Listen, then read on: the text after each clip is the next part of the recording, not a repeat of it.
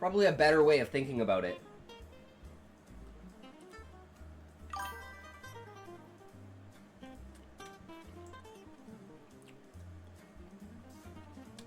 I think it ruins the beef jerky, though. So I'm sorry I put like 8 pieces in there. Oh, one of the main fundamental one is the discovery of the crevice. But would you consider, like, in the factor of security, that the resource for the security is whatever, like, in this case, like, people, or, like, a weapon, or, like, a robot. But it would be whatever facilitates the enablement of that good. Not applicable, but extrapolated to the extremes of the fanatics, not the government, royals, or adventurers. You are the only thing that matters. Always believe in yourself. You have the power. Excuse me. But hey, if you can't say fuck you to your friends, who can you say fuck you to? Fuck you! A government grant, in a way. Once, like, they feel like there's not enough people doing something, they'll be like, okay, well, we need more people doing it, so we'll either raise the price, we'll change some things to make, just generally make it so more people want to do this. I mean, that's one way to accumulate power. I'm thinking, like, Fight Club here. Like, have everyone hiding in the shadows, and then once everyone starts to realize that everyone is actually, like, the same, with the nod kind of thing, and it's like, oh shit, where are we going from here? In and among all the bad ideas, you can still have some good ideas. Just like in and among all the good ideas, you can still have some... yeah, but that's, like, not actually, like, globally and, like, politically and just, like, could be world-changing kind of shit. I mean, it's the way the world is, man. Even in among all of the ideas that we have, people still support, or, like, the whole Carmelo Anthony and Shiloh, whatever the fuck her name is. Scammers, cheaters, liars, and backstabbers. Why are all these kids trying to do backflips? They're fucking idiots. They didn't read all the instructions. Why does that one have a clown face on? They didn't read all the fucking instructions. They're fucking retards. Seeing it after us standing on their desk and clucking like a chicken or barking like a dog. Yeah, exactly, right? At least maybe if we defeat... You're like a lemming who sees his buddy leap off the cliff and into the ocean and is like, oh, me too, I'm going too! Woo!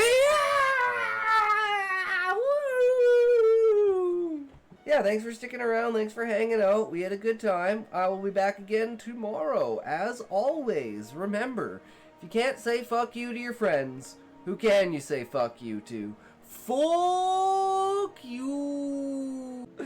But, yeah. It was a fun day today, let's just say. So, W for us, because I've never seen, like, we were so confused how the fuck he got around the store. Like, how long did it take him to put this shit in here, man? We only have, like, 8 or 9 lures on, like, a thing at a time. He had to have gone around, like, the entire fucking store and taken every goddamn lure off of the... And those things are, like, $15 to $20 each.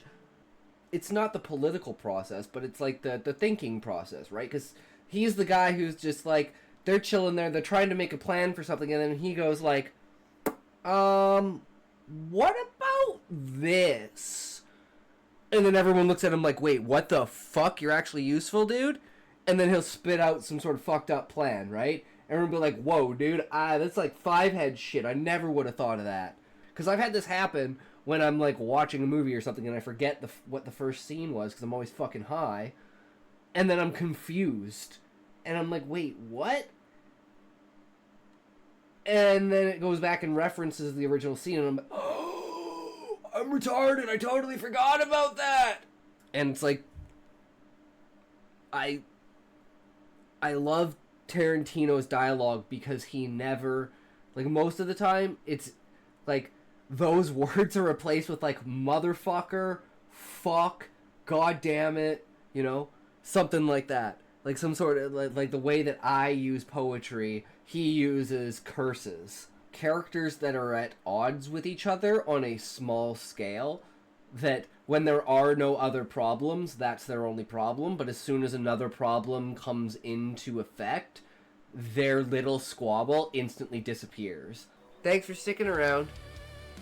Yo, what's good, everyone? We're back at her again. It's another day. How's everyone going today? Oh, so we were talking to Raven last night when we raided out, right? I think my camera's fucking. Oh, 1 second. Sometimes this thing's a little.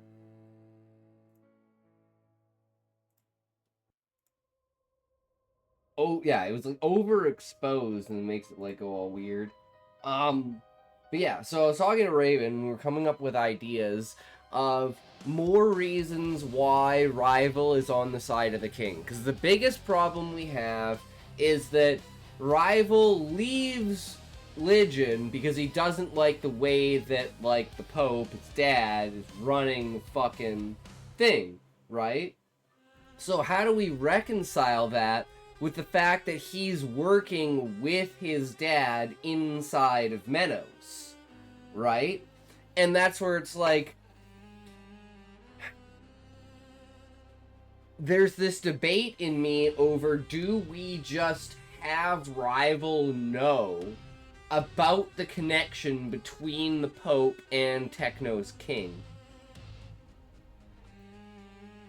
So he knows that, like, okay, so we've kind of put on this proxy war, and I want this to be, like, heavily placed around zombies, because I want his dad, the Pope, to be basically manipulating him into being like, okay, well, I know he's gonna run away to Menos, so let's see if we can figure out a way to keep him on our side and under our thumb, even, like, that far away. So let's give him the information that we are connected to the Underground Railway.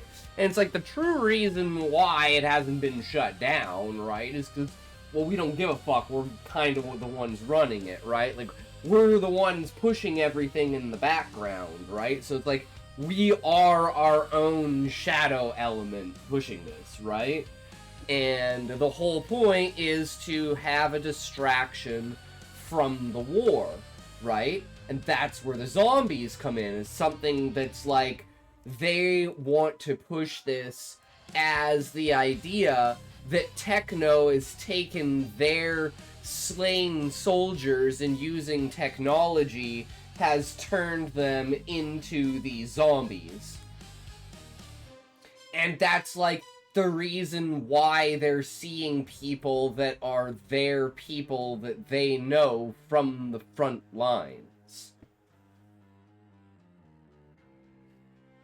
But, like, the subordinates underneath Rival don't know this, so he's trapped in this middle where he has this breakaway from Legion due to his own subordinates because he wants to protect people and he actually wants to be a Crusader, and he thinks that the way that Crusaders are being run inside of Legion is just a bad way, so he eventually just, over everything, specifically the, you know, first giving up your firstborn son kind of idea, leaves Legion.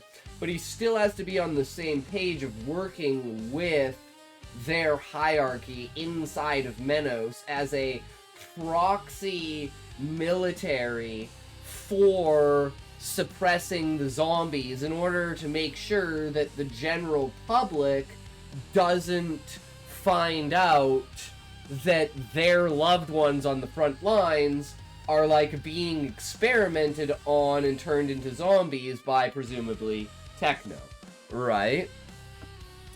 So, trying to keep it under wraps is the main reason why Rival is working under the Pope at the moment. But, because he can't reconcile with his subordinates and tell them what's going on and stuff, right? And the other reason why they'll be like, well, why do we, you know, it's like, it's not just, and like, that's the thing that kind of breaks it, is the fact because there's Northern Meadows, Middle Meadows, and Southern Meadows, the guards rotate between them.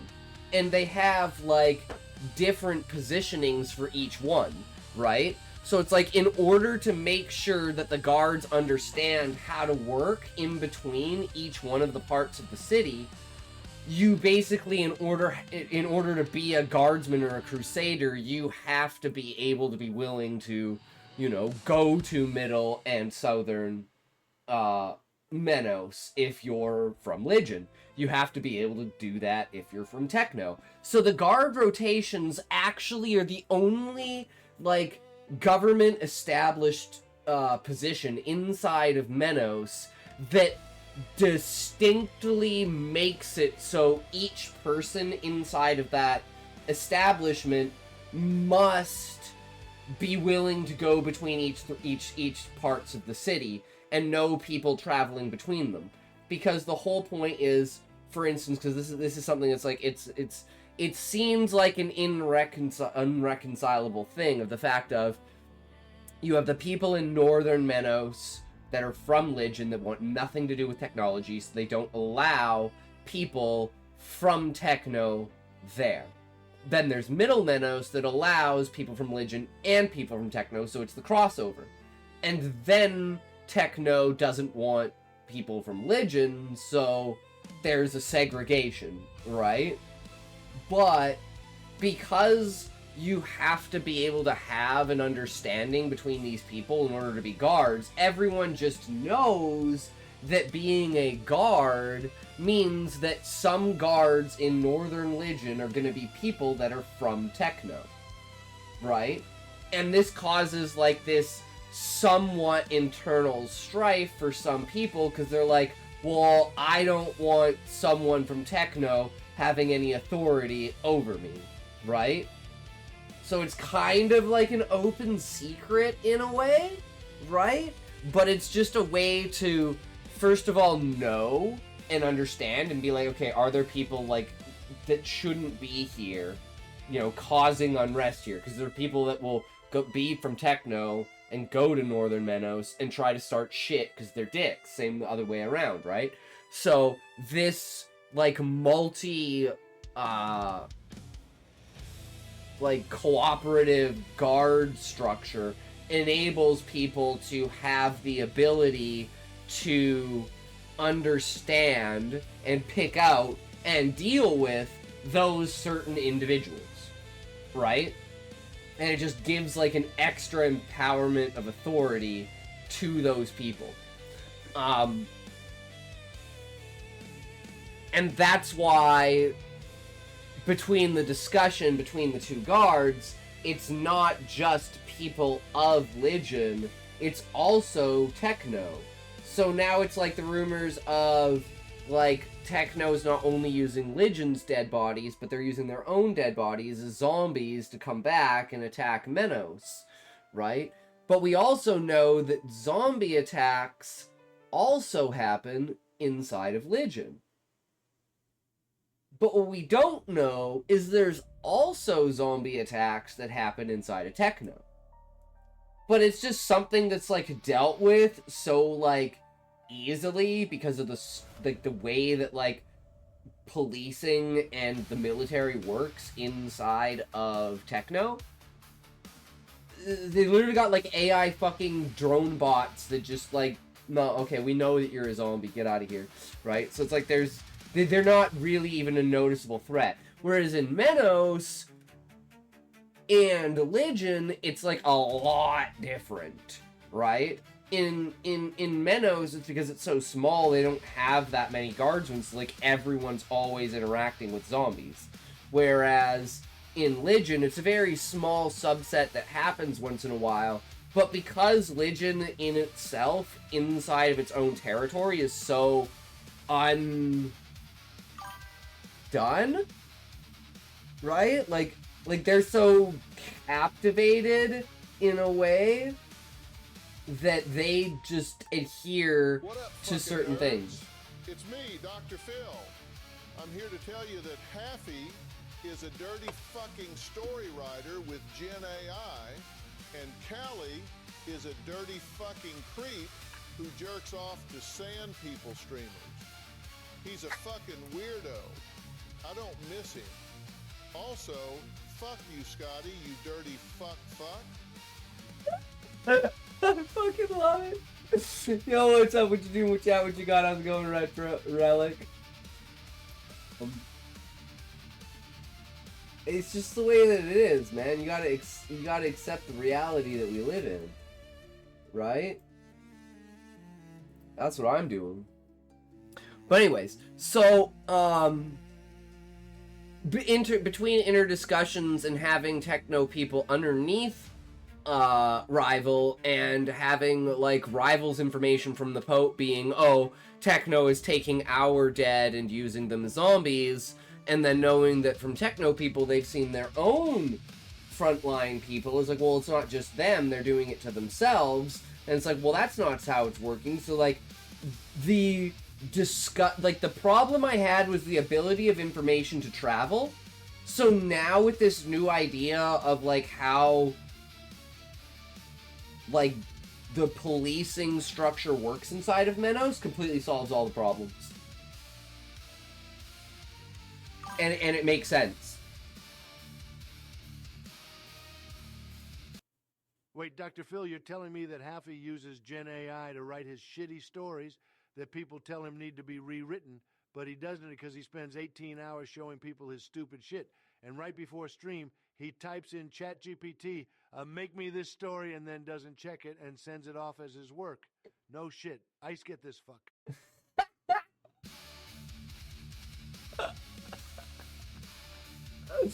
True. So true, man. I'm all in on that, right? You can't tell me it's not where it's at when it does what it's got, right? It's a fork, guys, okay? No, dude, this is a knife. Okay? Holy shit, some people. Jesus Christ. But yeah, so now we kind of have this solution where it's like Rival's like, well, I have this information that I'm being told. Maybe there's something not going on right at the top. I've already tried to run away, right? But it's like now I'm trapped in the middle, so maybe I should actually investigate this. And the more that he investigates it, right? And the more that like he winds up being around Stoner and what he assumes is this zombie. And that's the whole thing. It's like he's trying to figure out why Dilip is not like a functioning zombie. And then he's like eventually because there are other functioning zombies, right? Like this is a thing that like they've never really checked for, but it's happened a couple of times where actual people's consciousnesses have come into bodies. And since, like I said, Dilip is like super fucked up in real life, right? Like he's like a 75-year-old fucking warlord in Africa that has probably thousands of scars all over his body from like bullet wounds and knife stabs and fucking needle marks from fucking drugs and shit. Like he has like Parkinson's and like he can barely move around, but he has to keep up his posture to make sure that no one kills him. So like literally controlling a dead body is easier for him than controlling his body.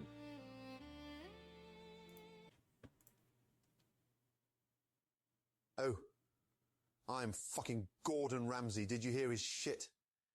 He would repeat shit every few sentences, and Levi and whoever the fuck ChatGPT put into his story wouldn't make sense. Good Lord. Now we got this fucking Spaz Scotty talking about his half-baked stoner girl evolution.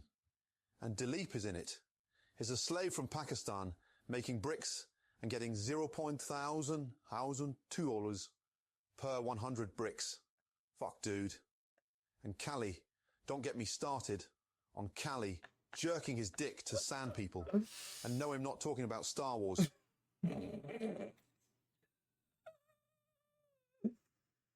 It's like the worst thing about that Relic is like it's not just that Haffy like fapped to an e-girl, it's like you're like making fun of the e-girl too. So good. Yo, what's up? What would you got? What you got? What you doing, my man? We're just discussing ideas. I was talking to Raven last night about possible ideas, and I came up with the ultimate solution. We solved the fucking problem. So now we are like completely on track, right? It's just we know how, why, where the characters sit. Now we just need to know underneath, like Rival, who exactly and how many of those characters, where they came from. And now it's even more important that we're combining, because before I was only going to have the Crusaders of Legion under him. But now, because of the way that I'm doing the guard roster and the policing system in Menos, he's going to have people from Techno underneath him. No, we were supposed to do D&D today, so I wasn't in the mindset to do it today, and I didn't do it yesterday because I was just lazy as fuck. So I haven't actually looked at any of her shit. But she did send this to me, and I'm not really, like, I didn't want to say anything. I'm not the kind of person to usually do this.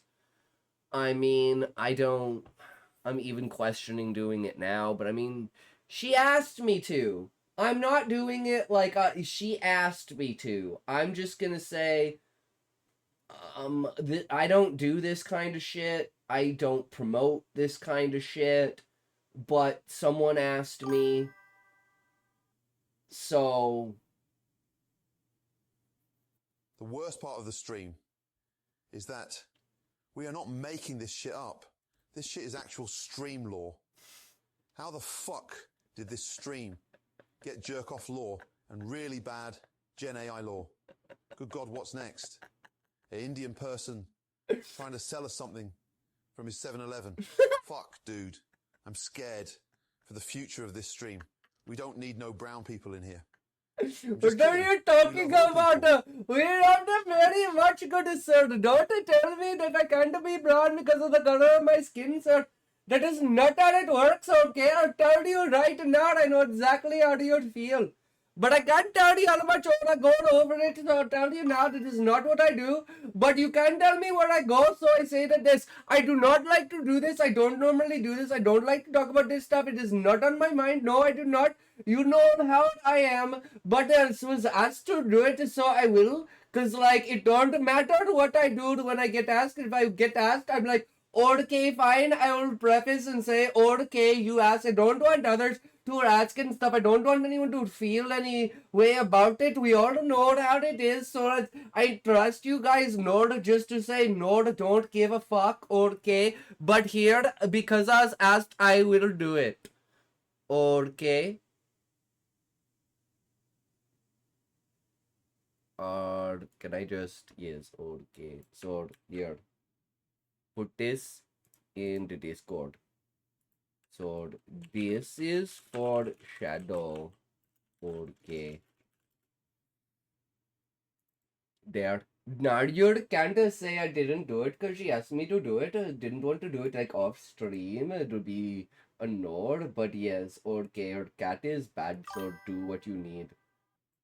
We need you to read sometime. I know, but the first thing I must do is discuss the ideas that I have. Because that is the most important thing for me, right? Is that I am making and preparing and pressing my ideas, especially when I believe we have come up with a solution that is the grandest of all, that creates and pulls everything together.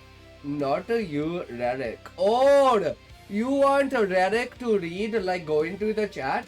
Like, we could go into chat and have, like, the other is, like, get Callie or Turner to read. We could get... Okay, I see. So, like, we get Redick to read. Would you be willing to do that, Redick? Because, like, Appy came in and read his shit, too. So you could very much do the same thing.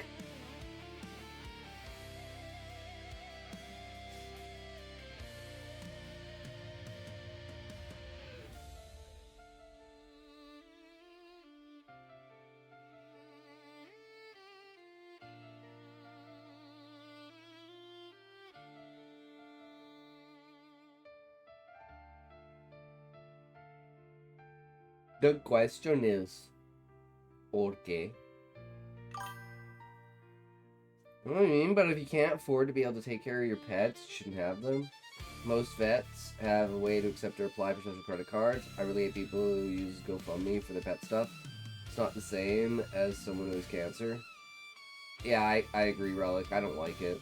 I think, even if it's not a scam, I think it's a scam. Right? Because you're trying to put, like, this emotional weight on someone else for, like, your shit. Sorry, man. My cat had stomach cancer and we had to put the cat down. We're not going to spend, like, $14,000 keeping this cat alive. It's like, cat has stomach cancer. Oh, that's why he's fat and eats all the time. Because his stomach hurts. Okay, yeah, no, just put him down. Sorry, Tiger, you're the best cat ever. We don't want you to suffer anymore. Right? That's what we do. That's what we did. And then there was Templar.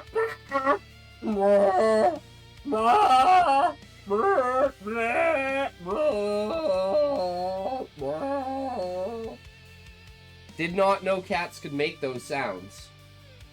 But yeah.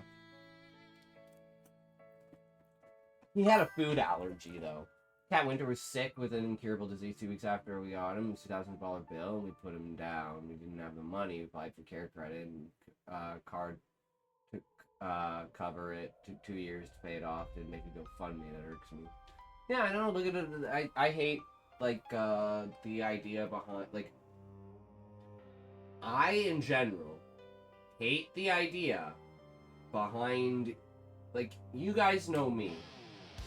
I don't promote myself. That shit is cringe as fuck. I don't talk about certain things. Like, it's a glaze over if it fucking happens, but it's not a fucking thing, right?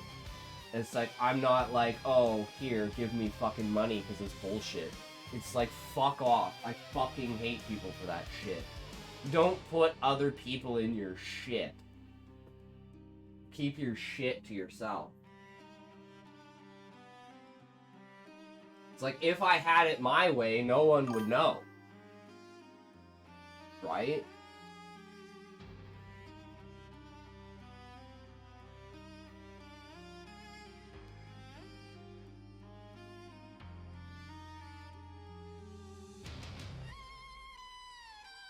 In my opinion, it's extreme, Relic, but I think it should be illegal to donate, period.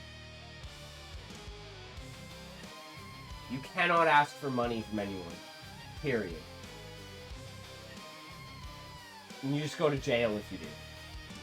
And it solves all of the problems.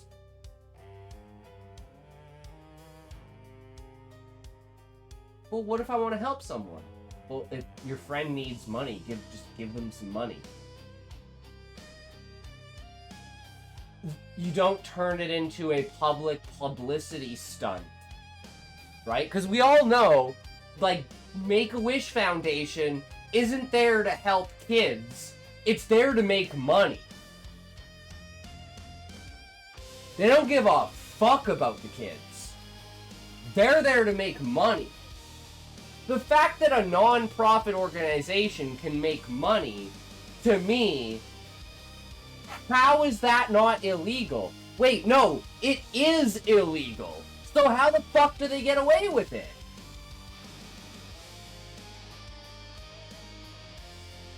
I would just literally make it illegal for you to donate any money to anything in the entire country for any reason, period. And that would include, like, political funds.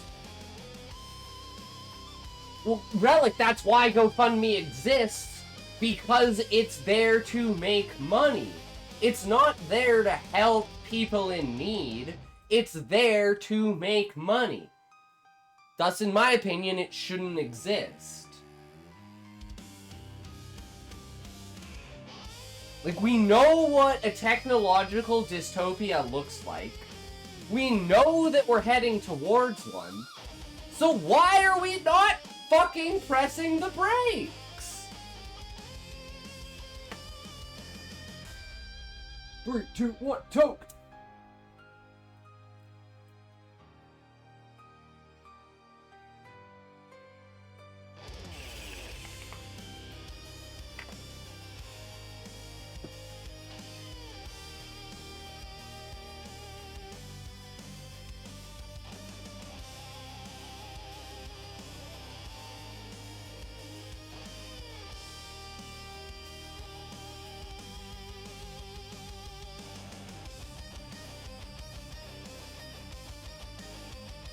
And it's like the same thing for the church, right? No more, you know, you can donate, like, items and stuff, right? Like, you can do, like, food banks, and you can do, like, Salvation Army, like, thrift store stuff, but you can't donate directly money. And there can be, like, no, like, compensation thing for, like, they take a percentage of what you give. It's like the videos of the people who put, like, air tags inside of, like shoes or stuff like that, and then they donate them to Salvation Army, and then they track them down, and they're in, like, a store in Africa for, like, $30. And it's like... what?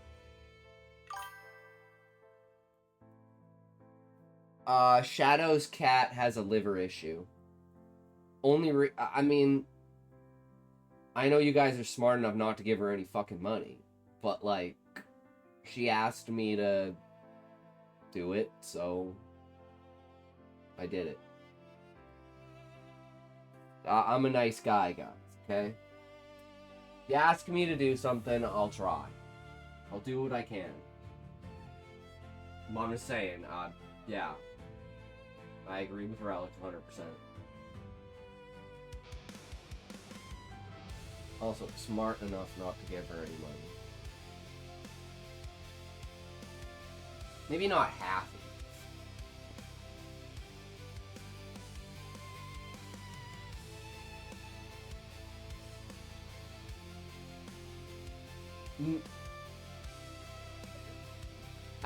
I mean, if Happy was here, he'd be simping and giving her, like, $100.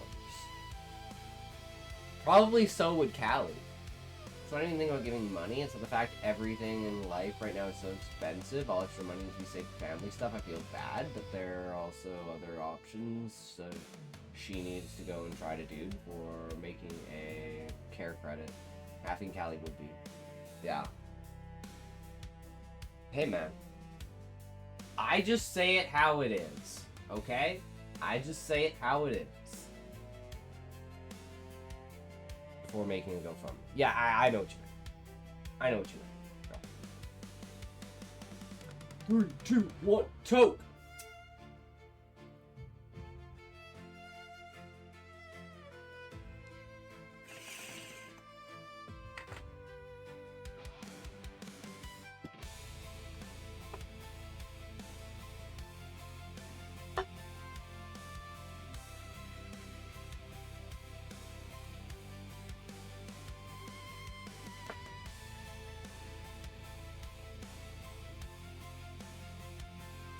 Hair credit? I think he was just talking and it was just like his words got messed up in his brain. For like the idea of like using a credit card to pay it off with like a care card. Through like a special payment system. He was just thinking about the other thing while he was typing it. Should be ignoring Relic Loki, being Ahab Jr. canceling Star Wars. Yeah, what happened? There was like no explanation. Oh, okay, so it was you. Gotta talk to Ahab at this point. At least he plays Monster Hunter.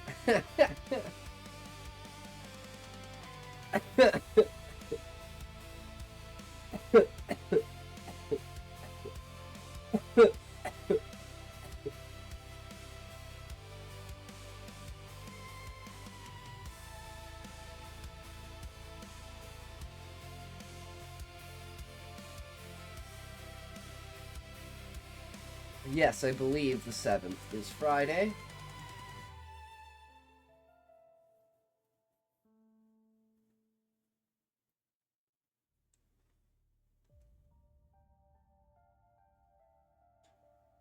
Woke up early from my nap and everything. Well, now the question comes, is my D&D session on Friday? I don't know.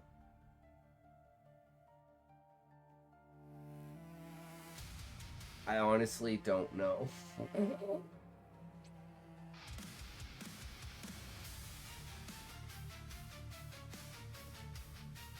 I'm trying to think. I'm not even being super serious with it. I'm just Star Wars sandboxing. Which is next Tuesday, guys. Same with GTA. Star Wars GTA. I mean, I'm living that kind of life, right? My character is definitely living that kind of life.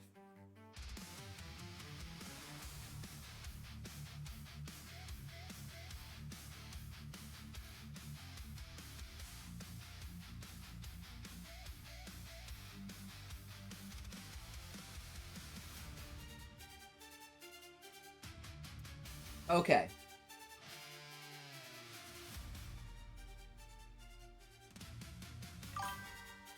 First, I had the super design backstory in gold. I said, nah, I'll just full send playing in Relic Sandbox.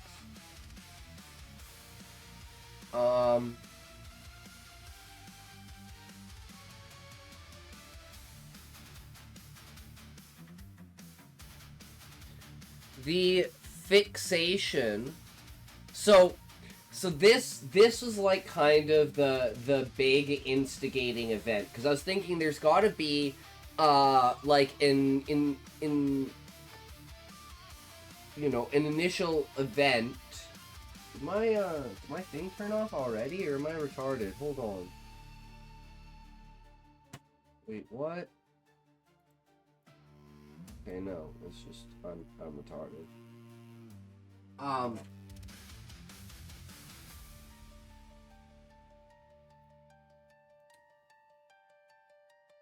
Someone, I don't know if it's Rival. If you aren't Glaive, you ain't shit. For the Monster to Rise, I'm having fun with it. It is good, Retro, I will say. It's like, I think World is better, but Rise definitely, like, World is like a Souls game. It's like serious, right? But Rise is just a goofy game. They're just like, let's go back to the, like, out-of-the-boxness that Monster Hunter is. And let's have, like, all these special, extra kind of cool attacks that just, like, make the game easier to play. I think that's literally what they did with Rise. They're like, let's make, like, a baby-down version after World. Because it's like, World made it, like, mainstream gamer, as opposed to, like, the niche game of people playing, like Generations on the DS, or the 3DS, or, like, Monster Hunter 4U or 3U on, the other DS, like not the 3DS, but the original DS, right?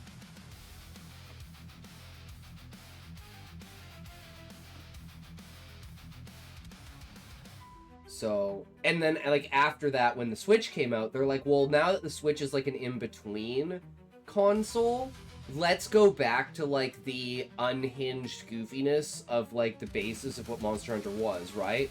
Like, lean into Palicos and then adding the Palamute, right?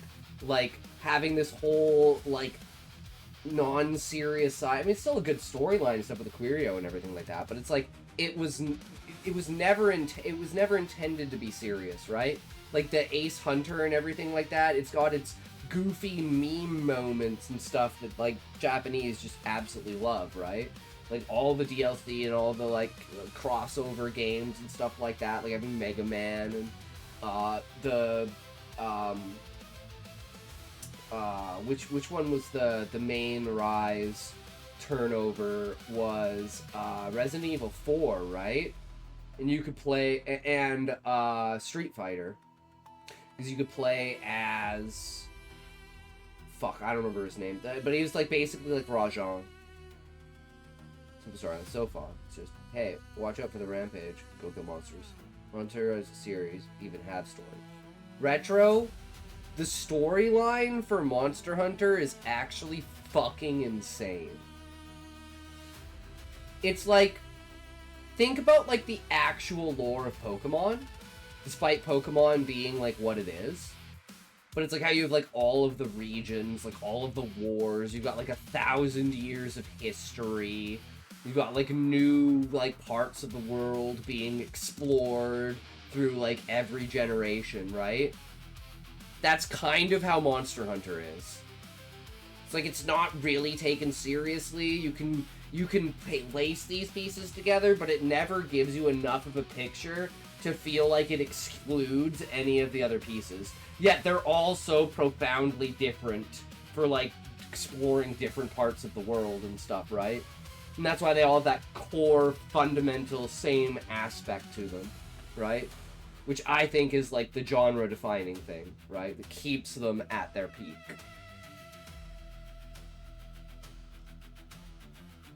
But every single monster, there's what, 260 monsters now in total in the entirety of the Monster Hunter series, including all variations of deviants and stuff like that. And each one has its own lore for its habitat for like each game. And like how they've evolved over time and gone to different areas and why deviants and variants and subspecies and like there's so much Monster Hunter lore. It's so good, but none of it actually really matters, which is what I think is cool, because it's like Dark Souls in a way, right? Like you can pay attention to the story if you want to, but the story doesn't dictate the gameplay in any way. You can go through the, like, I played all of Dark Souls 2. I have no idea what the fuck any of the storyline was. I don't remember any of the characters. I was just out there to kill bosses and shit. Like, I killed, like, every NPC that I ran into. Except I was told not to kill the Firekeeper. Thank God I didn't kill the Firekeeper. I would have restarted my game even after 100 hours if I had killed Fire. And then what happened is, so in the Frozen DLC, there's like a part of the map where you can like, you have to go through like all this mist and bullshit to like go down to the next level. And I was wondering if I could just drop down the level if I like maxed out all of my HP and stuff and put on like all of the things. So there's the butterfly wings in the game, right? They cause basically you don't take fall damage and stuff like that. But they emit a venom aura. And I forgot about that. So I walked back to the Firekeepers to change all my stats after I changed everything into 99 Vigor. And they started attacking me.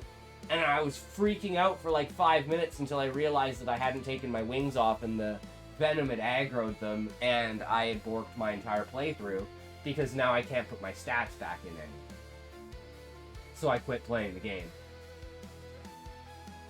Because that was like 400 hours in. 3, 2, 1, toke!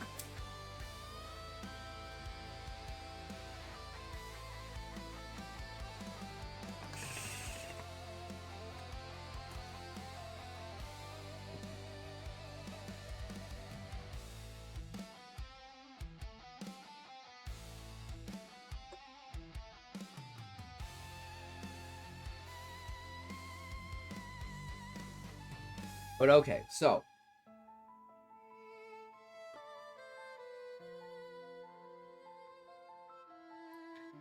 someone, I don't know who yet, someone will have a story or know something about, wait, no, hold on, wait, hold on. Oh, okay, I think I solved it. What if, because like they've been doing this for like 60 or 70 years since they like built the machine, right? Timeline's still like up in the air, but it's like it's been a long fucking time, right? So like zombies are very much a norm, right? Like this is just assumed to be a byproduct of the evolution of the war, and this is just how they're using warfare now. That's just what it's assumed to be. But there have been lore stories and like mythoses and war stories and legends of, like, sentient zombies. People that, like, they say they're in someone else's body. Like, they're not that dead person. They're actually, like, another person from somewhere else. Right? And, like, I don't know if it should be something along the lines of the way that they speak, because it's, like, different languages. Or if I should just keep everything on, like, like, just for simplicity's sake, right? Everything is just auto-translate, right? I think that just to simplify the story for everything, just make everything auto-translate. So just everyone speaks English, and it's just coincidence that everyone, you know, you make that statement of like, man, I can't really believe that among everyone, even you, Delete, that everyone speaks English here. And then Delete goes, English? You guys are speaking French. What are you talking about? Like, I'm speaking French. And have this, like, small, tiny scene that, like, just in the background, like, just explains how language works, just, like, randomly in, like, one paragraph. And then just everyone moves on with it. Like, that's really strange. And then they just move on with it. So it's just an easy way of just explaining away, yeah, everyone just speaks their own language. And then eventually it'll come back around to being like the goddess and Akasha are actually the ones that are translating as like a universal translator. So there is an actual reason for it, but it's brought up as in the story as, oh, isn't that a funny coincidence, right? Because it's not going to be explained until like goddess and Akasha are fully explained near the end of the book, right? So like if you've read the entire book, you'd be like, well, technically it's not just, you know, it's not a cop-out of everyone just speaks the same language. It's actually written into how the story works, because Akasha is connected to the Akashic field, so, like, his way of manipulating things is just, like, a universal translator. Everyone just imagines that they're speaking the language that they're speaking, just to make everything easier.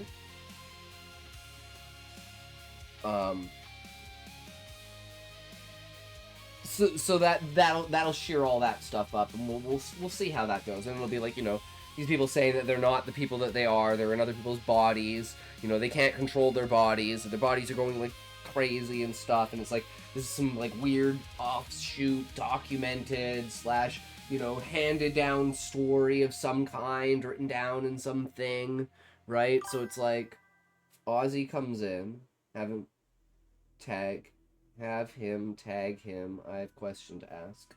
I should DM Ozzy.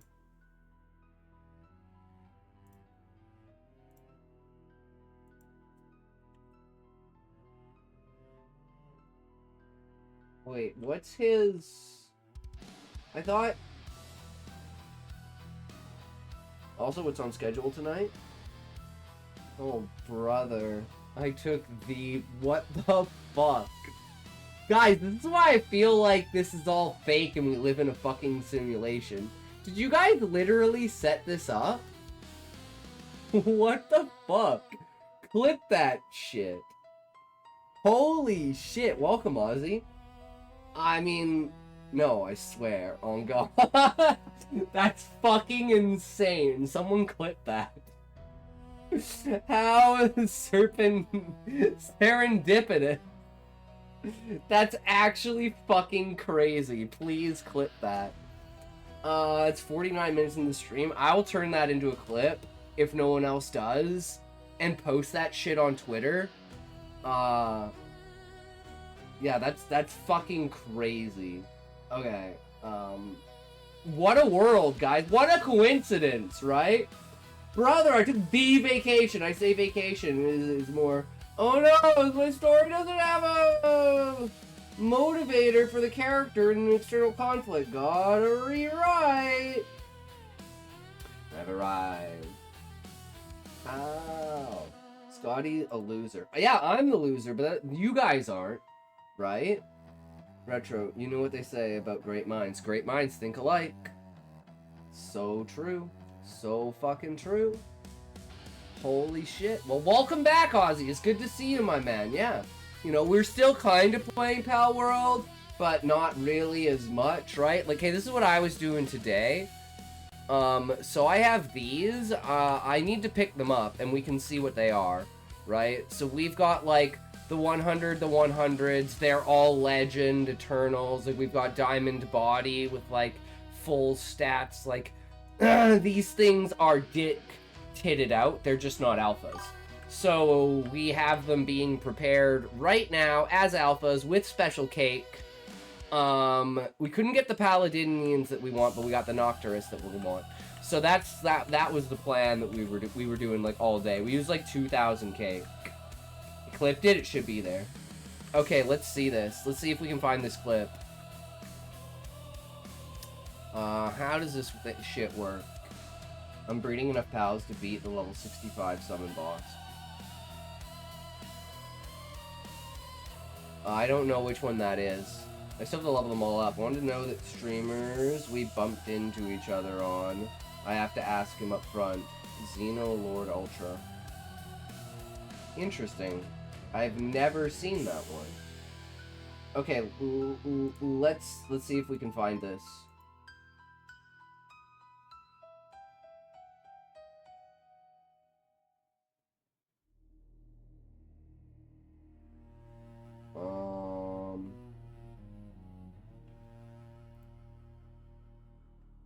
Here, clips.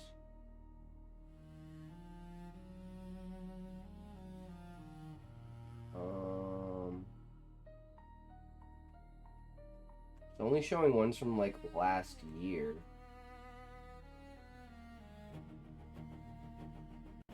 Top 24 hours? No clips in this time period. Okay, well apparently it didn't work because it's not there. Fuck if I know. The schedule is solving problems with my book, right? Which, we're discussing now. It should give you a link then, right? Rewrite has no bard. Brad Truth in it. 3 seconds of silence for the boy. You got rid of him? Isn't he like the like behind the scenes guy? Like he's like being blackmailed to do all this stuff to get everything through? Here's the news story. Struggling law student must save his father who was framed. Convicted by an untouchable prosecutor, the law student has 5 years to build up experience to overturn the death penalty. Huh.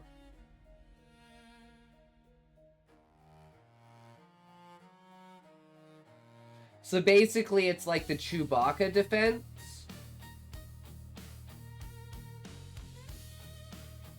He's just that good.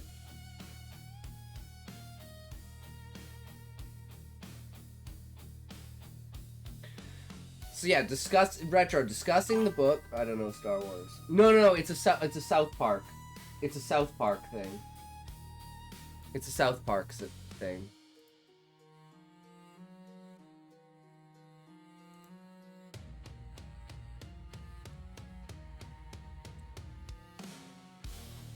You know the Chewbacca defense when Chef is so basically Chef recorded a video in the 80s and a recording company said that they created the video in the 90s, but he has proof that he made it in the 80s, but the Chewbacca defense from the guy who defended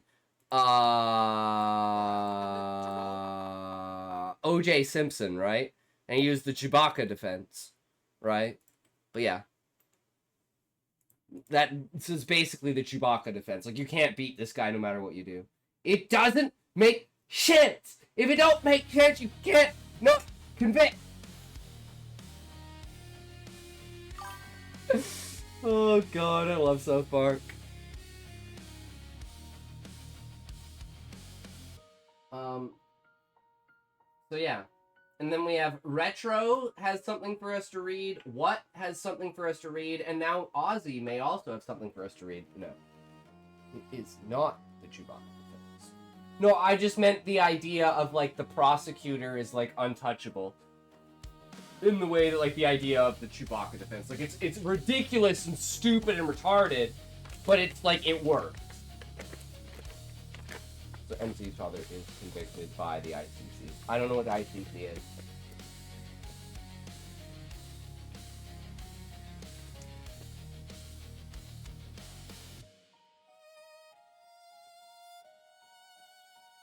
Oh, the International Criminal Court.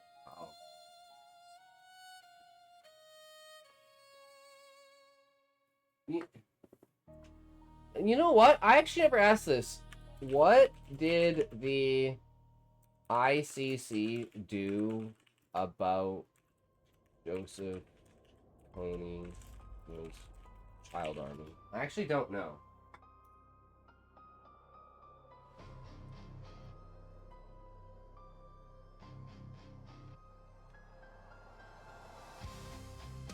Joseph Kony, intended reference on Kony, leader of the Lord's Resistance Army, faces ICC charges that include forced enlistment and use of child soldiers, among other crimes.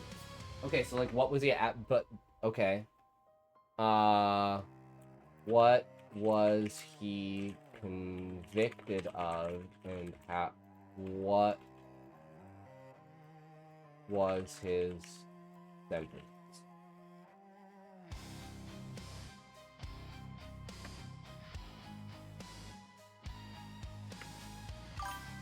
And he, the main character, has 5 years to acquit his dad of this penalty. Has not been convicted or sentenced to the ICC. Why not? Wait, why not?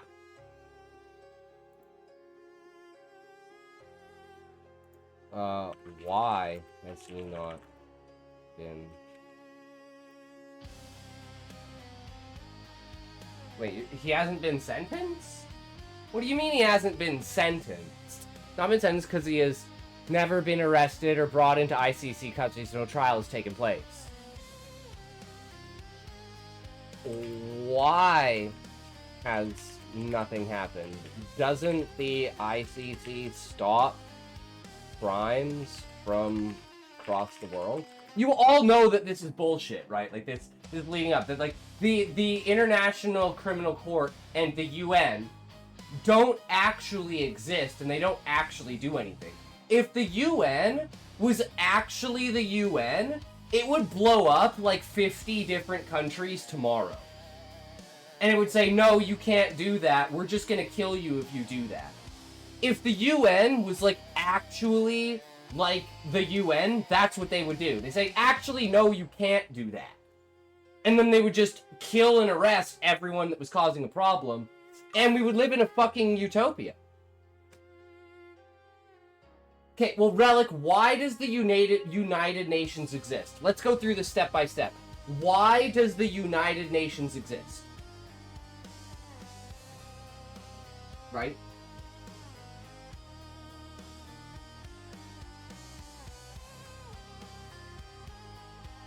Like, what is the purpose of the United Nations? 3, 2, 1, talk.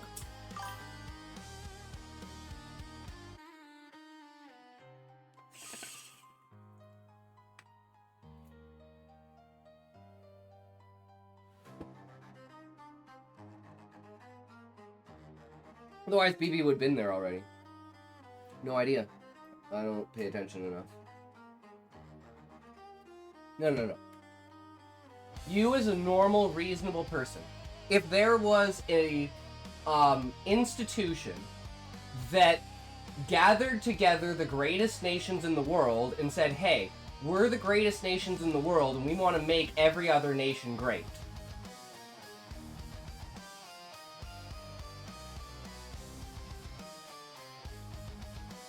Right, so let's just think about this, like, logically, right? Scotty, I don't care or no. We got a list of people waiting to be read. Let's not go down some stupid what-if situation. Well, actually, this is very, very important, Relic, because it also pertains to my story. Because there is a specific thing inside of my story that rejects the idea of something like the United Nations. Can't drink, so that sucks. But, like, just to, like, in your head, when you think about the idea of, like, a sophisticated, prosperous world, and you think of something like the United Nations, group of the greatest nations in the world trying to make prosperity on everyone else. This is, like, definitionally, like, what you would think about as a normal person. We're not talking about reality. We don't care about reality. We're only thinking about, well, if you were to design a institution that its, like, sole purpose was to get the greatest nations together to make sure that the worst nations didn't fuck you over. What do you suppose that committee of nations would do if someone, let's say, tried to threaten them? Well, logically, that nation would say, that group of nations would say, well, you're retarded for trying to fucking attack us, so we just kill you. Like, why wouldn't you do that? If you're like, you're Russia, you're China, you're Korea, you're America, you're Canada, you're England, and you're Dubai, you're the UAE, you're Egypt, like, you're like, yeah, these guys here just kind of don't get it. Let's just get rid of them. Shut the fuck up, Retro. You're so blind. You put P instead of Q and vice versa. Beer's different than alcohol. I withdraw my response. Not all American strike root beers. Honestly, root beer doesn't agree with me. It gives me diarrhea. It's like coffee. It's like, there's like something about it. I don't know what it is, but yeah.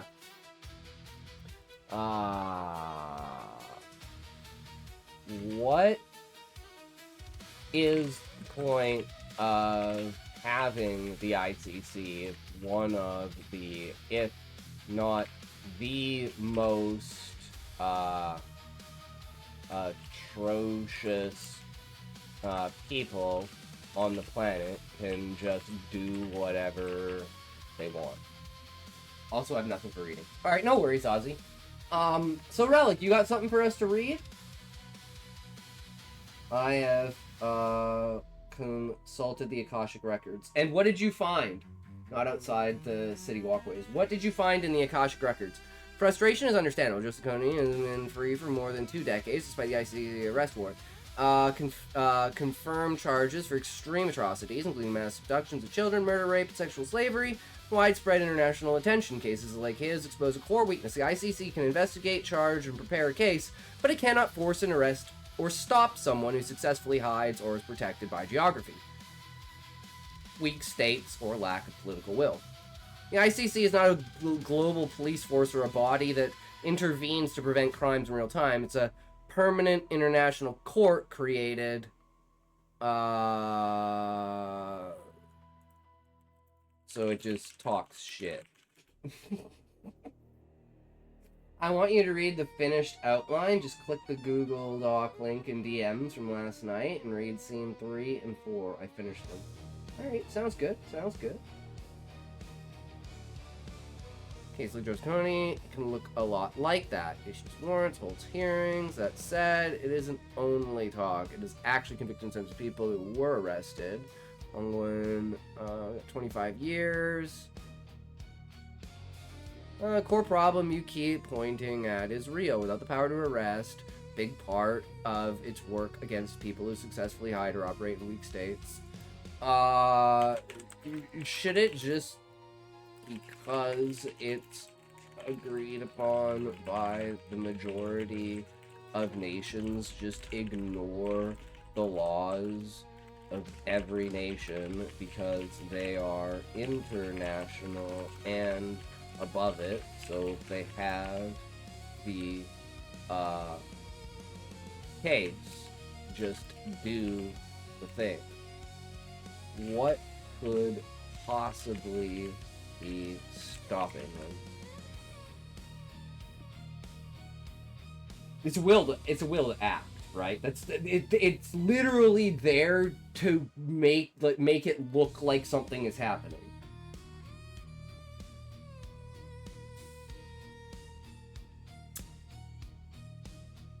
Sovereignty remains with the states. Well, in my opinion, it should just Fuck the law.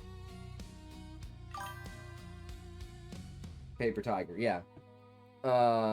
Is it fair to say, in my opinion, that my only care is the final goal of prevention?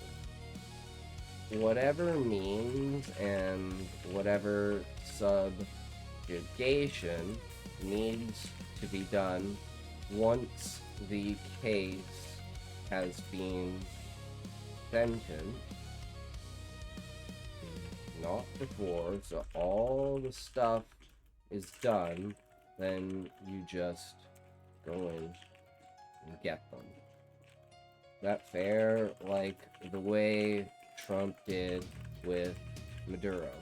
Oh, you doing bad stuff? Okay, we stop you. Boom. Or even like an example of like why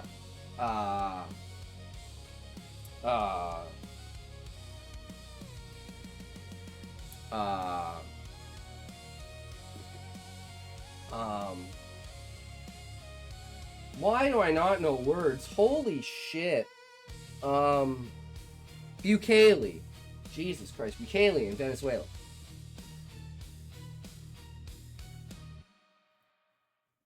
Your view is clear and consistent. The only thing that ultimately matters to you is prevention of further harm. Once proper legal procedures run its course and produce a sentence, those completed cases, whenever force of subjugation is required to actually enforce it is justified. Your point in the U.S. military operation, capturing Maduro, it's an example. Oh, you're doing bad stuff, stop you, boom approach, and that is a coherent, consequentialist position. Process first, then decisive enforcement. Important distinctions with Maduro and all that. But yeah, no, because it's like, again, like I say to you guys, I know you guys may not, you may not be interested in the exact topic, right? But the entirety of everything behind this is to look at things that happen in the real world and how people act, how institutions run, and then use that reality to build your institutions, your interactions, your collaborations inside of your world building. Right? So it's like, I don't actually give a fuck about any of this shit, except to the point that I can put it in my book. And I'm like, you know what would be a really cool thing is try to have some sort of international UN thing that's trying to stop the war between religion and techno that, like, comes out of Menos. I mean, Scotty, I'm never interested in any of this political talk or what-if talk. I wish this stuff was off-stream, if I'm being 100% honest. I tried to go a bit semi-realistic, but theatricized route.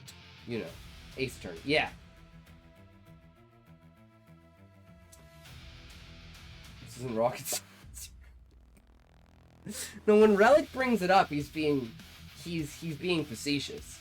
I brought it up completely because I was just talking about it because I was thinking about how this specifically relates to the Pope and Rival's interaction, and how Rival wants to create this like his entire purpose.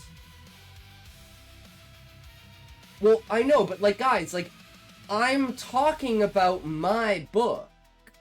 Like, I'm talking about stoner girl evolution. I know you have the same intelligence Ozzy has, which is to say near none, but this is Antarctica. So it's like when I'm talking about politics when it comes to the intervention of a lost prince or son of a pope who's leaving his faith and being, like, basically turned against his father by his subordinates, and the meaning and layers of their interaction come down to how Rival left religion because he didn't believe that the Crusaders were actually upholding peace or justice anymore. He believed that the religion had basically been forsaken over, like, economics and industry inside of religion. So he turned away from it. But his father was like, fuck, man, I have to keep my son. So he indoctrinates him into learning that the war is actually a proxy war, and there's an alliance between Techno and Legion that the people can't know about because of the political standing that they're in right now, which gives Rival his entire idea of being like, oh my god, can we get to a point, because he's seen his subordinates ask him so many questions, he's getting to a point of, if I could actually, because he's technically the ruler of Menos, and only a few people know that he's actually taking orders underneath the Pope, and the Pope is still running this part of Menos. Because if they knew that, they'd just run away to create another city, because they were running away from the Pope in the first place. Right? And from this, Rival is like, well, I need to create something akin to, like, a UN that has, like, an authority above everyone to be able to say, let's do something about this. But every time he tries to come up with something, it's never something that's, like, successful or works, right? And then it's like, this is another layer to this character's personality of trying to discover a way that's not just a benevolent dictator in how to get a society to run correctly without having a fucking war, which is basically impossible inside of, like, human dictation, right? And that's, like, his entire struggle at the beginning of the story, and investigating and trying to find zombies, and this leads back to zombies in a way that the lore and mythos says that there are zombies that aren't fucking zombie freaks. They're, like, real people, right? And he wants to create a place where they can investigate and find and legislate against these zombies. So he wants to basically create something that would allow zombies to be citizens, if you could find these zombies that were actual people. And he thinks this leads back to Techno and their technology of bringing people back from the dead or something, right? And then it brings in the question of, does he know about the device, the machine, and consciousness, right? So that's literally what we're talking about, and have been talking about for the last hour, right? Because that's the problem I need to solve in my story before I can move on, because I can't just have Rival be like, oh, he's my dad, so that's why I'm going to follow him. Like, he has to be manipulated in these different ways and being pressed from very different sides. That's a very boring concept, Scotty. Well, it's because this character's purpose in the story is to be the functional anti-hero. His whole purpose is to try to find a bridge between people. That's just one character, right? And low Asian nations. Anyways, let me catch up on chat. And you can think that it's, like, boring, but it's like, this is the political side of the story. If you don't like politics, then this storyline inside of the story is just not going to be a storyline that you're going to get attached to. But this is one very, very small piece of the book, right? So it's like, for you to say, oh, for instance, this is a boring concept because it includes politics, and for instance, to go to the point of saying, well, I would never read the book because it includes these politics, right? Maybe if the entire book revolved around it, but Rival is not even that big of a character, right? It's not deep storytelling, it's political talk in the book, which 100% doesn't interest me. I've been very outspoken to Scotty in this for months. I know, Relic, and that's why I'm like, if this particular part of the story doesn't interest you, that's completely fine. Not every part of it has to be interesting, right? Like in Lord of the Rings, the way that the hobbits operate inside of the Shire, I don't give a fuck about, but it's like a main part of the book to show, like, the innocence and the, like,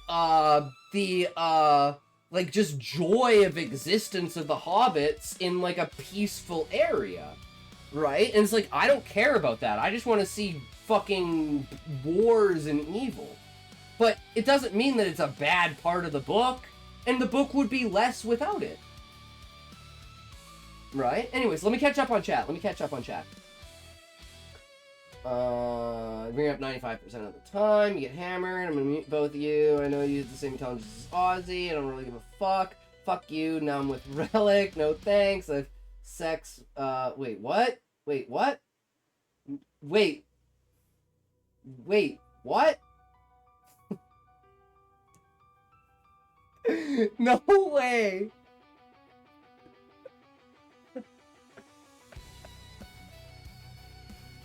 Wait. Wait, what? Guys, do you even know? I'm so confused right now.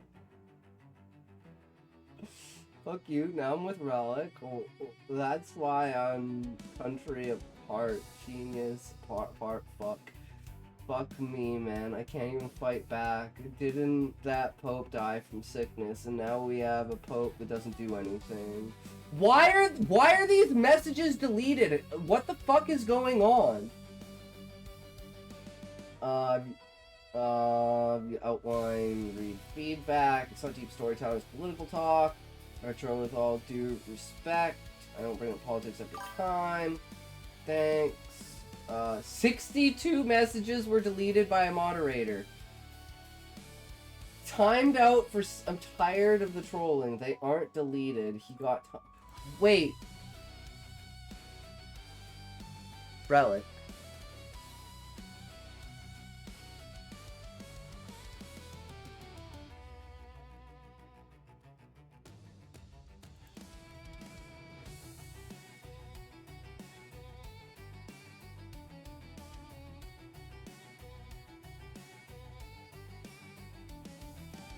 God damn it.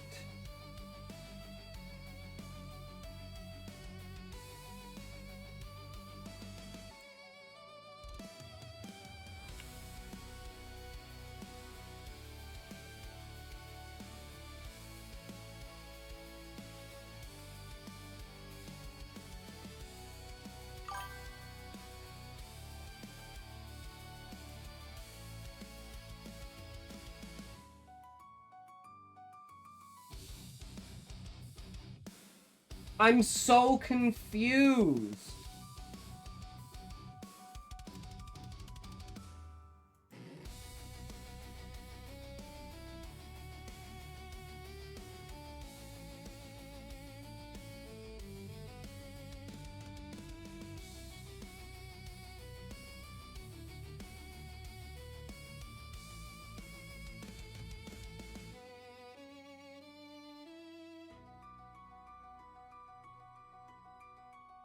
Gotti, don't freak out. I didn't violate TS before you go Super Saiyan on me. Relic should have told you that. But given he's Happy's penis in his mouth. No, Retro, you have it backwards. I'm ready to yell at Relic. Because we've been down this road so many fucking times. Don't do mod actions.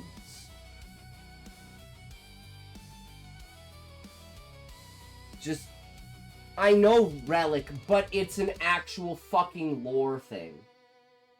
I have told people over and fucking over, like, not to do that shit. So that's why I'm like, what the fuck, right? I know. No. I'm stating, Relic, the only reason I'm not doing anything, right, is because Retro doesn't give a fuck. Because he's not a baby. But, like, doing random mod actions to people, lore-wise in the stream, has basically been the reason for every single crash out. So yes, you can do whatever the fuck you want, but I'm just saying, like, random mod actions that aren't taken in a super funny way. Like, it's all about context, right? The context of the entire conversation leading up to this is like a verge, an edge of like, are you guys joking or are you guys being serious? And then a mod action happens. If it's blatantly fucking obvious as shit that it's a joke, I don't give a fuck. But if there can be, in my opinion, any interpretation on any side that there's malice, I will fucking shut it down immediately.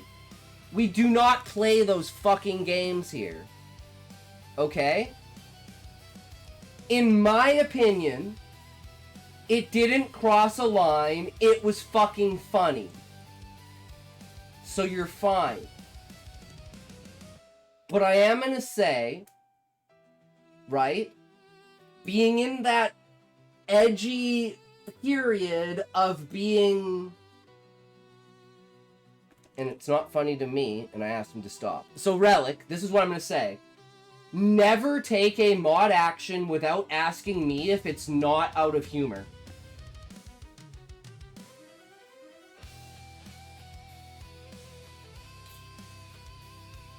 Right? I don't want there to be a miscommunication and have someone get upset over something. We banter and fuck around and have fun with each other.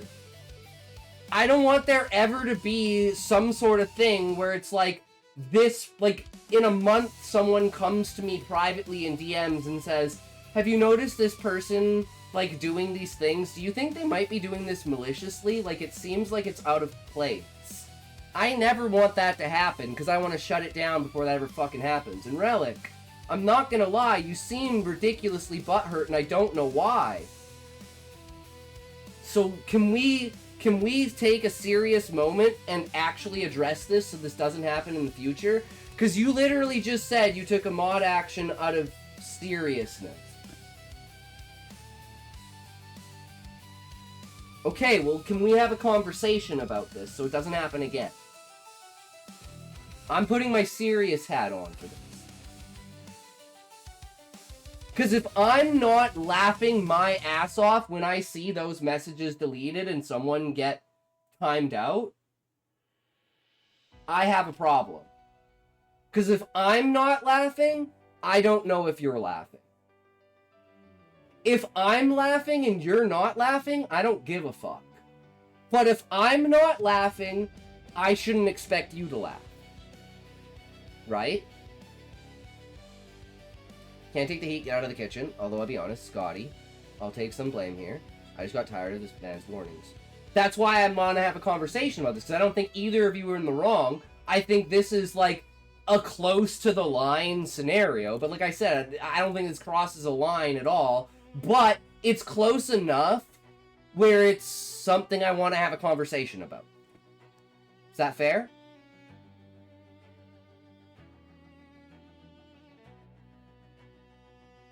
So, let's get down to the root and stem of the problem. Because I know Relic has been annoyed for the last couple of streams. I know that. The problem is, I don't know a solution to it. So, let's see if we can come up with a solution. For the last 5 streams, Retro has changed, started calling me a racist when I'm dicking around and chat with you. Said multiple times I'm not Ahab or Haffy. I don't know what changed, but Retro has been rather hostile to me throughout the last few streams, and I don't know why. I mean, that's fair for you to say, Relic, and I'm just gonna respond with, I'm pretty sure Retro's just fucking with you, and, like, my solution is that I'll add him to my shit list and ignore him. He's actually been more of a pest than Ahab. And Retro, again, I'm going to bring this back to you, Retro. What's your problem with Ahab?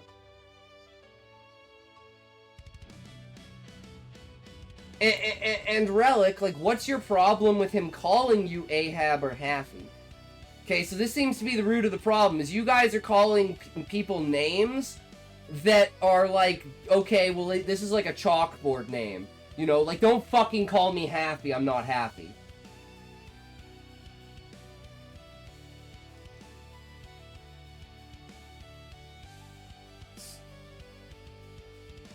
Because Retro is saying Ahab is racist. How is Ahab racist? And he then says, I'm his little brother or some shit. When did I say he was racist? I said he's an idiot. Okay, this is where I think you guys just have a massive miscommunication between what you're saying and chat.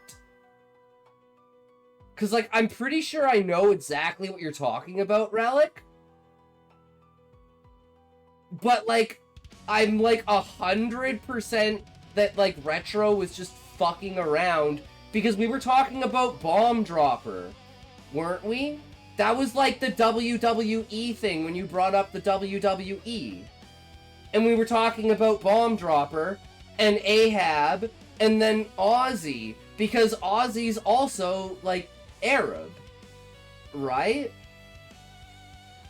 And we have had some like, off-the-shoot conversations about, like Islam and stuff like that. Southeast Asian. Yeah. And, like, same with, like, Raymond, right? I'm not sure what man is on about. Must be on drugs. Retro and Ahab were talking, and he calls him racist, and I asked about it, and no one responded, so I took Retro as being serious. Aussie is a street shitter, not Arab. Bangladeshi.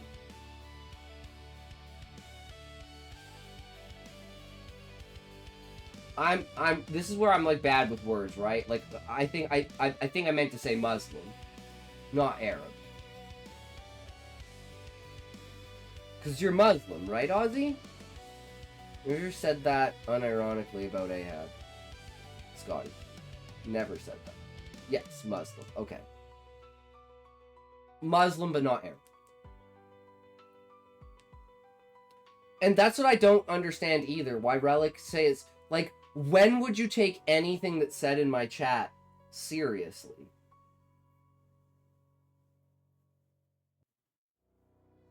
So can we do a full reset here, guys?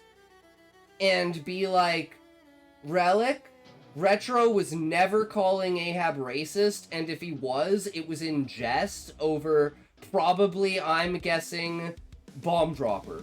If it's the conversation I'm thinking about WWE and Bomb Dropper, and the way that you created Callie's character, man, this sucks. You have ammo on me, and I have none on you. Leak some shit to me.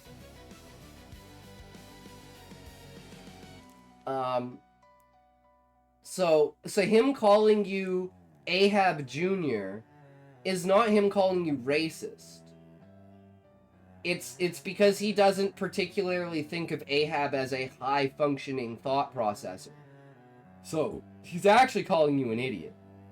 Scotty, because I've said this before, honestly makes me question what's going on. Retro says one thing in voice, but then says different in chat. Or he says something in a game, and then says the complete opposite here in chat, so it's really hard to understand what's going on. In my opinion, Relic, just don't take anything anyone says ever seriously. That's what I do. He probably is, but I don't care. I care about his presentation and IQ, not his races and the lack thereof. 100% serious here, so there is no ambiguity. I no longer like Relic and don't want to interact with him. There, no confusion.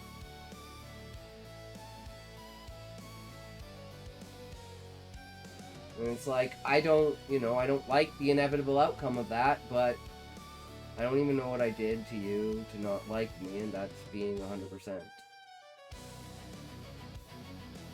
I think it's just a miscommunication that went too far. And that's a problem and an outcome of the type of stream that I run. Right?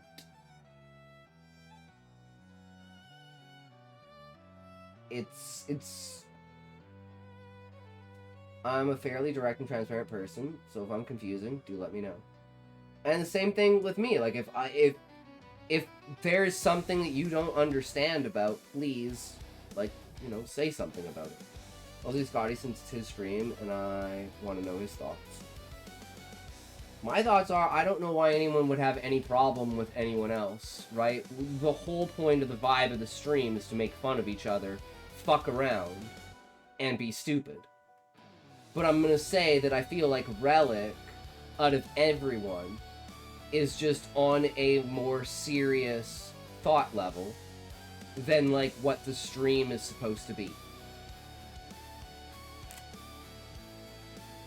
Is that fair to say? And there's nothing wrong with that, right? Like, that's feedback from a viewer about how they're interacting with the stream.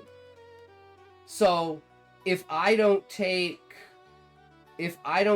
viewer thoughts into account, like, how am I going to build an audience? I mean, it'd be nice to know what I did to make you stop liking me. I had that big thing about me ignoring you, and you have gone out of my way to make sure you're not ignored. I say hey to you every time you come, etc. I'm super confused. And Relic, I will say that too, because Retro, you have this whole thing of like, oh, you're ignoring me. And it's like, dude, I don't think anyone's ignoring you, everyone's just doing their own thing. So it's like, I don't take you seriously when you say I'm ignoring you. You know what? When you say I'm ignoring you, you know what I think of, Retro? This is what I think of. I wonder if I can find it. I think it's...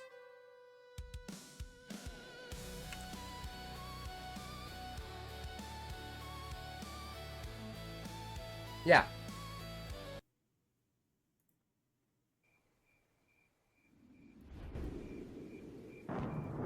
This is what I think about.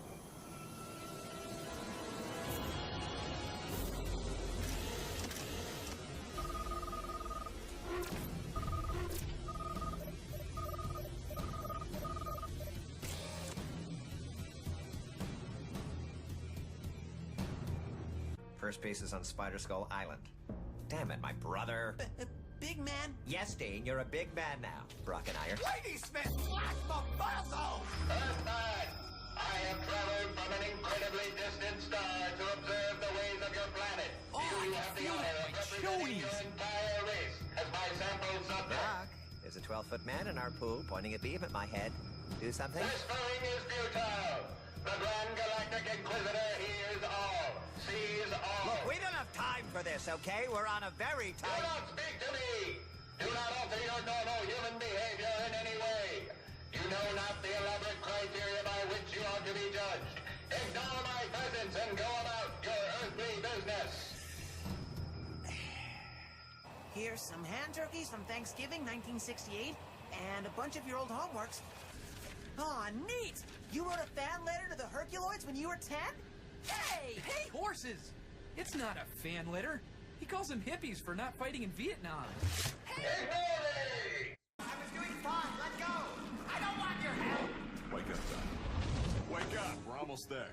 Ugh, I thought I was done with those crappy dreams. That was a weird one. Great, you can read my mind. Ignore me! Yes, I can. Ignore me! God, I love the Venture Brothers. Yeah, so Retro, when you freak out about people ignoring you, that's what just goes through my head. Right? Okay, let me catch up on chat.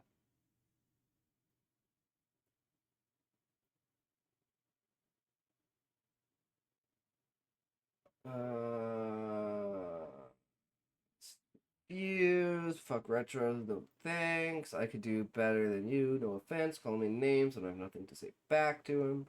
To be fair, that's why I prefer Fizz. He's a positive vibe on the stream, much like what? Sometimes. I don't think he's had one bad day since I've been a viewer. I'm always positive till we get into these crazy side quests when there are other things we could be doing. But if I bring it up, I'm the bad guy. And I don't want you to leave D&D. I can't even hear the video, so I'm not sure what man's point is. But whatever it is, Scotty, you're entitled to it. There we go. Ad's over. Don't you love unbridled capitalism? I detest the word vibe, but it's the only word I add at the moment. May I share with you a great technology known as Brave Browser? Ozzy, shut your mouth.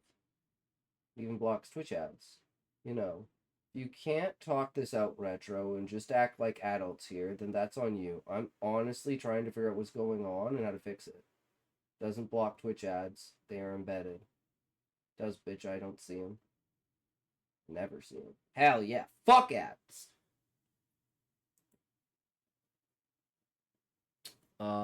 It's a clip about an alien coming to Earth and just basically saying, ignore me every time you interact with him. Ignore me! So, like, guys, I'm gonna take a toke, and then I'm gonna say my hot take. And whatever happens after me saying it happens, because it's the truth.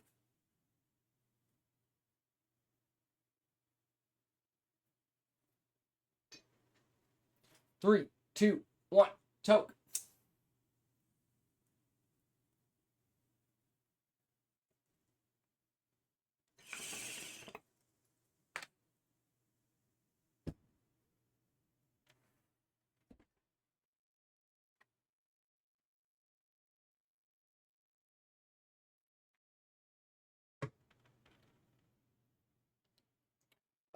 Yeah, same, Aussie.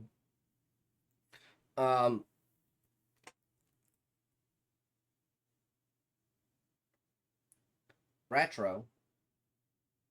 You seem to have the same problem that Relic has. And it seems to be an ego problem.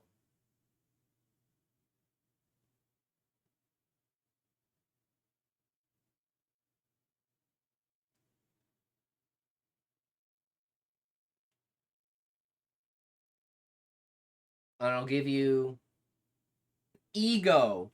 It is an ego problem. And I will give you an example for both of you.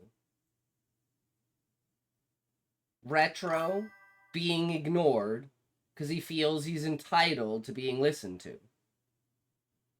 Not making fun of Relic's story because Relic's story is like high class and important and is serious. Is that fair to say? And there's nothing wrong with that. You're allowed to feel that way, right? The problem is when you impose that on someone else. That's where, in my opinion, the ego comes in. And ego is a very, very big problem for creatives. Because it's all we have.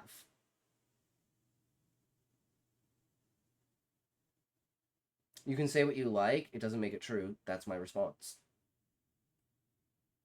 And Retro, I would say the exact same thing to you. I wouldn't say either of us have an ego problem. No, Relic, I don't think you have an ego problem, but these are instances within which I believe that your ego is the reason why you act. If Retro gets ignored, he feels he deserves to be listened to. If I make fun of your story, you think your story deserves to be taken seriously. Is that not a fair assessment? And I'm not saying that I wouldn't feel the same way. I'm just analyzing the outcome of these two specific scenarios that have you acting differently than any of the other scenarios. Does that make sense? That's why I say I feel like in those two instances, specifically, that is a time where your ego is showing.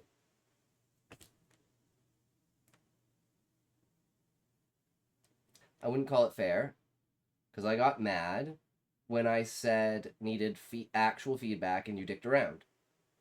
If you just wanted critique about a chapter, that's not serious. I don't care if you dick around. But Relic, it was the fact that, like, you should have known that, like, despite the fact that I was fucking around, I was still gonna give you the full critique. I was just trying to be funny and entertaining. And like I said, I intended to do it as long as I could. But as long as I could in my head was like 45 seconds. As long as I could in reality turned out to be practically infinite, because I basically didn't have to stop until you TTS'd me into stopping. To be fair, you said you were going to ignore it and just go through it, so I was under the impression you were not going to give feedback. That's absolutely fair, Relic, and I concede to that. That I would just interpret it, despite what I said, because you know I'm just a retard and I'll just say things. So I will concede and retract that, because it's not really fair for me to say that it's like you should, you know, you should be able to predict that I'm gonna treat you fairly, because that's not true. I actually ignored your own stream law, by the way, which I pointed out that night, and you. Retro, the problem is, there are no laws. I'm God, and I can do whatever I want. I follow whatever laws I want.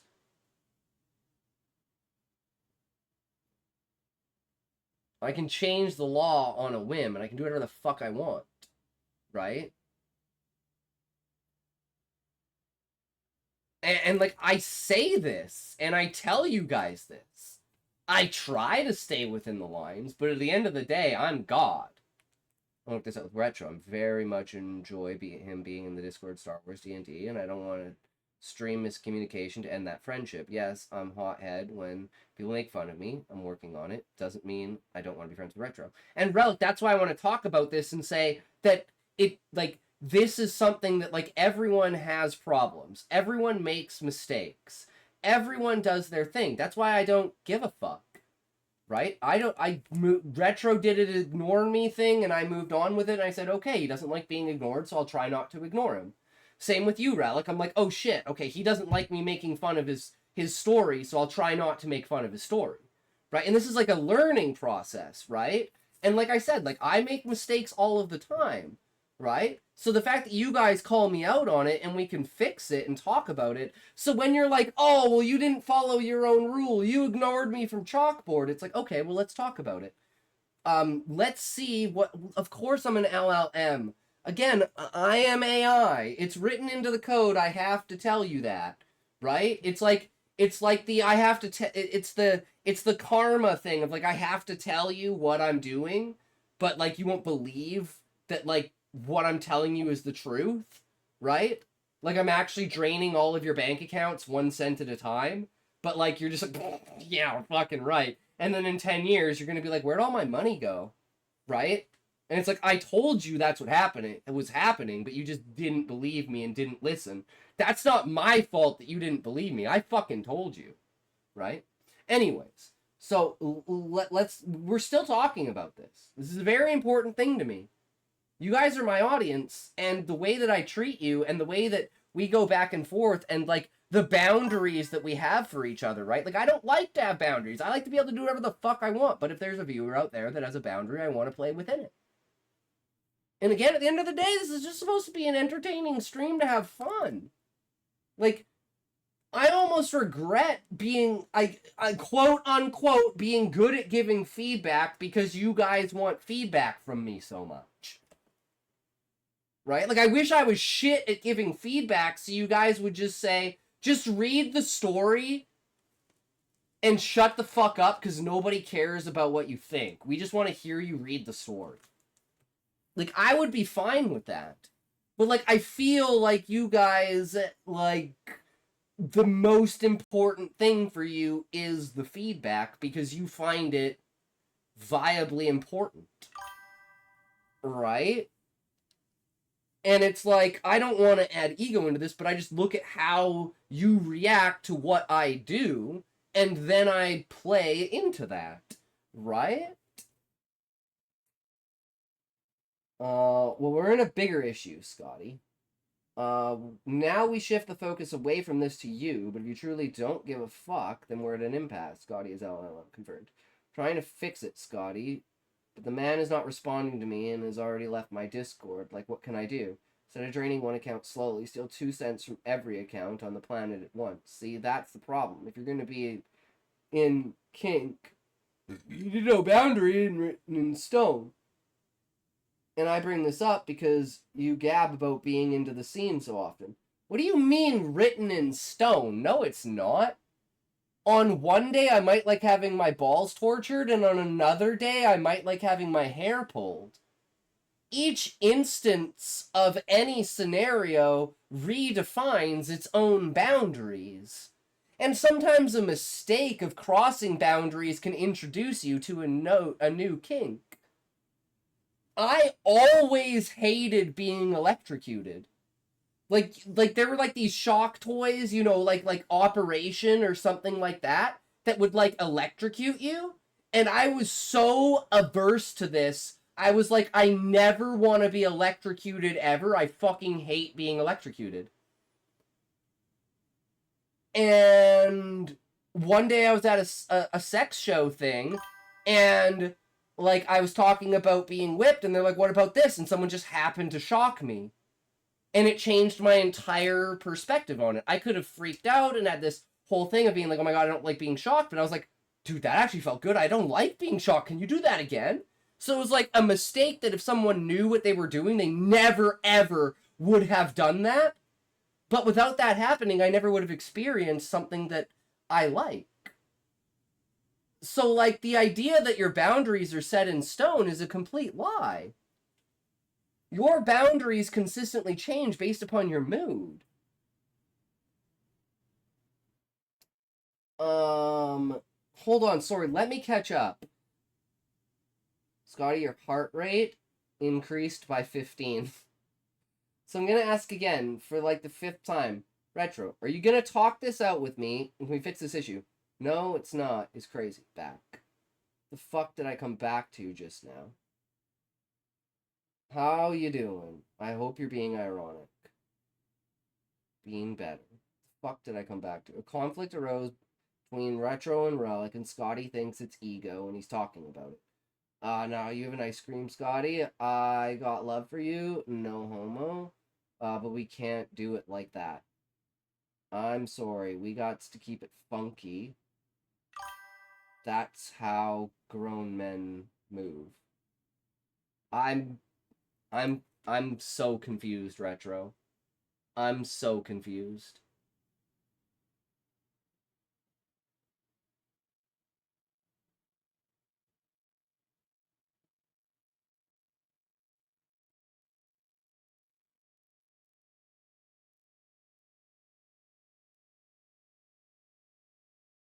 I mean, my outlook as a streamer, again, this is going to be a hot take, is I don't pander to viewers. You do whatever you want. If you're not getting along with the stream, the way the stream's going, you can voice up and talk about it, but at the end of the day, I'm not changing what I do or how I do because someone is like butthurt over something. Like, if you don't want to watch me, that's not my problem. Right? It is what it is. I think this is so overblown, so childish, so ridiculous, and it's just like, I fucking don't even know why we're still even talking about this. Right? Scotty, you see me trying to work this out, and he's actively just ignoring me, correct? Yes, Relic, I do see that. And he seems to be trying to escalate the situation when I'm trying to say that, like, you're both kind of equally in your own way on your own page. Which, again, you're totally allowed to be. But you're not allowed to tell each other that you're not on the right page. You can have your disagreements over it, but you can't have that as a stream topic.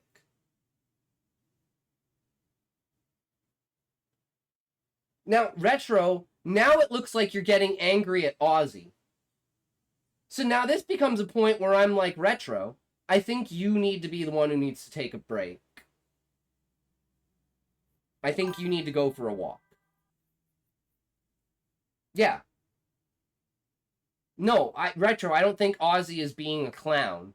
I think we're trying to, like, make this situation lighthearted so it goes away, which is like what I do on my stream. And the fact that, like, Retro, you just seem to continuously, like, call people names and, like, say shit about people. So I'm not gonna lie, but you're being, like, super fucking rude. And, like, I don't want to be mean. But, like, we're trying to have a good time here, and you're basically, like, being the obstacle. Says the guy who calls people ape and racial epithets, right? Because you know that I'm not racist and it's funny. Because racist jokes are funny. Because we're not racist. And it's funny to laugh at the fact that people take those things seriously. That's how I am.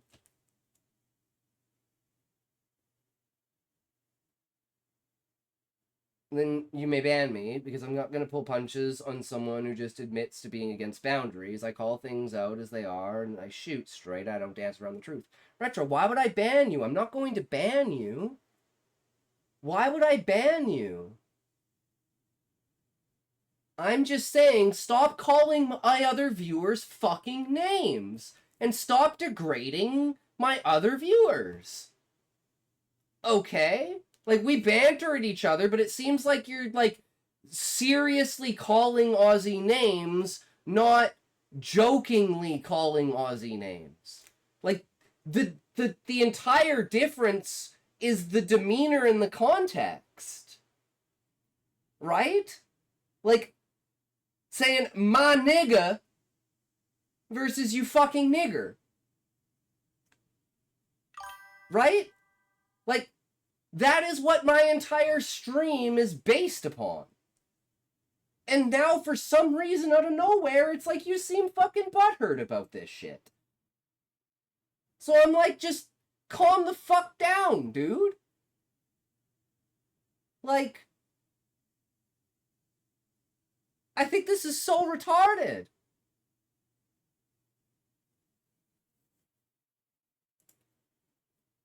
We have gone over this in chat multiple times. Dark humor is allowed here, and when it gets offensive, it stops with a simple chalkboard. Yeah, if you don't like the topic that's around, we respect that, right? Other than that, we're basically Xbox Live, and we don't give a fuck. Because we're writers, words are words, and we're just trying to have fun and be entertaining. Like, why does this have to be a serious thing? Like, even when I was talking about politics earlier about Rival and Relics, like, oh my god, I hate this topic. I'm like, but I'm, like, developing the storyline in my book. Like, I don't understand. Right? But you're allowed to say that. I'm just gonna tell you that, okay, well, maybe mute the stream for 10 minutes while I talk about the interaction between Pope and Rival.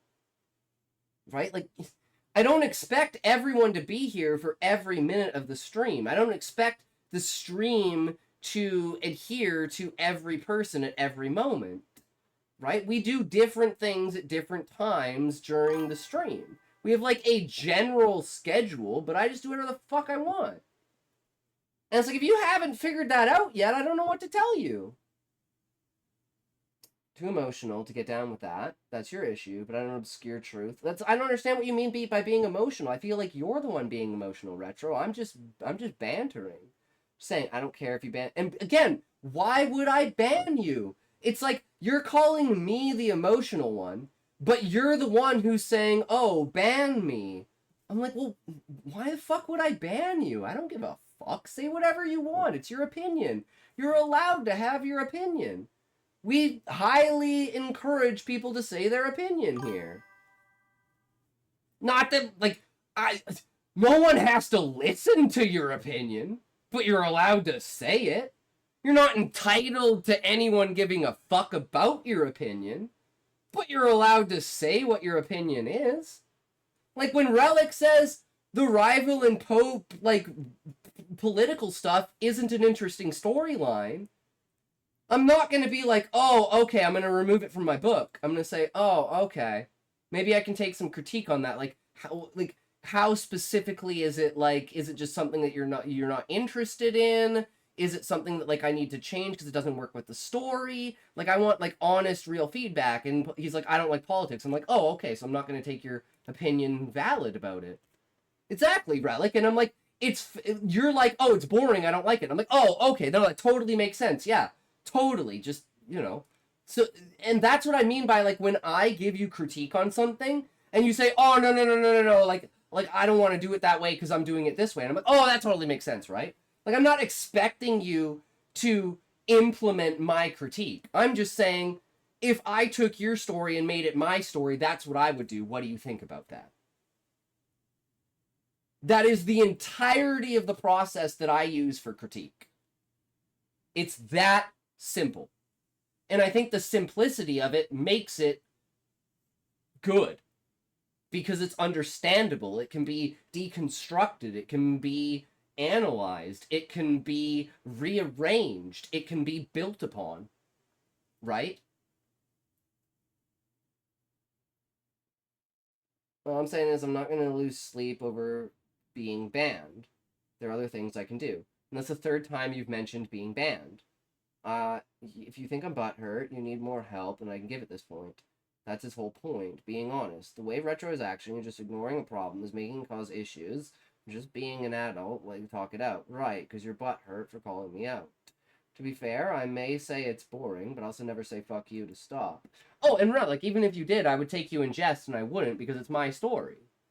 Right? Just like you're writing a crime story where the only thing that I actually care about with crime is, like, the Sherlock Holmes, like, DNA forensic stuff. Nothing else about it interests me. But that doesn't mean your story doesn't interest me. Doesn't mean that I fall in love with the story because you're so good at building atmosphere. Right? So it's like, that's two adults having a conversation about the direction that they think about a story. What the fuck is even happening also? Scotty, chill out the N-word. Sorry, what? Sorry, what?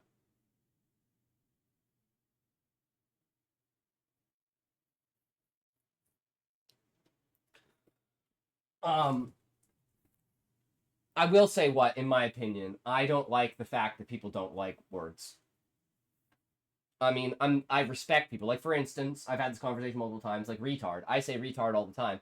My friend hates the word retard. I've literally almost lost my friendship with her over the word retard because of a misunderstanding of communication, of me saying, I don't care. But when I say, and what I mean when I say I don't care, is I won't do it around you, and I'll try my hardest not to do it around you, but I'm not going to change the way that I act just because you think that the word retard is bad. And I'm going to explain to you why I think that you thinking retard is bad is a double standard. Because you say idiot, and idiot used to be a medical term for someone with a mental problem. Retard is our newest word for people with mental problems. But it has been a de-established medical term. We use de-established medical terms as insults for people. That is what we do as humans. So you can't tell me not to use the word retard because it's offensive if you use the word idiot. Now, I respect you, and I'll try not to use the word around you, but I'm going to tell you, I think you're a fucking idiot for the way that you think that the word retard is offensive. It doesn't mean that I'm not going to respect you and I'm not going to try to use it around you. But I'm still going to tell you that your reasoning for it is retarded. And we can still be friends, right? Like, I can tell you you're a fucking idiot and you're wrong, but I'll still go along with it. Because we're friends. And, like, I'm sure there's tons of things that people do that for me. Oh, don't listen to his conspiracies. He's a writer. He gets in his head about it. You know, so it's like, I don't know. But I would like to fix this issue with Retro. It does seem like he's willing to. He's going to make the stream unnecessarily tense, so it shouldn't be work out. Yeah, you have to understand balance. I live in a pragmatic reality that I don't give a fuck what anyone thinks. I will logic things out. If you have a way to change my mind logically, by, for instance, what happened earlier, where I was like, hey, Relic, that's a good point. I concede my point, and I relinquish, like, my statement. Because you just proved me wrong. And you're absolutely right. That's what I try to do. That's why I like to have conversations, because if you actually are right and have the information and I'm wrong, then I want to change my mind, because at the end of the day, I want to be right and I want to know reality, period. I don't care what that reality is, right?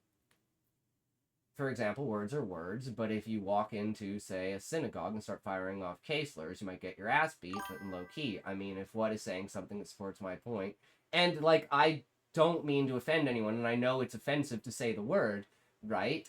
And I understand why people would get offensive over it. And I would never say anyone is in the wrong for getting offended over it. I'm just saying, in my opinion, I don't think people should take those, escalations from a word. They should take them from intent. And what I mean by that, is, for instance, if someone came up to you and called you boy,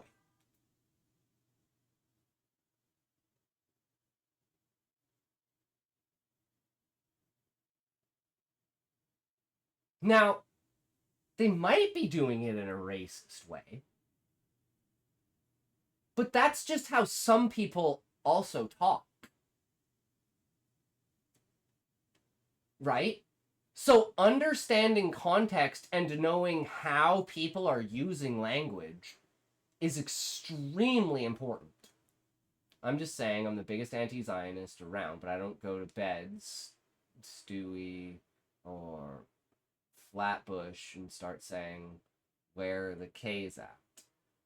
So can we, like, stop being childish here and just get this done and move on in the chat? Retro, let's talk this out and stop the stupid childish shit.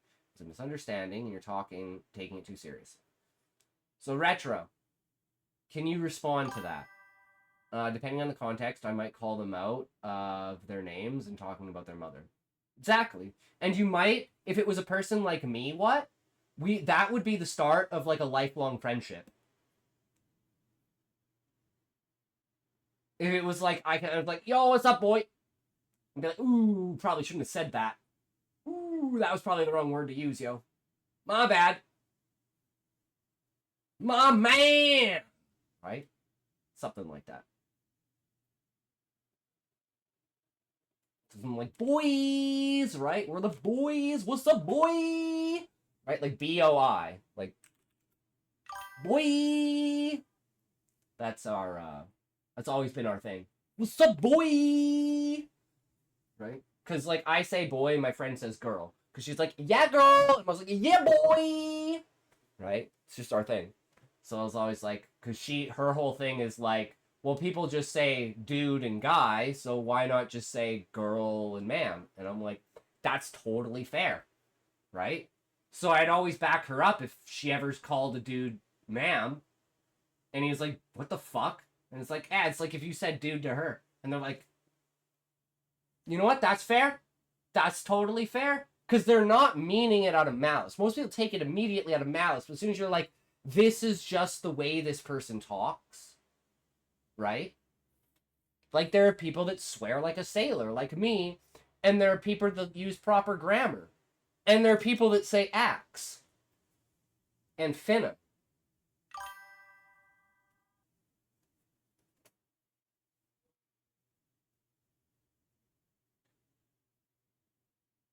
To me, it comes off as you just wanting to use slurs to use them. Sure, I'm not the most politically correct person around, but again, I don't shit stir. As much as I dislike cursing, it's the only term that comes to mind, so you can be anti-PC without being unreasonable. You dig? I say retard, for example, but if you're one of those people who bullies people with that condition, you're a coward. You're too bitch made to get at people on your level, also adds over.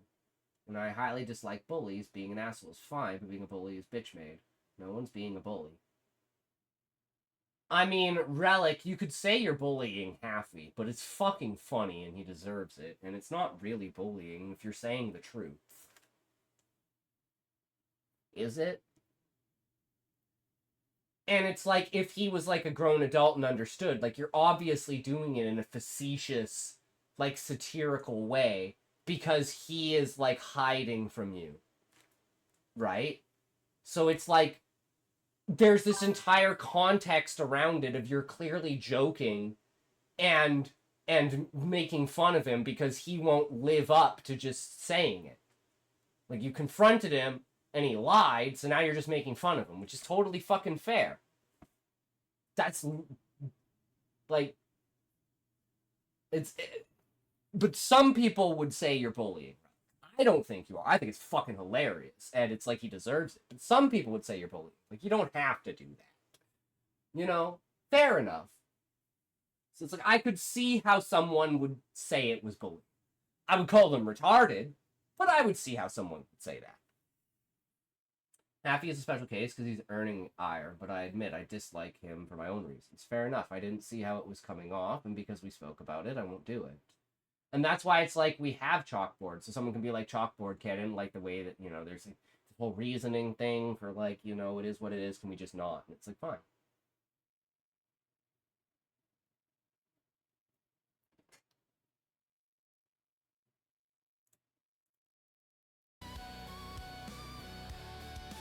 Three, two, one, toke!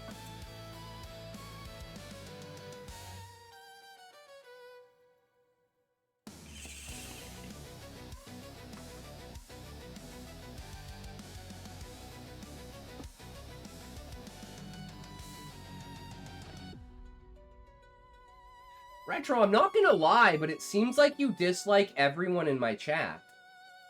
Like, you seem to dislike Relic, you seem to dislike Ozzy, you seem to dislike Happy, you seem to dislike, I don't know about Shadow. You seem to dislike, Ahab, you seem to dislike, what the fuck were we just talking about? Not Happy.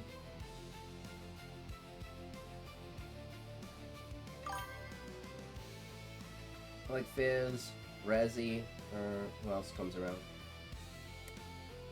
Who's Rezzy?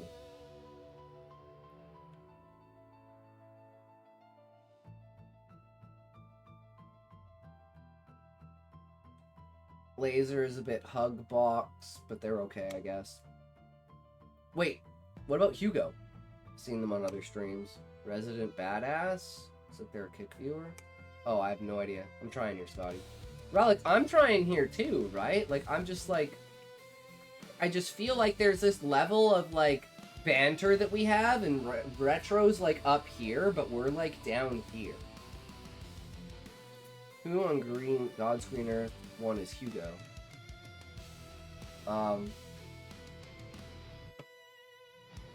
I can never remember what his full name is. He always comes in late. He's usually around like the 6-7 hour mark, around when Smokey comes in, right? But I mean, yeah, I don't know what to say. In my opinion, if Retro can't talk this out, he shouldn't come around, given the reasons you spoke about Scotty. This is ridiculous. And Relic, I'm not gonna lie, I kind of feel the same way. And I don't want to. Mentioned too many users in my short time here. I guess that could bully a person. Always here is hi. It's okay. I mean, maybe you're just an extremely judgmental person, Retro. I mean, there are people that are like that, and there's nothing wrong with that. Right?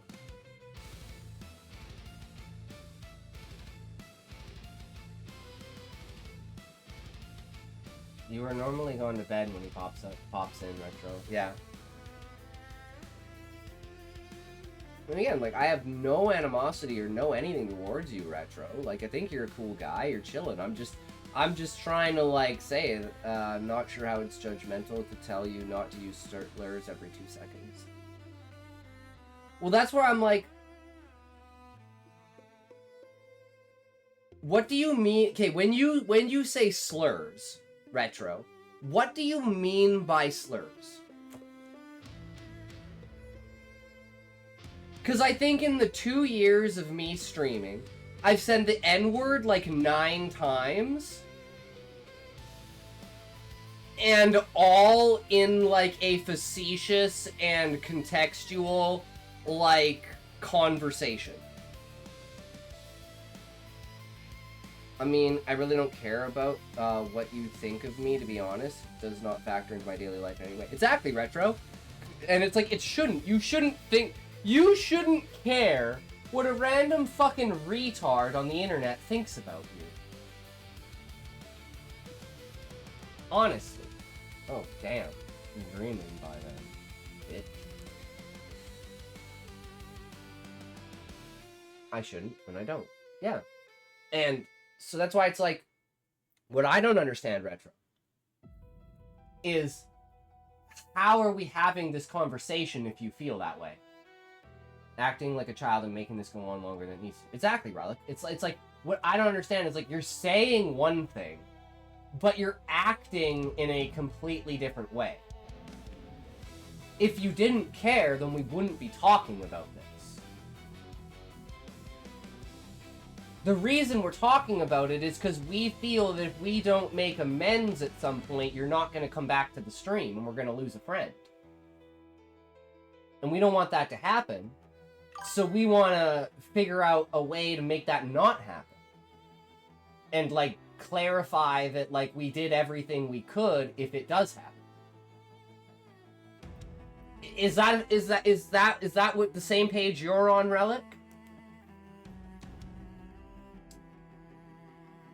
Not even sure you know what you're talking about, Scotty. Well, soft insult to Scotty when he's trying to fix the situation.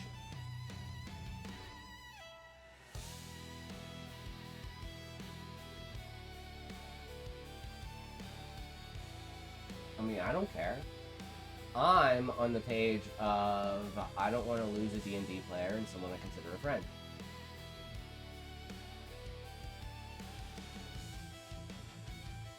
And Relic, you want to feel that if it's an inevitability, you had done everything in your power to make it not happen, so you don't look back on it with regret and say, oh, if only I had done this, then maybe we would still be friends.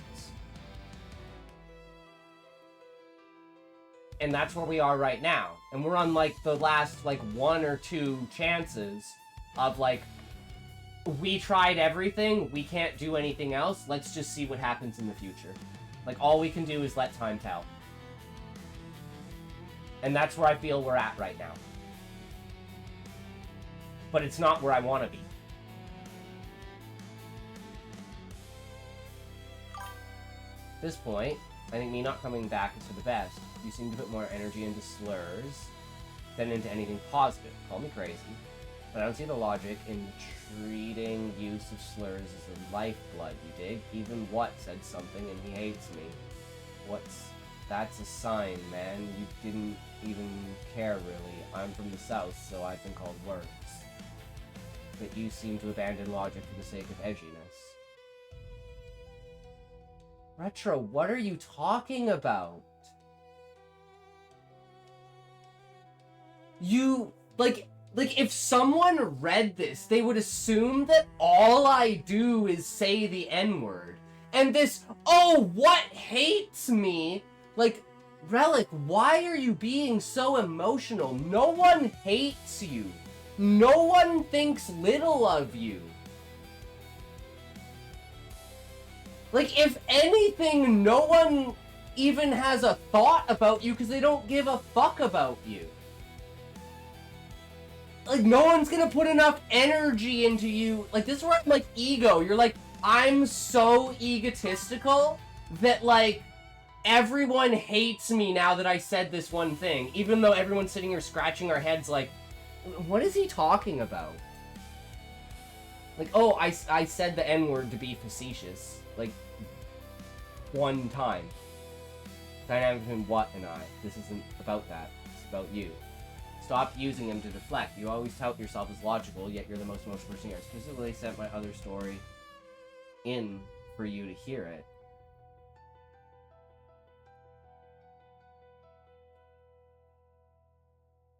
I mean, I'm not using him to deflect Retro, and I tout myself as logical because, like, I'm going, how am I not, if I hated Retro, I wouldn't have offered to play games with him and offered to buy games for him.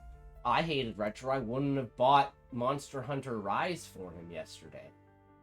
And, like, been super hyped to play Rise. And I'm still super hyped to play Rise, and I'm still hoping we can get through this and play Rise. I say one thing about what for context, and I get you bringing it up like it's the meat of my point. You were using him to deflect. Retro, you said what hates me, and what said no I don't. And then I said, yeah, why are you saying that what hates you? And you're like, you're using what as a deflection. No, Retro, you used what as a deflection by saying that he hated you. Rise, a game I did say I'd stay up to play with the stream, by the way, so you can't say I'm not thinking of the stream trying to participate, just wondering why you keep deflecting.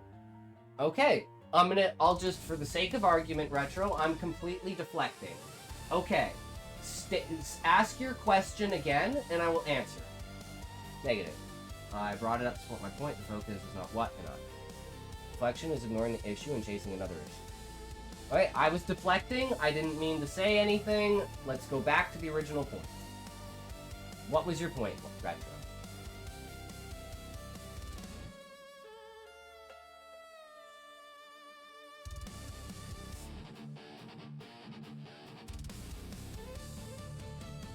I feel like I'm gonna smoke an ounce here. This is the first time when I've been like, oh my god, I just need to get fucking high.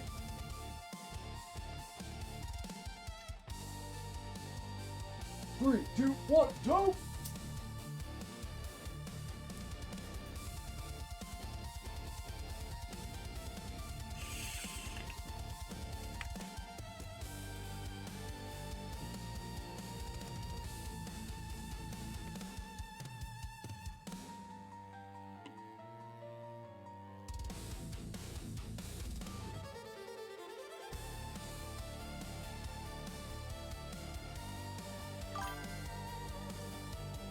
Alright, so who are we reading? I'm going into relics here. So it was the old one, right? This Google Docs for the outline, correct? I hate this thing sometimes. Oh, it was just being weird, never mind. Alright, so this is updated, correct? After, because you said some of it wasn't fully fleshed out and fully done. So we can pull that.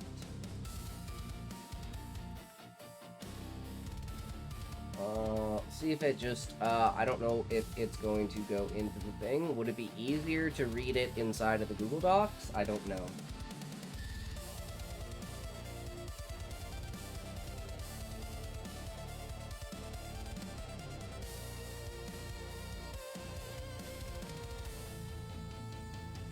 Rawr, yo, what's up, Shadow? What you doing? What you got? How's it going today? So, I posted your thing in the Discord, but I will say, Shadow, it wasn't, you know, it's one of those things, right? So, it's like, I did it because you asked, but, you know, it's just, I'm not really the biggest fan of that kind of stuff. But hey, if someone asks me to do it, right, I'll do it. Right? I just, try not to, you know, it's like one of those things, right? Like, I don't subscribe to anyone, I don't really, like, watch or, like, support anyone, right? So I don't want to feel like there's, like, a bias towards someone, right? But it's like if someone asks me to do something for like the community, being like, hey, you're the community, you know, could you do this? It's like, I'm gonna do it. Right? It's like with like my mom asking about to send your prayers out, right? Like I didn't want to talk about that. I didn't want to bring that up on stream. My mom asked me to, and there was like a perfect moment to do it. So I did it. Even though if like Ebola hadn't like come in and asked that, I wouldn't have said anything. Right? Because I just don't want to think about it. I don't want to talk about it. This is me getting away from my life. Right? I don't want to bring that here. Right? At least not the negative parts. I want to bring the positive parts, but I want to leave the negative parts behind, right? So the things I don't want to think about. But there are certain times when you have to, you know, confront them. Okay. Let's read this. Why is this being so retarded? More ads. Alright. Tired of ads. Breaking up my cadence. Gonna try to write a bit. Confused with the issue with Scotty saying certain words are. This isn't new. It's been this way for about 8 months that I've been coming in here. So the problem with it tonight is suspect. You knew who he was 3 months ago and you chose to stay. So getting mad at him today is childish behavior. Can't hear quite yet. Bro, that's fine. Thanks. All help. Scotty, are we done trying to fix this? Because the D&D game is now down to 4 people with retro dudes. Also reading helps. I'm gonna go grab a fucking piss and a drink and we're just gonna read. I don't know, it is what it is. I'm calling it. It fucking is what it is.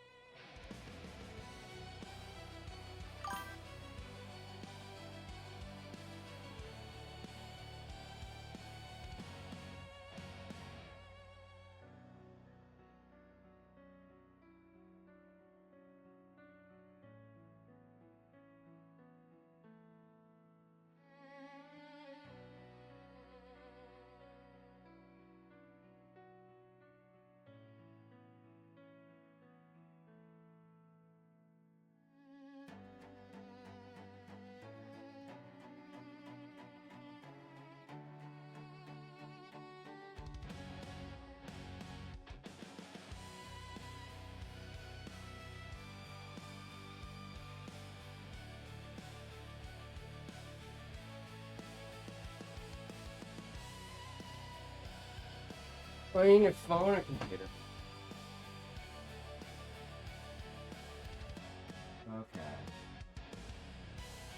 finally ads done. Try to disable the damn things. Retro, you could watch on Kick, or Rumble, or Twitter. There are, I mean, if the ads are annoying for you, there are other options, right? Try to disable the damn things. They always strike during important times. For some reason, I get them more often. Same issues happened on Miser's stream and on Bogus's. On your phone or computer, especially if Scotty or a streamer does make a point, I miss it. It looks like I'm taking the piss because I'm responding to a ghost point due to not hearing his ads. Twitch is owned by Amazon. How much more money do they need? Come on, man. On several quality streams at this point. Didn't think of a discussion. The ads hit back to back, 3 minutes once in a while, 5+. Come on, man. Come on. I mean, ads are set for 1.5 minutes every half an hour. That's what they're set as, and that's so I don't get pre-rolls. Because otherwise, if the stream buffered or you had to refresh or something, you'd get, like, ads endlessly. But like I said, like, I don't understand why they make someone who has 3 viewers have ads. If you've got, like, 75 and you're a partner, yeah, sure, but, like, it should be, like, the cap for, like, affiliate is, like, 75, and then for partners, like, 700 or something. Like, it's so retarded. I make, like, 13 cents in ads, but, like...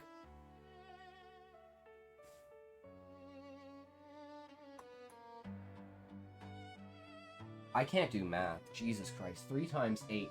18 minutes of ads. So my stream is interrupted for 18 minutes across 8 hours. And I make 13 cents. Which means you make, like, 8 cents. Like, it's like a 50-50 or 60-40, right? So it's like, I get 13 cents, they get like 8 cents. You're on your phone, go picture-in-picture and swipe to the side so it's not on screen, but you still hear it. No, this gets ads. Scotty, I'm not in the mood for things to be read. Can we skip my stuff? Retro stuff needs to be fixed and it's bothering me, but it's not. I'm in the same boat. Like, I'm not in a good mood right now. Right? Like, I don't want to say Retro ruined the stream because he didn't, but like, I'm just not in the mood that I was in before. Like, because I solved my problem. I solved my problem with my book, how I want to interact with the Pope and the Rival, changing the guards to have like not only Legion, but also Techno people seeing they're dead, and, like, the differential of the reality of what he sees versus what his dad tells him, and his subordinates. So it's, like, this whole interwoven thing that I've been trying to work on for, like, the last 3 weeks, with this whole political background of, like, why they left, why they're still together, how much information they have about stuff, right? I was, like, so fucking excited. I spent, like, an hour talking about this shit. That's why I was irritated earlier. I had people telling me, oh, brave, lol, bro. When I've been saying I get piled on ads. Piled, you hear me, Kenzo? Having someone just blatantly ignore someone in stream is just gonna cause a bigger issue later on. I reached out privately and he blocked me. This is so fucking childish.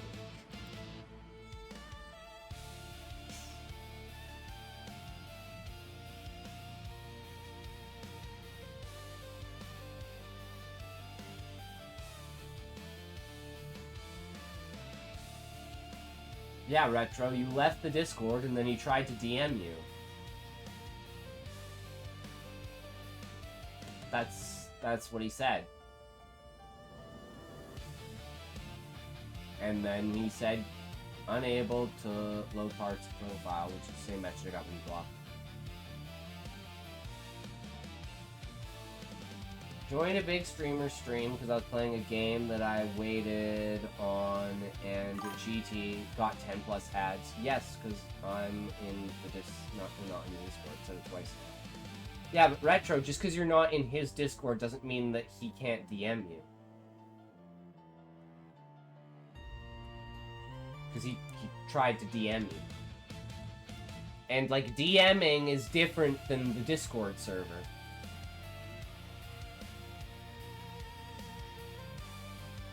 And that's fine, Retro. That's fine. I'm not your mother. Oh, do you have, like, DMs turned off? Because, like, anyone can DM me. I don't know Discord, so I don't know what, like, their options are for doing stuff. I mean, Relic, if he just... I didn't ask if it was fine. I'm telling you, Discord will make it seem. I don't know. All I know is that people DM me all the time. So, I don't know. Just the way that it is. And, I don't even care. I'm playing fucking Monster Hunter. We're just moving on. We're not in the mind space for writing right now. And idea crafting. I want to hit some shit with a fucking sword. That's what I want.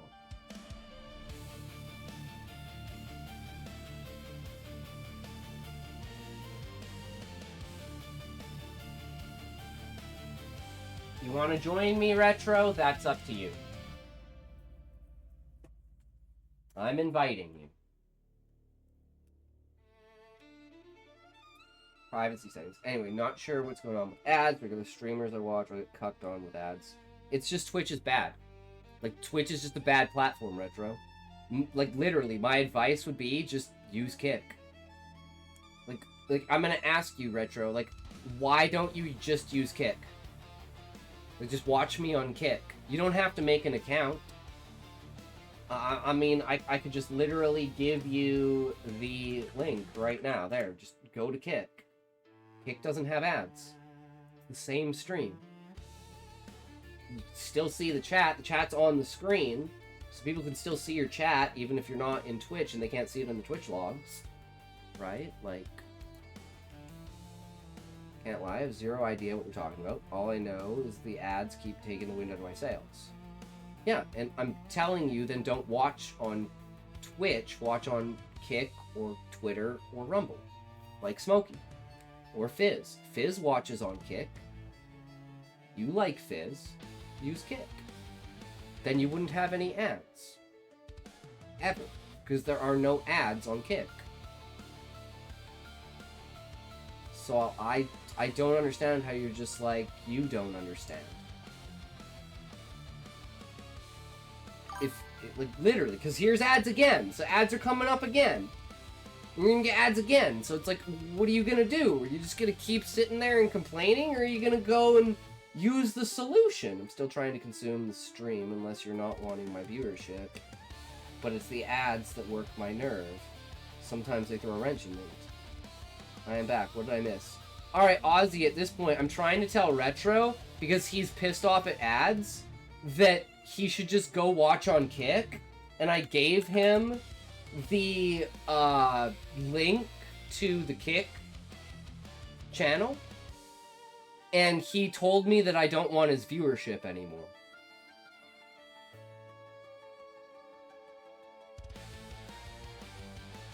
I'm like, bro, I'm telling you to go watch me on a different platform. Like, Retro, are you, like, actually, like, on drugs right now? Like, are you actually, like, fucked up right now? Like, I'm actually starting to worry that there's something wrong with you. Yeah, like, I think you need to take a step back, Retro. And you need to, like... Yeah, I'm actually worried about you, bro.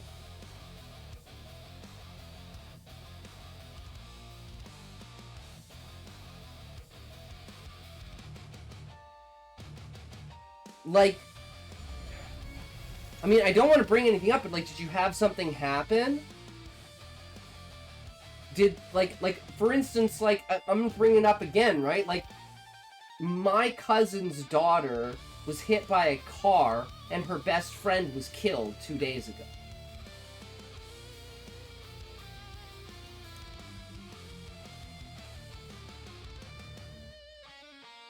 And she's, like, completely fucked up.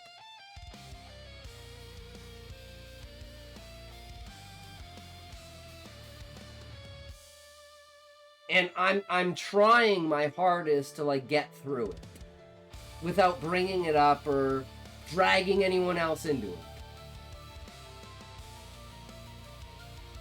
Right? And I know Relic had some stuff happen too. We have some life issues, right? And sometimes people call it out because you act differently on it. And it's like, is there, like, something you want to talk about? Is there, like, something going on in your life? Like, I'm actually concerned about you. Like, I'm worried. Alright, Scott, since you're playing dumb, I'm gonna let you figure out what you want to do. I'm gonna repeat myself for the 10th time. Figure out what you want to do with your ads. That's all I'll say. Can't help you other than that.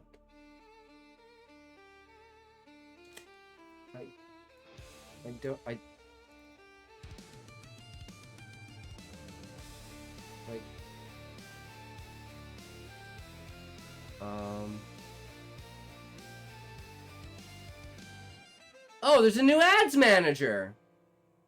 Okay, cool. Ads automatically scheduled. Enable to have ad manager automatically schedule video ads on your channel. How many minutes of ads do you want to run per hour? 3 minutes. Recommended. Net revenue share, right? Pre-roll ads for incoming viewers, fully disabled. Run 3 minutes of mid-roll ads per hour during your stream to fully disable pre-roll ads. If I do not run 3 minutes of ads, I will get pre-roll ads. And pre-roll ads will make you have more ads. And I have it manually set to run 1.5 minutes every 30 minutes because a 3-minute break is a long time. People will leave the stream for 3 minutes, but they won't leave the stream for 90 seconds. Get a notification every 30 minutes or every hour, depending on what ad is. Same here. Like, I could literally open up the chat, right? Okay, so... Oh, why aren't timestamps on? Oh, it's not showing timestamps, but, like, look, announcement. We're taking an ad break.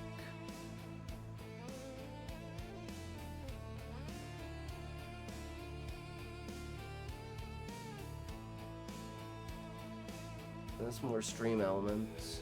I can't even find... Taking an ad break. Right? Like... I'm so confused, Retro. And I'm trying to help. Like, I'm trying to help you, and I'm trying to understand. And, like, that's why it's like... I say, and it's like, I know I have been really bad lately at not stopping the stream during the ads. So I'm gonna try to work on that more. So then I ask you, why don't you just do this?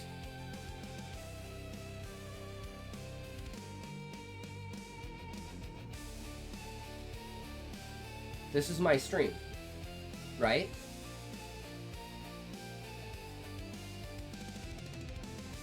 But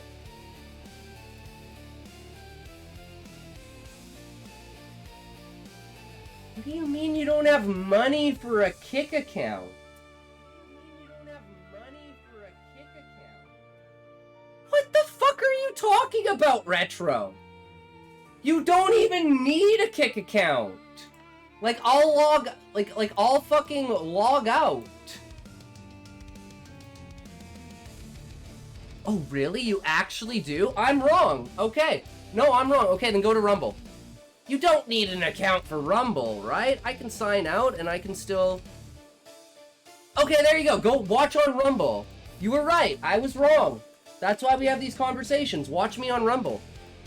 There's no ads on Rumble. And I don't know why you say money. There's no money needed to make a Kick account. Yeah, Kick account is free, but if you don't want to make one, then you can go on Rumble. Because you need a Twitter account, right? Like, you need a Twitter account in order to watch me on Twitter, I'm pretty sure. I don't think you can watch me on Twitter without me being. So... yeah, so go to that link, watch me on Rumble, not being signed in.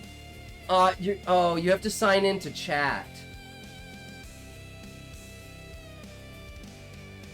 So I guess you can't chat if you're not signed in. No, Kick account is free, bro. I could literally go, like, right now, sign up. India Talks. Oh my god, why is this so fucking bullshit? No, just give me all the way back to the actual fucking year. Oh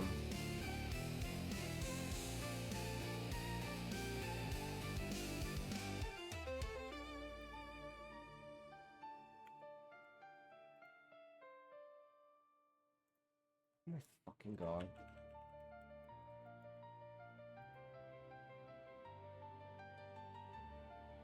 Verify. Oh, I have to go into my email.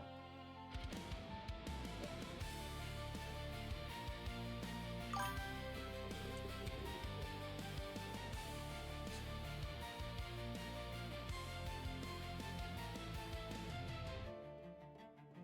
think I did that one, right? Nope. Oh god, did I change this one because I had to change it? Oh, fuck.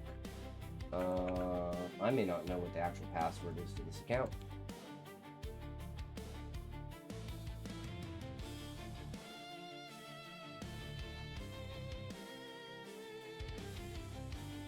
Looks good.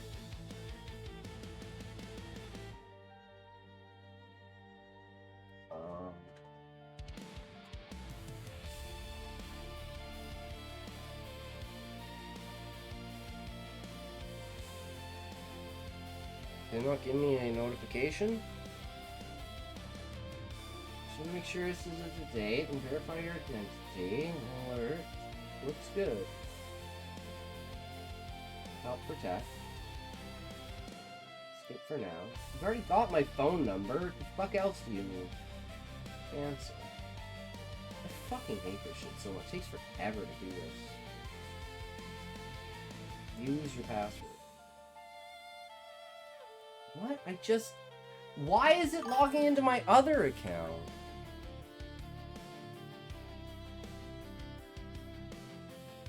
Oh my god, I hate this email so much. Cancel.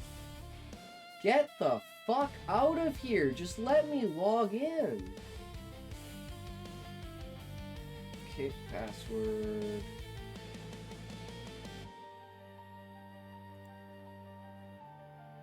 Told you, man. I told you. I'm janky with these sites. It just gives me enough headaches. Well, it's just my email. I'm just making a new account. Trying to show you. It's super easy to make a new account. But it's not... It's simply because I can't get into my fucking... It changed my email on me. Like, I tried to log into one email account, and it's like, no, log into your other email account. And what the fuck do you mean? So that's just an email thing.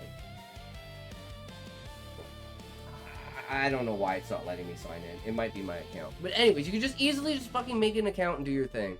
I'm over this. I'm done with this. I'm not talking about this anymore. I am really sorry. What? We're gonna get to your story, okay? I can't do this anymore. I can't do this anymore.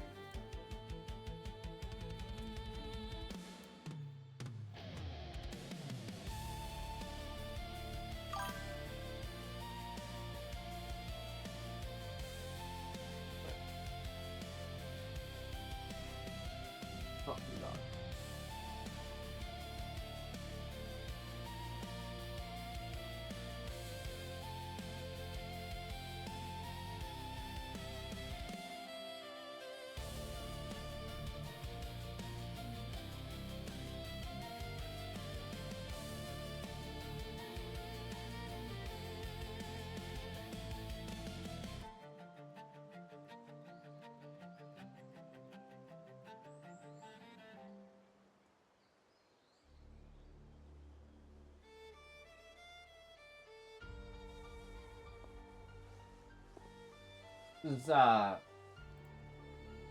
definitely one of those, like, learning experiences, right? Like, when you've just never been in this position before, right? It was like with it just feels so fucking weird. Why is my mouse dying? Guys, my mouse is dying. Fuck is going on? Why is it doing that? It's never done that before. The fuck did I do? No, it's not wireless. It's a wired mouse. Did Razer Synapse change the way that the lighting works?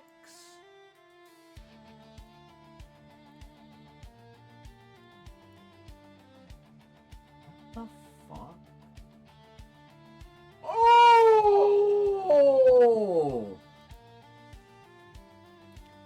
Monster Hunter Rise app is currently controlling your device's lighting. Why is Monster Hunter Rise controlling my fucking mouse? This is what I mean by shit just doesn't make sense. I plug in my controller and my sound goes to the headphones that are on the controller.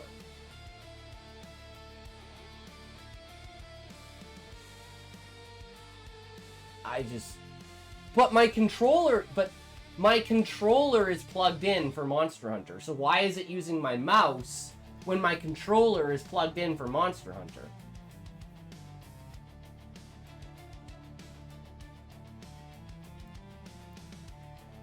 I have no idea. Anyways.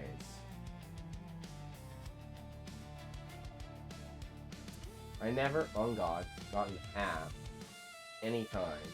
And this is my Windows SSD, not my Linux. I know games are weird like that. It's fucking annoying. Okay, what? Here is your thing, correct? Oh shit, it's not showing up. Hold on.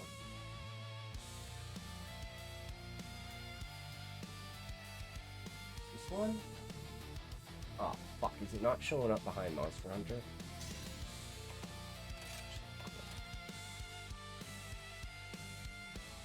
Cosmetic thing. Some games do to be cool. I always feel that shit should be opt-in, not auto-opt. It's so annoying. It's like, it just makes me so confused. Yeah, I think the light should be blue like in Europe. We got chased by cops. Use Linux? You're dying. Change this to red. Blue is my favorite color, so it doesn't matter. We're on chapter 23. Correct what?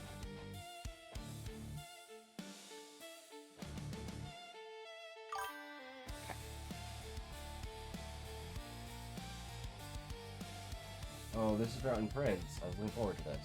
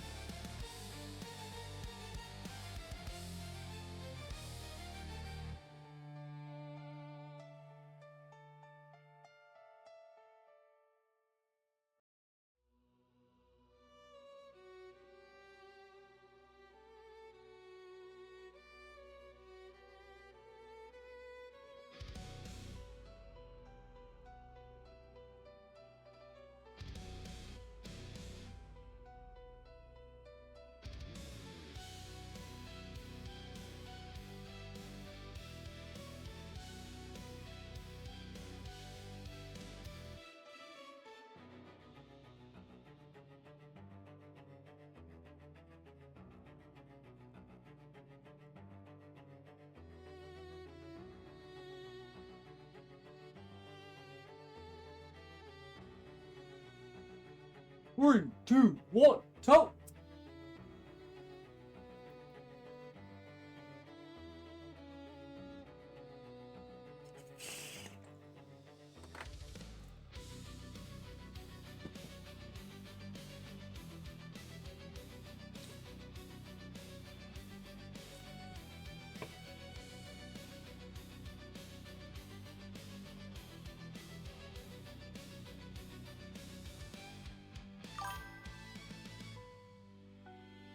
How about just listen, so I'm not typing, interrupting, or be a ghost. Scotty's honor. Yeah, no worries, it's all good. It's all good, Retro.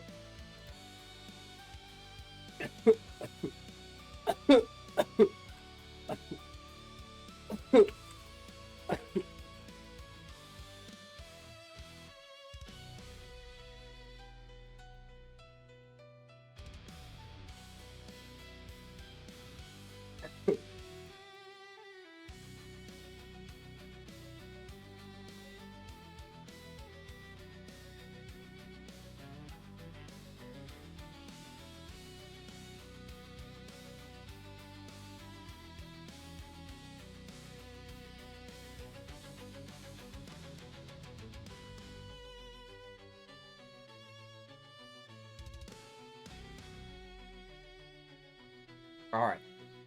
Are we ready?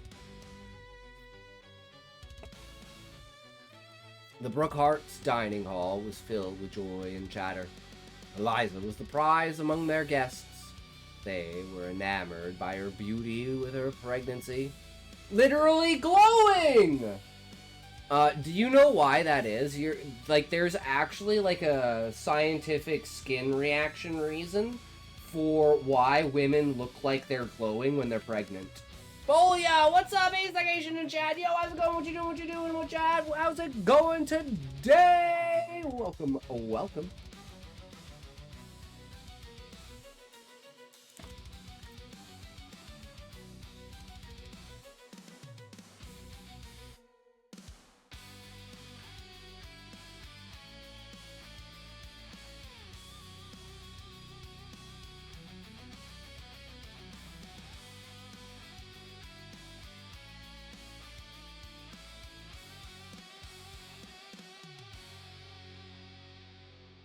Liza was the prize amongst their guests, and I'm good, thank you, despite crusts in her eyes.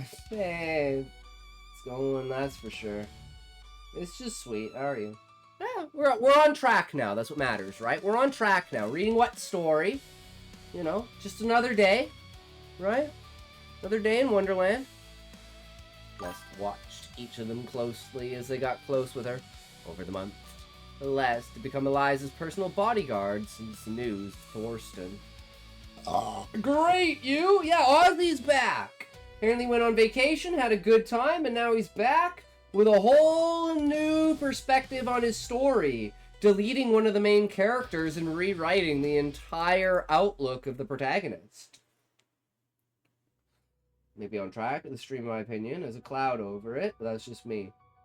See, the thing about that relic is that, to me, the stream has had a cloud over it the entire time. Now it has 2 clouds over it. It might even have 3 clouds over it now. I'm just glad that you think there's only 1.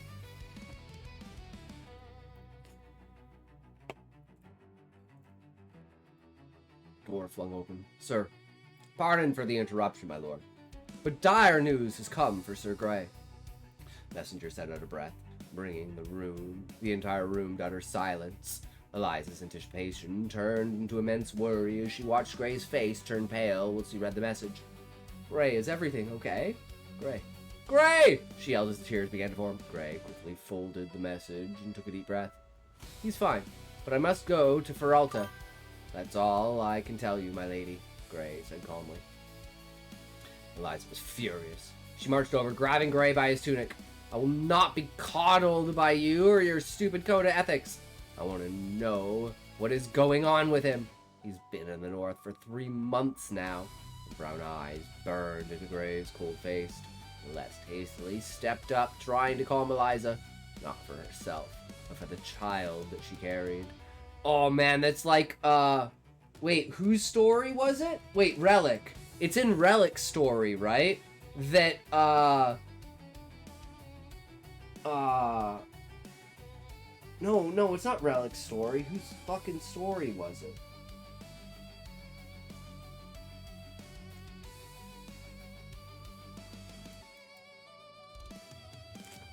I don't know names, I don't know people. Whose fucking story was it? Okay. Got time to wake up. Ah, that's good. Like I said, days go, you gotta hire a slapper to slap you awake and jolt it up.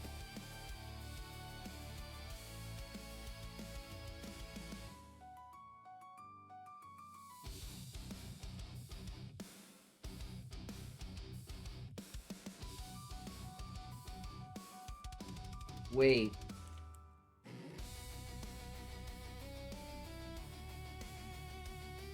I'm like, whose story am I thinking of? I'm like, wait, isn't that what story? Isn't that the story we're reading right now?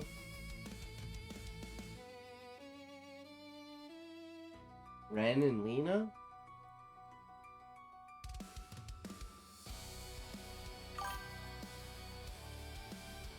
Because it's the idea that, like, Ren and Lena are never getting together, is right?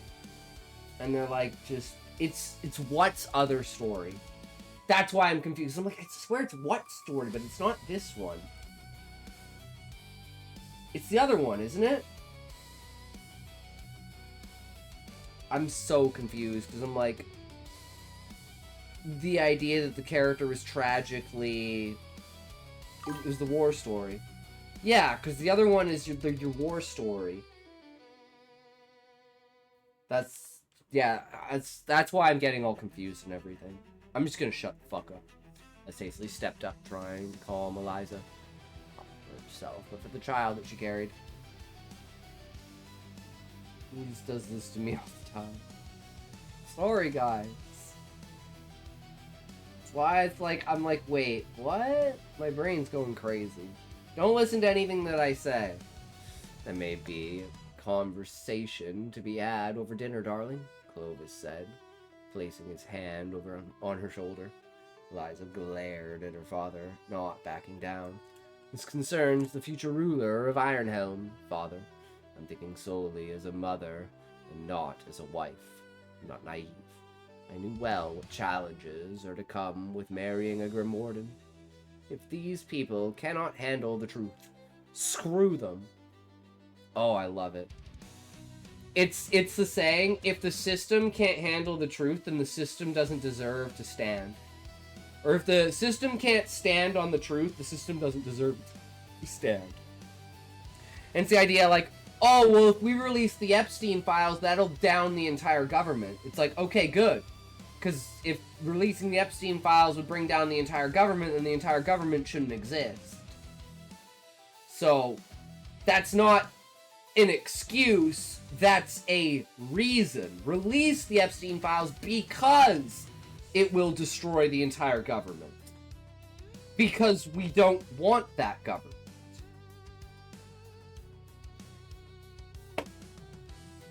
We don't want the lesser of two evils. We would, like I said, like at this point, I'm like, I want the government to fall because it can never be changed. The only way to change it is literally to just say anyone's in power. You either kill them or just instantly put them in jail. No questions asked. Just say, yeah, sorry, your collateral damage. If you didn't do anything. That's it. Problem solved. And then everything you do, you track the money. And you will solve every single problem. And you just make everything a blockchain. These people cannot... And like, the idea of, like, NFTs and, like, crypto and stuff proves that blockchains work. So, like, the proof exists out there for it. So, you can't deny it. These people cannot hold the truth. Screw them, Eliza said passionately, to the guest's dismay. So please, Gray, tell me what is going on. I fear he may have lost his way. There's been reports of several incidents of wardens being brutally killed and found slaughtered in the woods. Oh, like the idea of like a witcher that kills other witchers.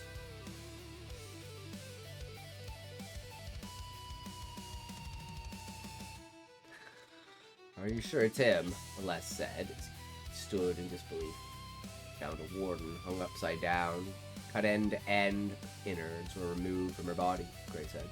It doesn't mean anything. Anyone. That doesn't mean anything. Anyone could do that. Anyone can just string up a warden. Do you hear the words coming out of your mouth? Does next week's Tuesday work with you for the D&D game? Are you okay with us skipping Friday?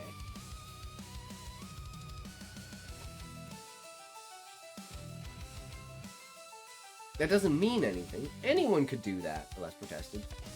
The wound was cauterized and her ankles were slashed, the way my master would torture her captives, the same way I taught the two of you, Gray said plainly. Hopefully it should. Les' eyes widened as the horrific realization set in.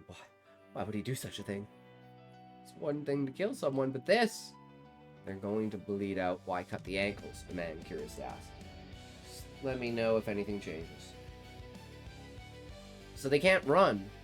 They're still alive, dragging themselves along the ground to put them in even more pain, Gray answered. I love that. I fucking love that. It's you cut their wrists and their ankles not so they bleed out, it's so they can't fucking move. And they're just struggling on the ground. It reminds me of like the idea of like cutting off Fafner's tail. So like he's literally a prisoner within his own body because he doesn't have any coordination because he... And then like you could even do something with that of like maybe he can teach himself to operate minimally without the balance of his tail. Right? So maybe he'll, at some point, be able to learn to walk again. It just gives me a lot more options with the character, rather than just killing them. Right? Because it's like, at that point, being alive is worse than being dead. And if he was dead, his consciousness would go back to Gaia, and that's originally what I was going to do, is have him return to Gaia and then be kind of like this, like, spirit being inside of the... soulscape. But if he's still alive, then he can't communicate through the soulscape, which makes it even fucking better because he can't do that. Oh, it's so good. Oh my god. I just can't help torturing and destroying my characters. Ads!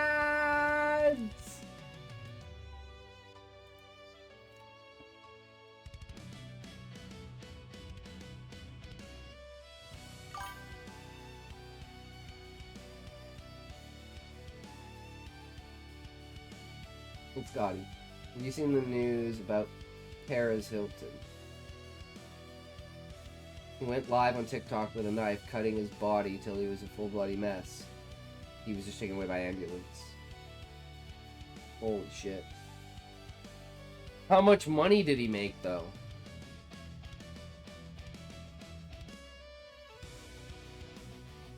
That's the question.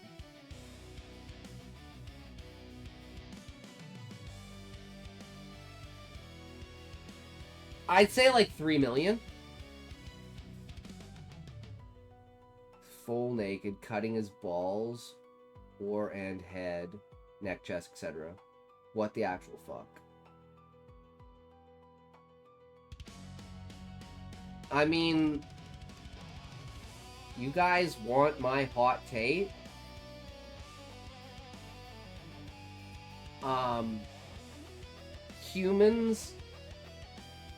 Humans have had a divine protection on them. And we have squandered it and lost it. And in the means of this, it has allowed entities from outside of our standard, even like clustered conventional idea of like dimensional reality. And these are the literal embodiment and definition of what you would call a biblical demon. a being of consciousness that has no concept towards consequences or anything. And their pure purpose in existence is simply to twist and devour reality. And I think it starts as a small infection, and it grows until it becomes something like a staph infection, gets inside of your blood, and now you're dead.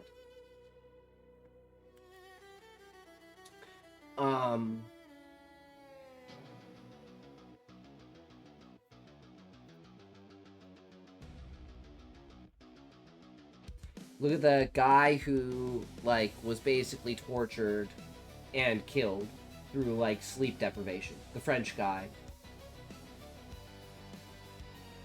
Look at how people treat interaction on social media.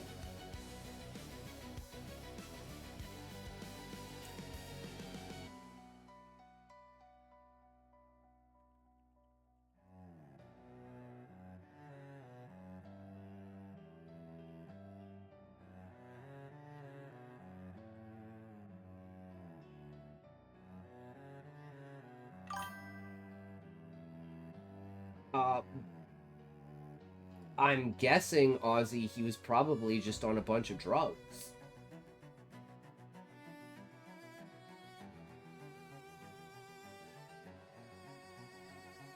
Now, this is like one of those things where it's not an advocacy, it's not an acceptance of, it's not a I'm okay with. I do not condone anything. It should never happen. But you have to expect this. And it's only going to get worse when people realize that this is something that they can do, that they can get famous off of.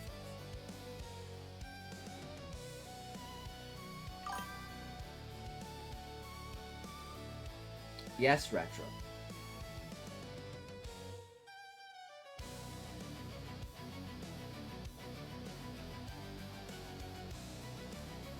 Someone will purposefully commit suicide on stream.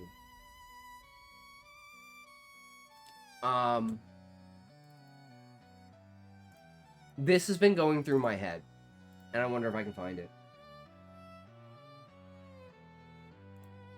It will happen. Someone will do it. At first, it will be a joke.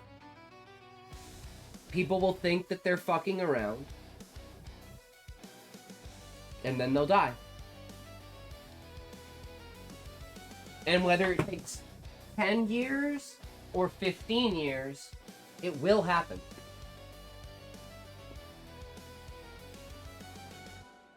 I hope that didn't break my controller. Just like it was an inevitable that someone would die on stream.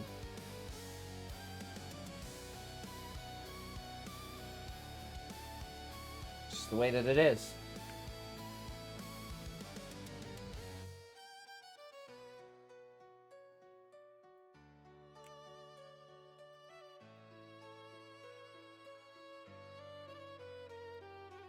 This one?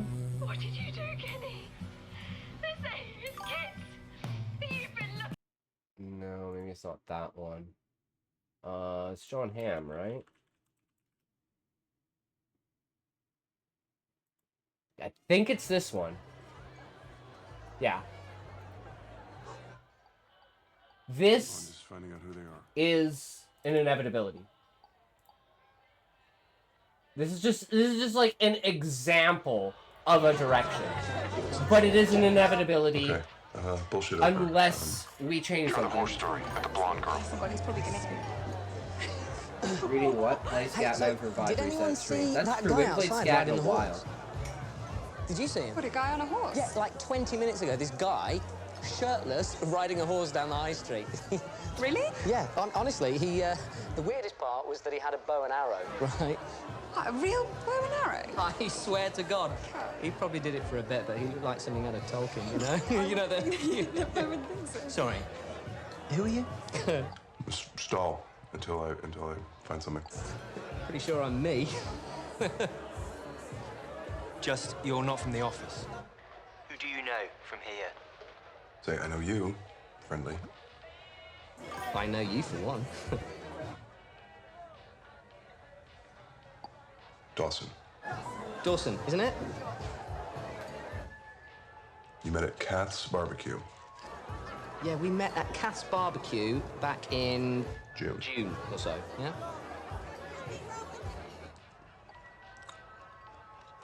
You had a pork pie hat. You had a poor guy's hat. A pork pie hat. A pork pie hat that you wore on your head.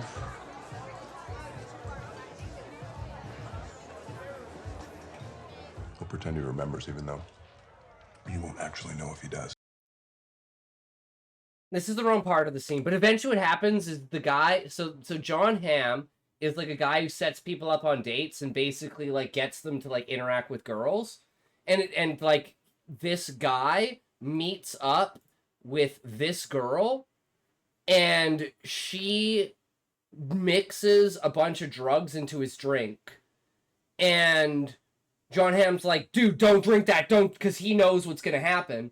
And they both basically commit suicide, like, on stream. It's like, this is a literal Black Mirror episode. It will happen. It is a matter of time. And all you can do is make sure that that time is longer. Right? It is an inevitability, even if it takes 100 years, 150 years. The thing is, you want to make sure that you have done everything you can to make sure that it is as long as possible, right? Like the whole like thing of like streamers driving and like streamers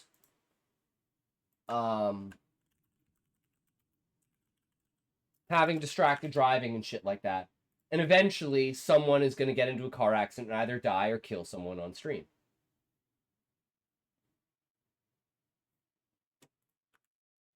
And again, if you don't think that, you're naive and you're just not looking far enough into the future. Or it is very true, that is very good. Okay, I'm sorry what I had to pull back from that because it is something that is like, you know how I am. I am very sorry. You can call chalkboard if you need to. I totally did not read the chat. I am so sorry. So they can't run. They're still alive. Dragging themselves along the ground puts them in even more pain. Gray answered. Your permission, my lady. I'll me to hunt and bring them home, he said, kneeling. Your may, Riza said. I'll come with... No, Celeste. I need you here for now. We don't know the bounds of his reach. Keep her safe unless I send for you, Gray quietly said. Don't do it as Shirley is reading. Only during ads, you the fucking loser. Go back to normal, bitch. This shit-ass accent is killing me. Ah, shit, it is what it is. Celeste nodded before grabbing Gray's arm tightly. I'm so lost, Relic. My brain is just dead. Celeste nodded before grabbing Gray's arm tightly. We get the opportunity. I want to put my spear through his hand. Inshallah, it will never happen.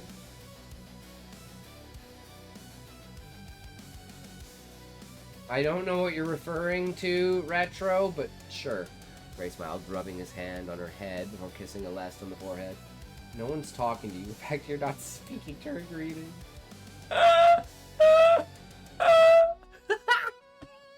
Relic, you're so savage! This Gray got to Peralta. The rumor of Hunter grew larger and larger. Some call him a myth, and others called him a man possessed by Piatra herself. Peatra herself. One detail that remained the same was the yellow eyes that illuminated under his tattered cloak. 5 minutes ago topic. Cry about it some more. Speak when spoken to. Only respond if I at you. Okay, you can only talk if I'm at you. Gray eventually stopped at a tavern to rest. Walking in with his hood up. Loud camaraderie?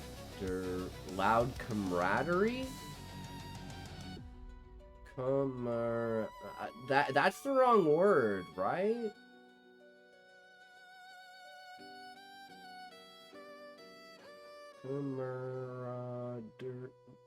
I don't know. Like camaraderie and camaraderie, different words? I don't know.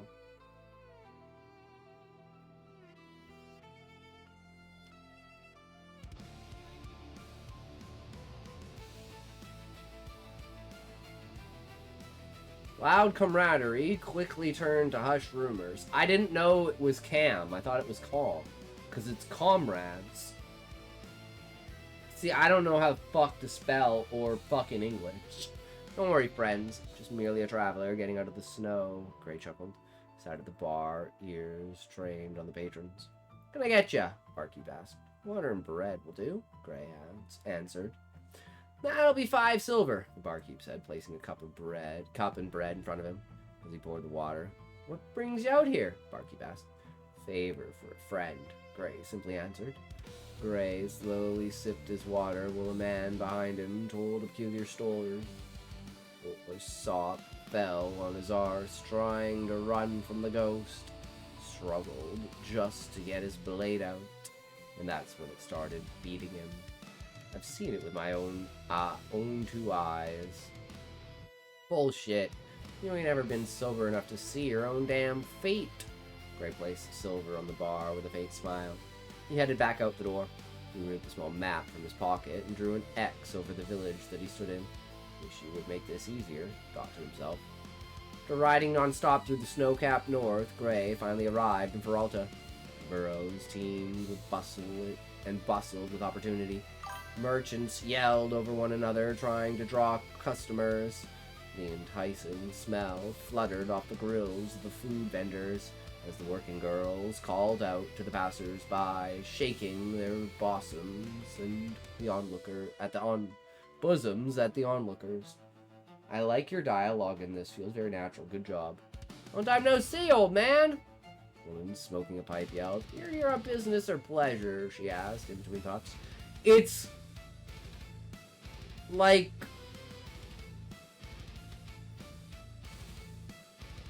I guess the best way to say it is if you understand it, you can rebuild it, right? Like you can replicate it and like copy it if you understand it, right?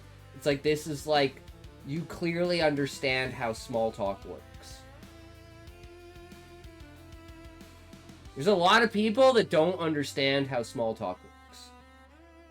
It's actually a lot of people that don't understand how small talk works.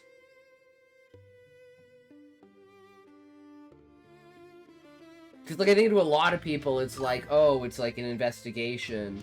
Oh, it's this. Oh, it's that. But it's like, no, this is just like, if you go to a bar and you sit down at a bar, you're going to be asked certain questions. There's going to be a certain approach that people have when they come towards you, right? A lot of people struggle with good dialogue between characters. What is strong dialogue between characters? I really enjoy it. Yeah. Good to see you too, Madeline. I'm here on business, unfortunately, Gray said, stopping his horse. Madeline stood up out of her rocking chair, puffing out a plume of smoke. Best to be careful up there. The last warden, the new magistrate hired, nearly burned those bastard nobles out of house and home. Burned? Gray questioned as he got off his horse. He set the treasurer's room ablaze to get him to come out. We found the poor bastard's head in the magistrate's office, Madeline said. She took a long toke of her pipe. You know him, don't you? She asked. He's my student, Gray said plainly. And it's like, this is like just random interaction, but it's like information, right? And it's like still at this point, I feel like this is a complete setup. And the more, like, coincidences and the more random things that happen, the more I'm, like, convinced it's a setup. And, like, all these people are in on it. But who knows? I guess he missed your teachings of subtlety. Thank you, Madeline, Gray said, getting back on his horse. Madeline grabbed his hand with a flirtatious smile. I may be retired, but you, Gray, are welcome to share my bed any time. We're too old for that, Maddie. Especially me, Gray said, placing his hand over hers. Pretty sure you're not that old. Especially you, Maddie said, smiling. Gray waved goodbye, heading off towards the shopping district. Shopping district wasn't up to its usual glitz and glamour. Life seemed to leave this part of the city. Very few merchants ran stalls. The nobles who were there couldn't take 2 steps before the armed guards looked at you as a threat. The residential district shared the same dismay.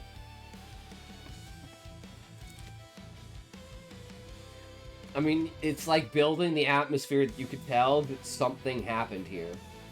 You know, there's that, like, unease of people, like, just trying to get over, like, the cloud of, like, what happened.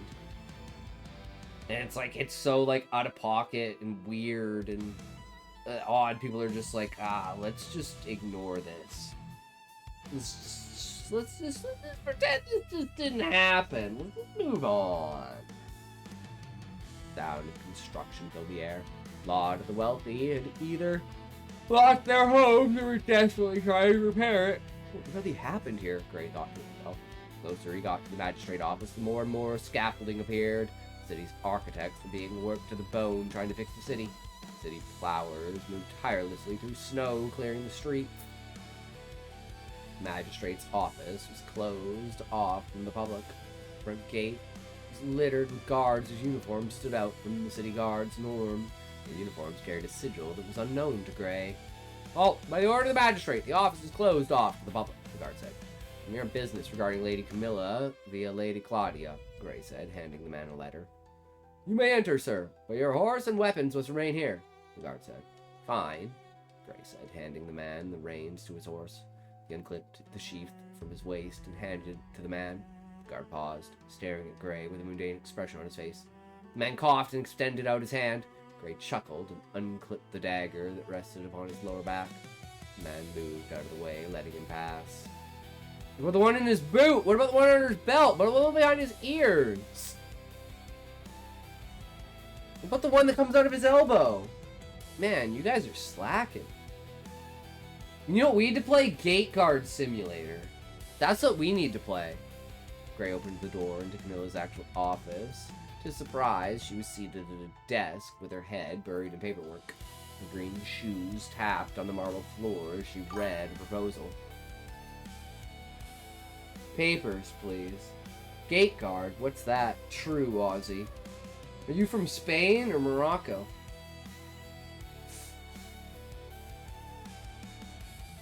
Her green shoes tapped on the marble floor as she read a proposal. Must be the Grim Warden that Ren had us contact, she said, not looking up. You know what's another good one? Trump Simulator. I am indeed. It is a pleasure to make your acquaintance, Lady Camilla. Didn't I say not to speak?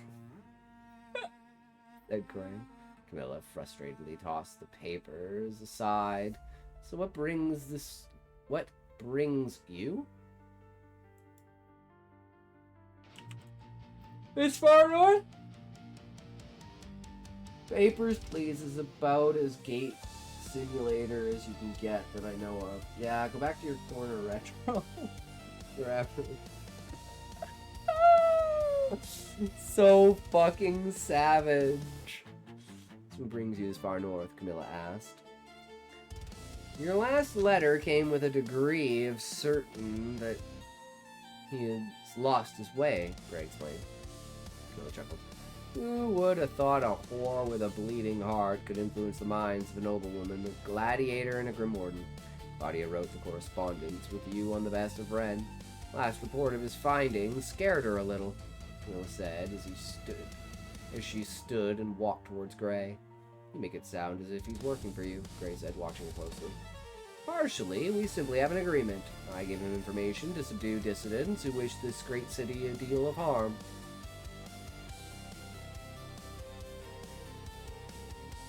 City a great deal of harm? Great city a deal of harm? I mean, it's an interesting way to go about using the twist of words.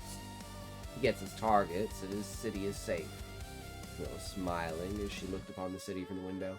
The Wren's just going around killing corrupt officials, but they're like, the corrupt officials are like, oh shit, he's bad, he's killing all the officials, we gotta stop him. So you're using him as a attack dog, Grayson. He has his own free will. He is a valuable asset to me in this city. Sees us for what we really are. Beauty, elegance, and opportunity, Camilla said, turning towards Gray. Do you have a patron god, Grimwarden? She asked. No, I've been much of a worshipper over these last 30 years or so, Gray said calmly. Most of us pray to our patron for the things we want. Wealth, love, power, or hope. I pray for him not to become the king of Eldoria. He follows his morals, but he isn't afraid to make an example out of those who take it lightly. He'd easily conquer Celeria, maybe even Elian as well. I was extremely overjoyed when Queen Elora announced her pregnancy, Camilla said. How many has he killed? I know that's kind of a weird thing, because, like, many is technically singular, even though it's a plural. Because the word itself doesn't have a singular definition. It is just a singular word that is plural. Right? There is one and there is many. One and many are not the same. So it's understandable why you'd think this would be plural, but this is still singular. How many has? And it's like, this is such an odd sentence too, because look at this. Okay, so this doesn't have a plural. It is just a plural word. So like, it doesn't have like the S of being a plural, right? So you have a plural that's a singular that would make this singular non-plural, right? But then this is also past tense. So wouldn't this also be past tense? I'm pretty sure this is the most grammatically correct sentence you can have, while being the most hypocritical sentence you can have. Because this is singular in a plural, this is singular. Because this is, or just because this is, past tense doesn't mean this is past tense. I fucking hate English, Gray sternly questioned. 42 so far, and that's coming from the list my spies gave me. The number may be higher.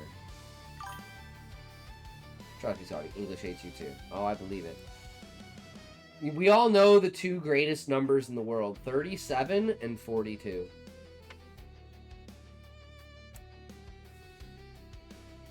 $37 in a row?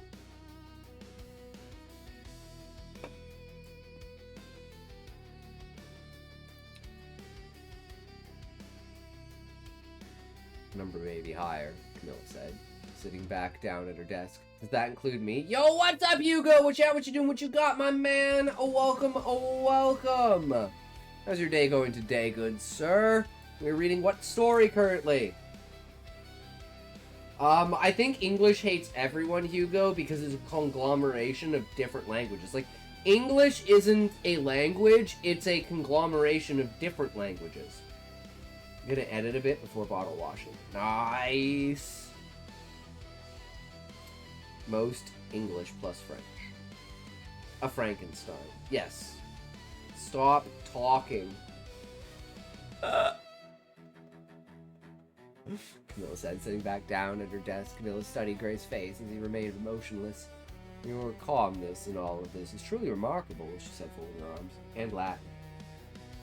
I meant 36. Does that even include me? 37?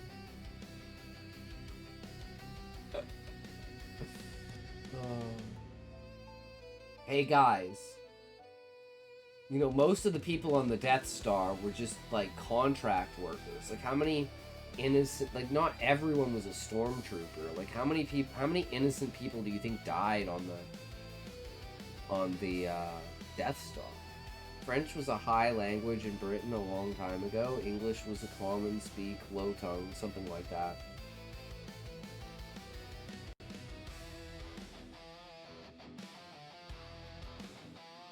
I have no idea about that, Retro, but yeah, man, I could definitely see that. Unless you want to work things out, Retro, stop talking, do us all a favor.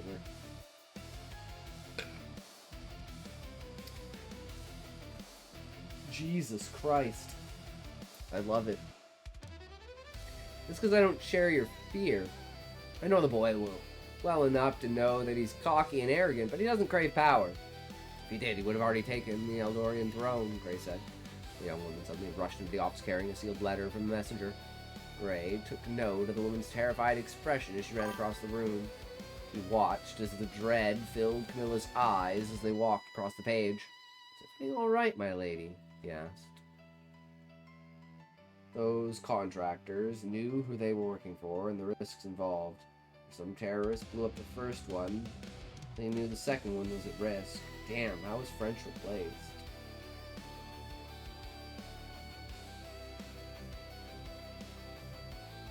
Episode 4 and 6?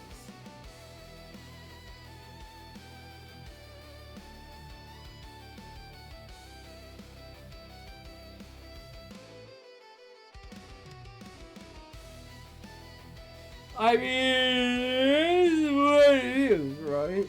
Iken has dethroned Ivan the Orson as its ruler and is issuing a revolt against King Edwin. Iken. They are calling for all nobles who despise the foreign king to join them, Camilla said. Kevin Smith's clerks.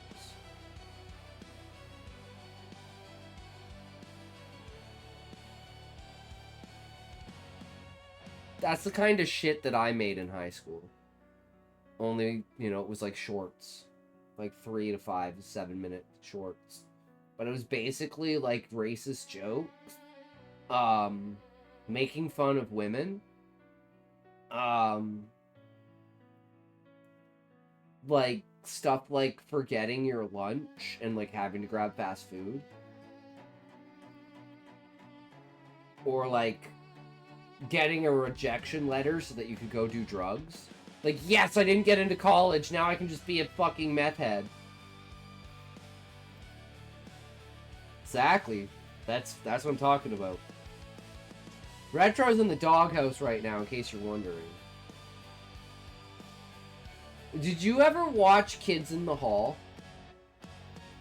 Did anyone ever watch Kids in the Hall?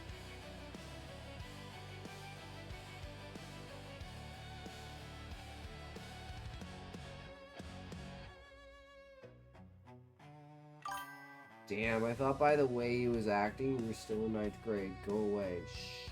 Shush you.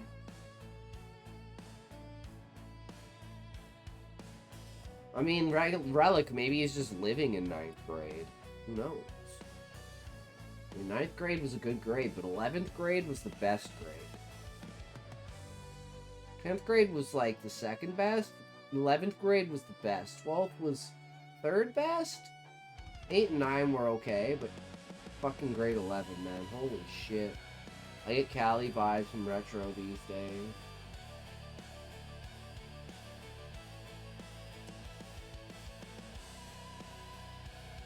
Back from ads. Still says there's 10 seconds on ads, though. Ads have concluded. I need a tote. And we can get back to this.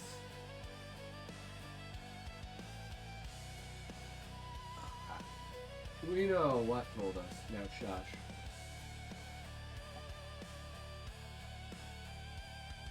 Three, two, one, choke!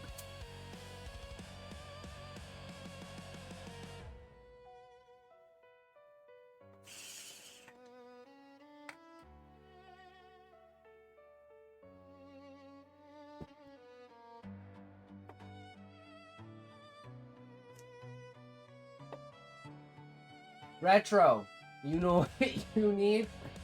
I'm just gonna say, Retro. You know what you need?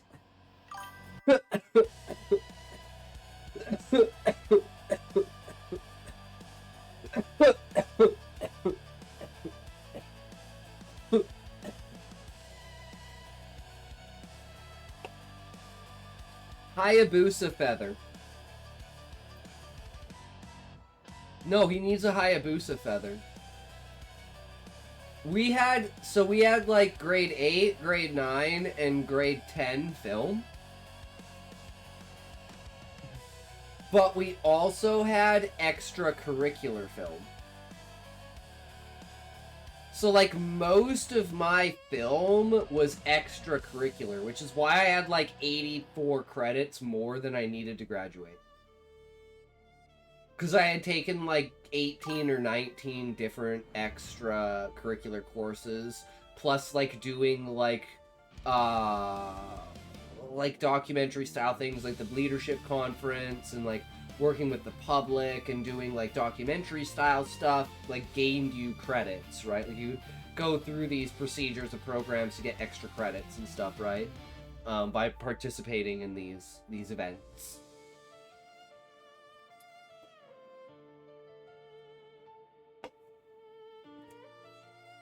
So there technically was no actual in-school 11 and 12th grade film. But in grade 8, 9, and 10, I got, like, extra film because the film program was so small, even though the extracurricular film was grade 11 and 12, like, on paper, they just let anyone in. So, like, I had technically 3 years of 2 film classes. And then 11 and 12 were just the extracurricular. I had a fuckload of film in school. Plus, my teacher was, was actually in the film industry. Was a sound designer. I wonder if my school ever had that. How mine worked was that our homeroom teacher could place us in certain classes outside of normal stuff. Huh. Interesting. In grade 8, to be fair, it was like a rotation. You had like your woodworking or metalworking choice. Then you had like your theater or like film. Or you had, like, what was the other one? You had,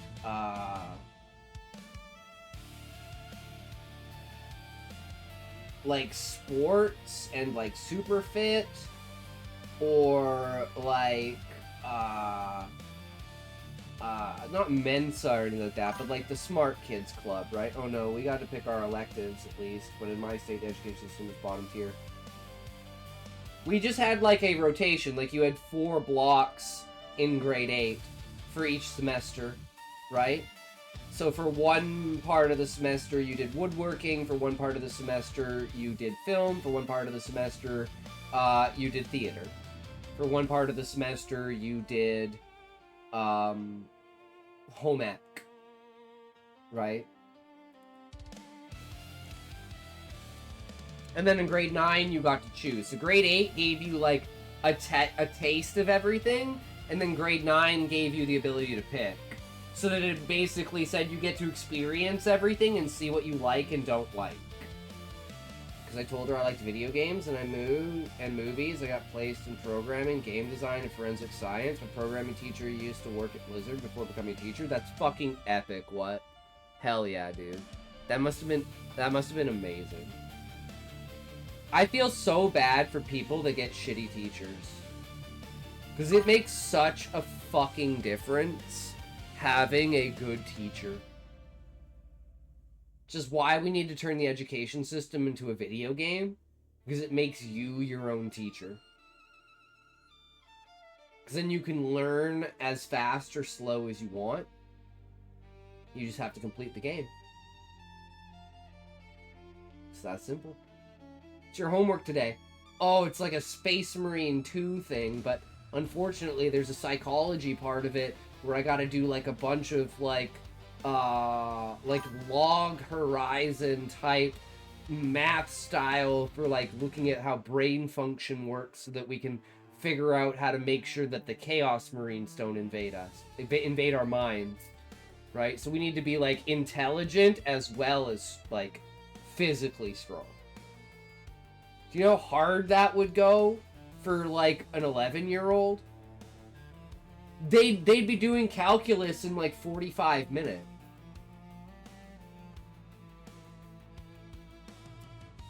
Someone send Retro back to school so we can learn to be an adult. Stat. He was a great teacher, and I don't remember shit about C++ coding language.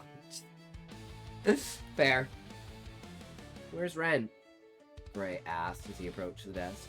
You should be near Willow's Hope in the village called Standerson.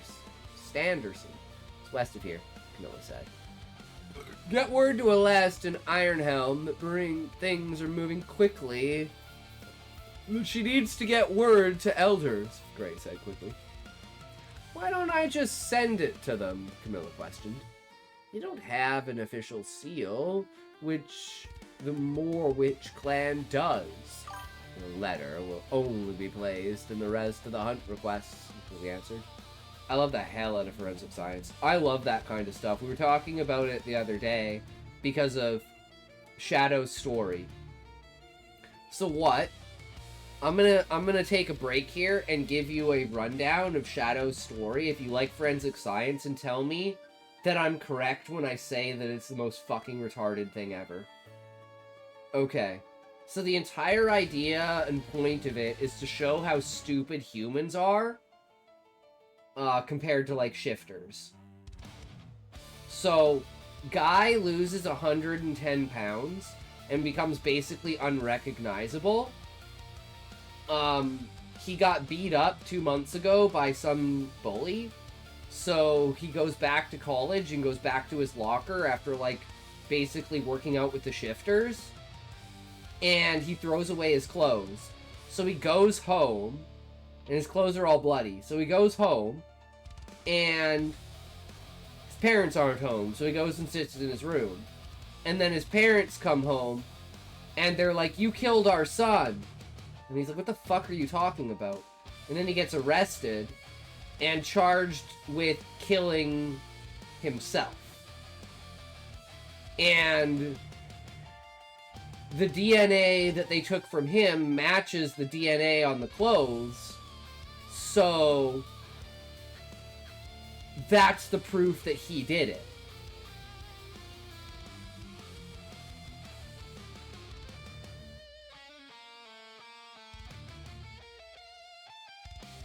See, like, Ozzy, I can kind of get over that. His parents are pieces of shit.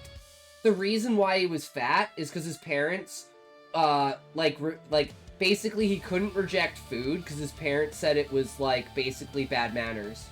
So, like, he basically had to eat, like, 3 full meals and eat whatever food his parents gave him. Or they would, like, whip him and beat him. So, like, his parents, like, basically don't give a fuck about him and don't like him. Which makes it even weirder that they're, like, freaking out that he's been killed when it's like, how the fuck do you know he's been killed? But the whole idea comes back to, so you have this blood-drenched shirt, and they take your DNA, and your DNA matches the blood-drenched shirt, and you say, that blood-drenched shirt is mine. And then the cops say, once Shadow explained what they were going for, I thought that tracked straight up. Well, Retro, like I said, like, sure, you can say that it tracks, but I think it's stupid. I think it's a bad way to do the story. Just like, that's my argument.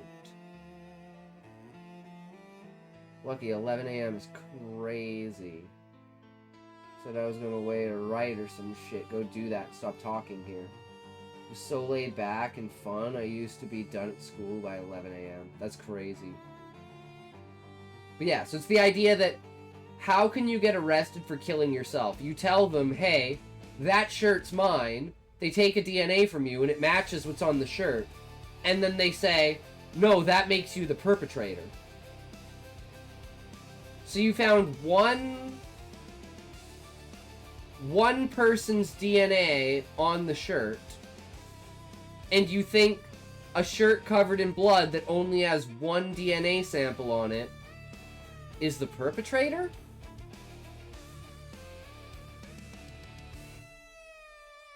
That I don't buy.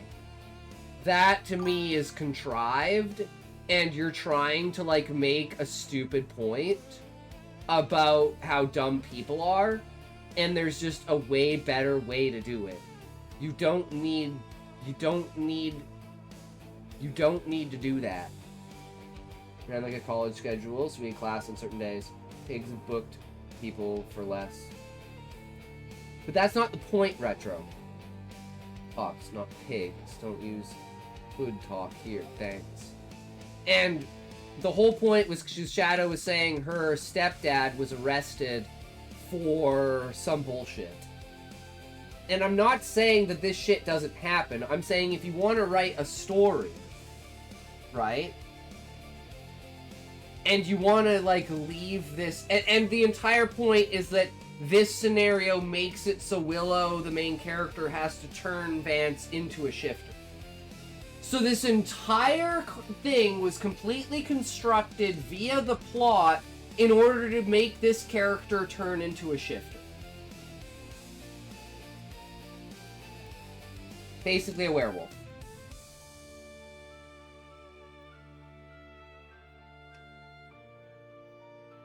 That was my problem. My problem was it was such a shallow way of having the character be shifted. Right? I don't know what 5e shifter is. It's just like, it's a werewolf shifter story about shifter wolf. It's book 1. I'm beta reading book 2 for Shadow. But this is the first time ever I've been like, no, you can't do that, that's stupid. I'll put the book down for that. I'm out. You have this entire other epic way to go about it. It is a really nice cover. For example, math, Mon, Thur, English, Monday and Thursday, science, Tuesday and Thursday, social studies, Wednesday. Makes sense. Yeah, to me, it's a contrived, retarded, like, the easy way out way of creating a plot device that allows Vance to be shifted. Whereas they could use it as a, this was my solution. So you have the parents arrest the kid, Willow, gets him out, right? Johnny, I know what I said. I don't know what you said. Oh. Well, yeah, that's why. Retro, Shadow makes her own covers, so if you want a cover, Shadow does commissions. Just to let you know. So if you like that cover, go check out her stuff. 3, 2, 1, toke!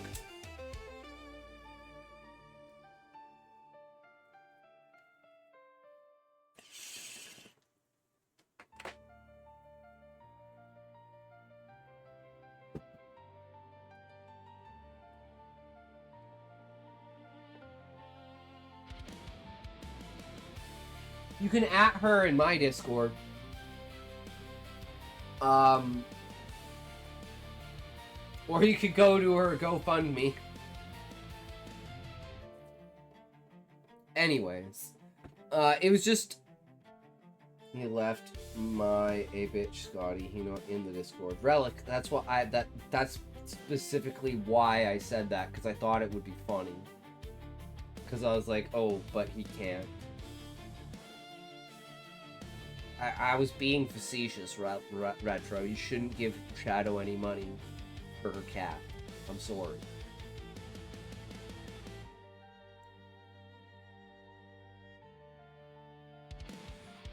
I don't think there's anything wrong with asking. but like I don't think you should. Right? Like if you want to support her, get a commission from her. Right? Do something of value. Learn my lesson. Retro, I learned my lesson with Ashes of Creation. No, I didn't donate to them. Oh, I didn't think you did, Retro. I was just making a joke.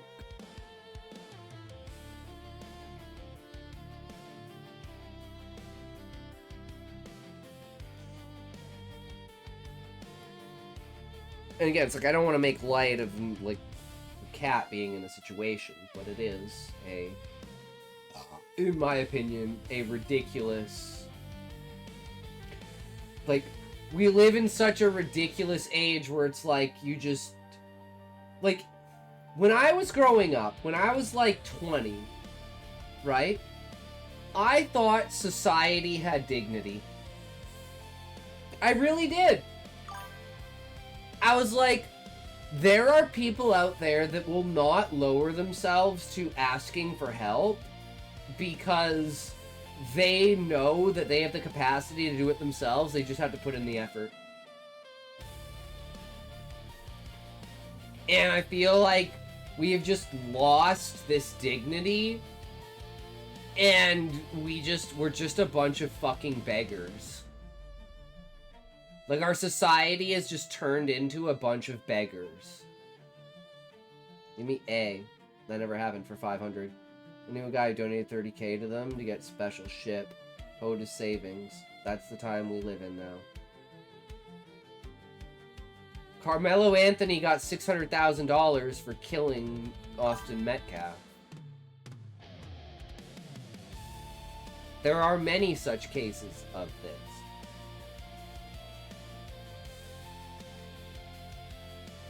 Which, by the way, they didn't spend a single dollar of that on attorney fees.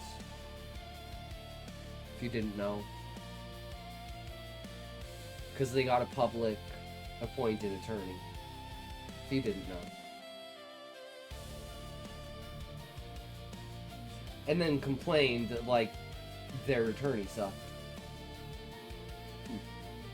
Could you imagine being the Metcalfs and not killing their family? Like, honestly, if Carmelo had killed my brother like that, I would have just killed his whole family and just gone to jail. And it would have been worth it. I'm not even joking.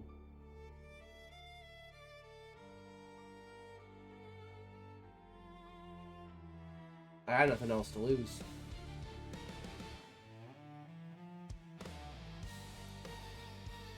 All for me should get back to what story. I think it's broader than that. Few people value self-improvement. Most would rather stay in their cocoon of ignorance or behave like crabs in a bucket when they see someone else climbing out. I absolutely agree with you, Retro. It's a human, and it's like you have to take human nature into account, right? Like, if you're not taking human nature into account, you're being naive. Which is why, like, I can have hope and hope that everyone rises to the occasion, but I'm not expecting anyone to. And I'm not going to hold anyone accountable if they don't. I'm not even going to hold myself accountable if I don't rise to the occasion. And I just decide to just, like, figuratively jump off the cliff and go back to being the temperamental, asshole, fucking, piece of shit, retard, fuck-ass, problem child, temper tantrum, fucking piece of shit that I was 10 years ago, 15 years ago. Only reason I don't is because I think I'm better than that. If I didn't think I was better than that, I might still do it. Rallic, you don't know what a temper tantrum is until you've seen a temper tantrum from me. Okay, I'm not even joking. Like, okay, Relic, think about how well I can weave webs together. And, like, how well I can insert, like, the smallest, tiniest bit of, like, truth into a lie. And then imagine if, like, my entire, like, reality and like, existence relied upon selling that idea to someone.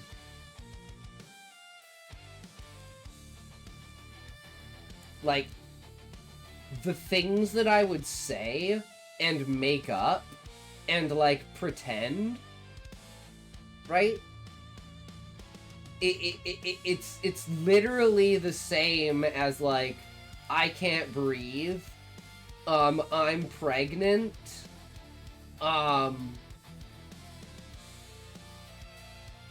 what's another one? Like, I'm, like, blanking on all these things, like, you're choking me,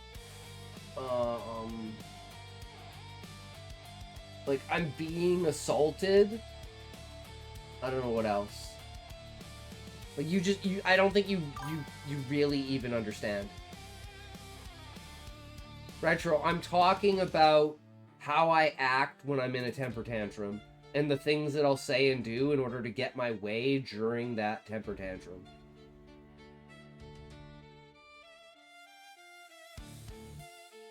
Like, you don't understand. There is no low. There is no bottom. There is no, well, he stuck his finger up my butt. Right? Like, he was trying to pull down my pants. I'll just fucking make up anything to get my way. To get people to listen to me. To get people on my side. Like, you don't understand. You really don't understand. And I'm not that person anymore. And I don't ever want to be that person again. But I know that there's a possibility, if I don't keep my guard up, that I become that person again. Ted Lasso episode is out. Alright, sounds good. Let me take this toke and then we'll go back to the story. What? 3, 2, 1, toke!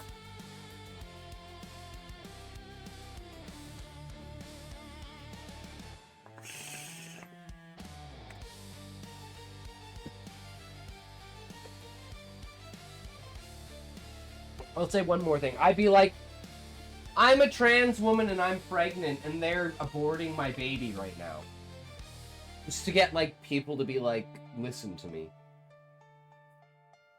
You don't understand.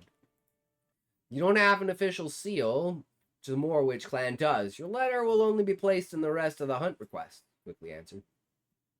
Gray rushed out of the door to his horse, rode hard throughout the city and into the forest. As the snow amped up, he quickly threw his cloak over his face. The sun setting, his visibility waned as he rode the abhorrent conditions.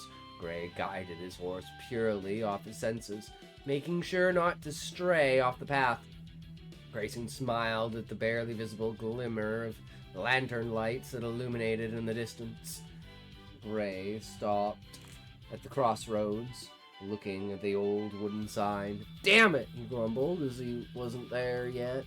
Spurred his horse and hastily rode on towards Willow's Hope. Night had fully set in, and with it brought in the true cold of the north. Gray's body began to tremor with each gallop. The wind whipped his face with lash after lash of lush slush as Gray entered? Not the? I don't think you need the there. As Gray? Because he's not the Gray, he's Gray. As Gray entered Willow's Hope, the snow finally let up.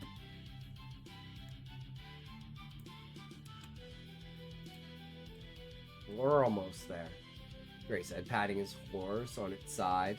Luckily, the ride to Standerson Village was a short one. As he traveled on the path, the smell of firewood caught his attention. Gray strayed from the path, chasing the smell. With each step that he took, the snow crunched beneath him, limiting his quiet approach upon whoever was burning wood. Gray drew his sword, closing in on the campfire. campfire burned brightly with no one around besides the corpse that resided next to a tree. Gray could see the fresh blood that stained the man's coat. He surveyed his surroundings, looking for any clue that someone had left. Gray slowly approached the campfire, with his on a swivel. With his what? Horse?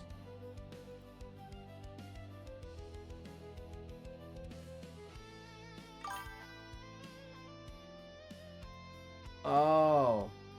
Head. Scotty, can I chalkboard retro from being in chat? No, you can't, Relic. That would, like, break free speech, because, Relic, you have the ability to block him, so you can't see his chat. And I know it shows up, like, on the screen, but, like, you don't have to read it. So there are alternative ways, so it's not fair to impede on someone else when you have a measure of ignoring it. That's how I think about it. There were only one set of footprints entering and leaving the camp, along with the set of drag marks.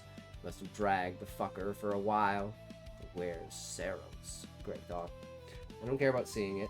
I just want to act like he has been saying I am. That's all.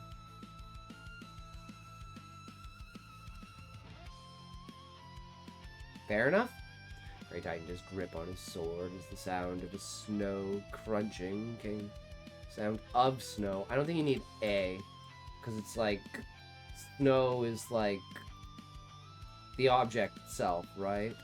Plus this is another like singular plural thing where it's like it's a plural, so it's like, you could say the, or you could just say of snow. I would say snow crunching as the snow crunching sound, as opposed to the snow, comma, crunching. Came from behind him. Slowly counted the steps of the person behind him. You know what guys? You know what immediately goes through my head when I hear that?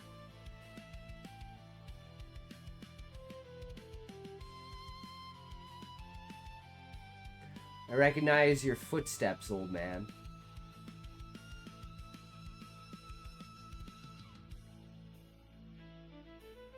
Fuck, man. I cannot wait for Dune Part 3. Ads! I fucking cannot wait. I'm like, I don't think it's lived up to its potential, but I think it's still really fucking good. Yeah, I think it could have been better, right?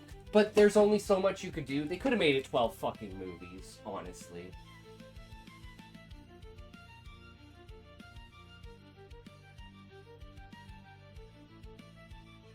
Oh, the TV show that he was talking about that came out? I'll be right back. I gotta take a piss.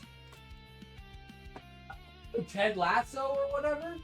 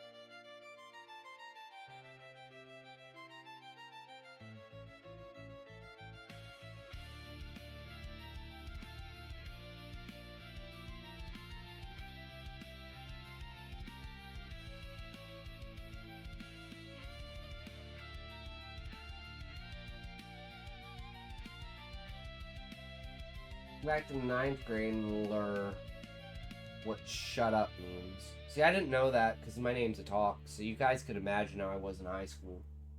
Oh god, you could imagine how I was in high school and what my voice sounded like. Oh my god. I'm surprised I didn't get... If I lived in America, maybe I would have been shot. Probably the only reason I'm alive is because I live in Canada. Someone would have fucking shot me in America. I basically guarantee you someone probably would have shot me. Someone probably would have shot up a school because of it.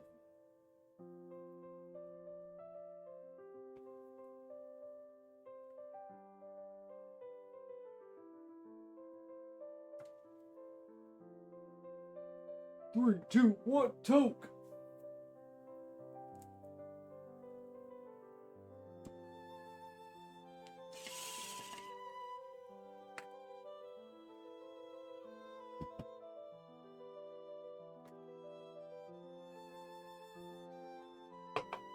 Okay. It's yours a professional soccer team in real life. Nice. Anyways. Gray tightened his grip on his sword as the sound of snow crunching came from behind him. Slowly counted the steps of the sound behind him. Once they were within his range, Gray whipped around, swinging his sword to knock them off balance. The man blocked his attack and followed up with an attack of his own. Gray quickly parried and followed up with a riposte. Sparks flew as the loud metal clash echoed throughout the forest. Gray caught a glimpse under the man's cloak, only to see 2 yellow dots glaring right back at him. Gray placed his hand on his blade and shoved Ren away. "Ren, stop! It's me!" Gray said, pulling his hood down. "Gray, what are you doing here?" Ren asked, lowering his hood. "Making sure that you return to Eliza," Gray says. "Once Arkin is dead, I will return. Please tell her I'm okay, and I will complete the hunt," Ren said, walking past Gray. "Ren, Eliza made this into an official hunt, so I will drag you back by force if I have to," Gray said plainly. "Sorry, Gray. If it comes down to this, I won't hold back." "I don't understand. What does he mean by made it into an official hunt?" "Made this into an official hunt, so I'll drag you back by force if I have to." I don't understand.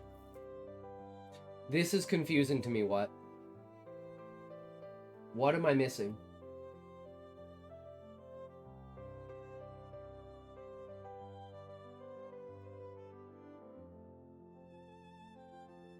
Because aren't they, like...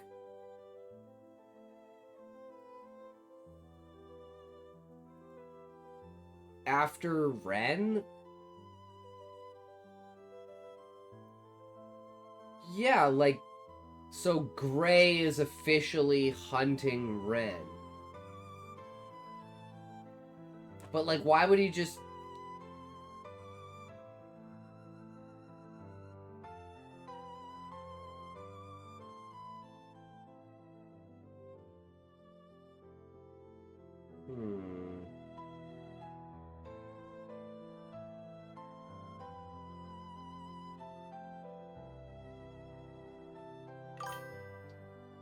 What's up, chat? Xenotoxic. Yo, how you doing? What you got, my man? Welcome. How's your day going today?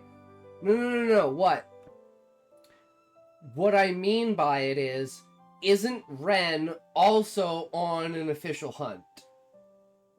So what is, like, the hierarchy of category if Eliza gave an official hunt for Gray to hunt Ren, but Ren's already on an official hunt as well? Like, what's the between there? It's going. What's this chat all about? Unofficial. Okay, so unofficial, and then his is official, so his would trump the unofficial one. We are currently reading What Story? We usually do, are you a writer? Are you a reader? Are you a purveyor of stories? Do you enjoy creativity and imagination? Are you an explorer of the world of words? Welcome. I'm Intoxication. And here we do a little bit of writing, a little bit of reading, a little bit of tips and tricks to improve your skills, a little bit of beta reading to expose you to a little bit of larger audience, as well as some critique to improve your work. As well as banter and fucking around and doing whatever the fuck we want. Oh, I love creativity and reading. Hell yeah. Currently reading What Story? It's a, kind of a medieval, Witcher kind of idea story thing. Like, there's Grey Wardens and they hunt things, and main character's a prince that got basically cucked out of his kingdom and all this shit. Read my stuff after what? Sounds good. Will do, Relic. But yeah, if you have any ideas or any creations or anything, I would love to hear a elevator pitch or any of your ideas or something like that. I love hearing other people's ideas. I love throwing ideas at people. and pretty much anything goes. You know, we're very dark humor, dark fantasy, dark reality, satire type people. I don't do much writing, not my jam, though points to those can. True, but I mean, just, you don't have to be a writer. It's just people who sit around and come up with ideas in their head or discuss and talk. Wait, dark humor, how dark can you get? Okay, hold on, give me a second. I'm gonna do this one purposefully, just because I know Retro's gonna get pissed off.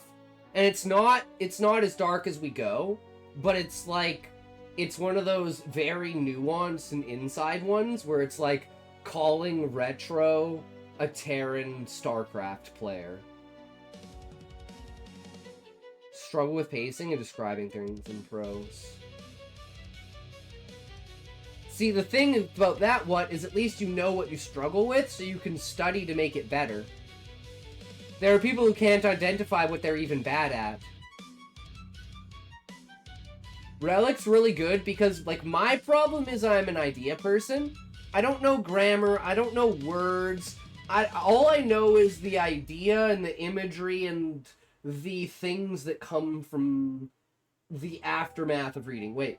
Someone is in your chat who don't like your dark humor. Sounds like that's their own stupid fault. No cap.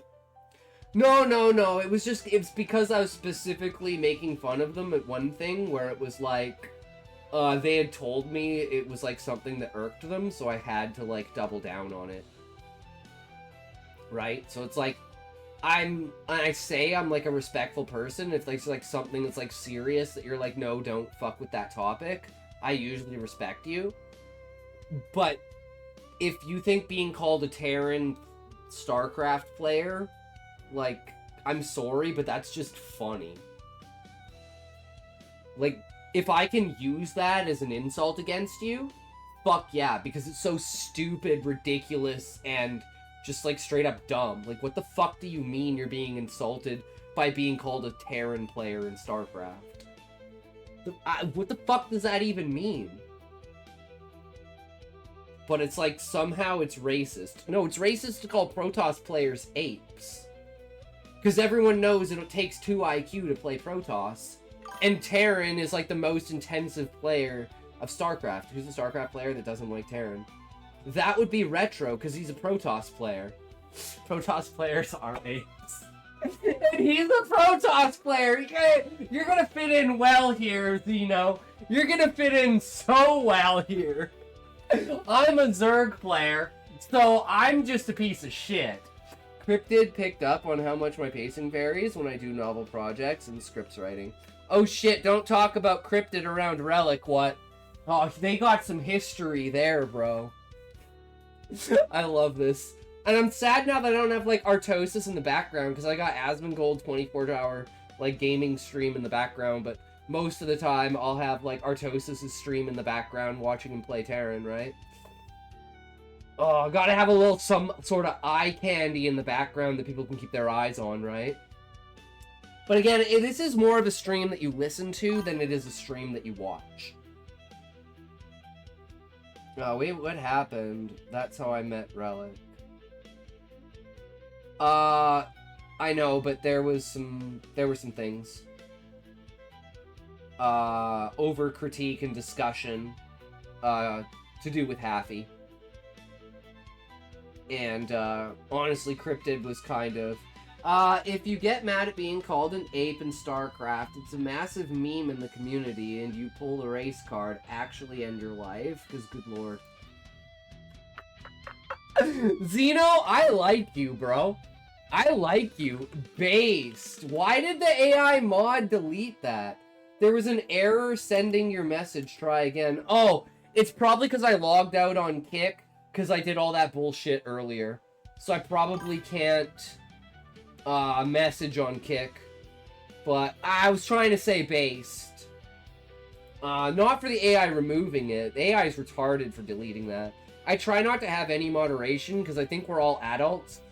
And if we're all adults on the internet, I don't you know, I assume we can all just understand that this is like an Xbox 360 lobby, and we can all just have a bunch of fun. Like, I wonder if I can pull up this clip. Is it from... It's not Kingmakers. What's the other, like... What's the Civil War game? What's the Civil War? No, joke. If you get mad at that, you're a meme. Yeah. And it's like, there are things that I make fun of people for, I make fun of myself for, and other things for things, right? And we just kind of went through this whole thing with it, but it is what it is, right? What's the Civil War game? What's the Civil War game?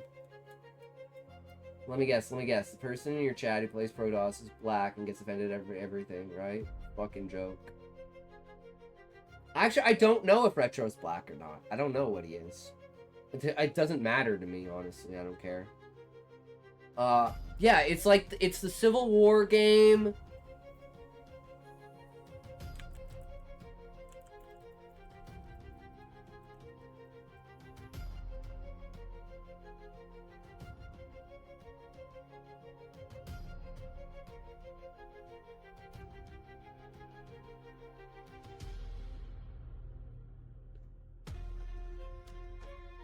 I'm pretty sure it's this game, but I don't know where the clip is.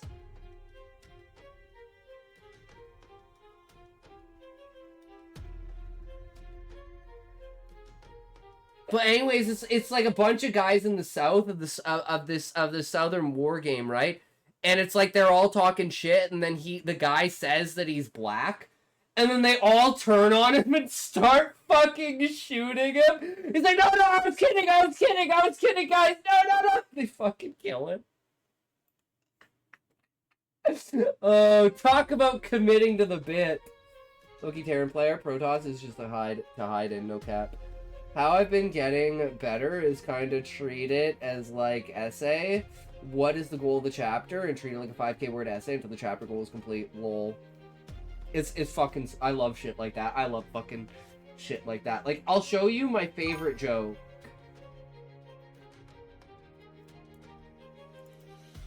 Hold fast. That sounds about right. Yeah, I think it's this game. Hold fast. Okay. I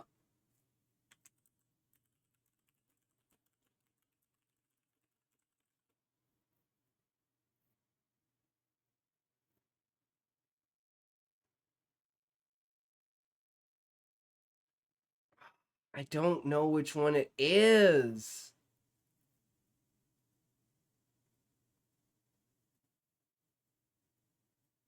That's like a trailer. I'm pretty sure it's that game. But anyways. Is Retro the It's Young Retro? Is a black powder enthusiast. It scratches that historical itch. Streamer name is Grizzy. Wait, so like the clip? So it's like Grizzy clip hold fast. I'm black.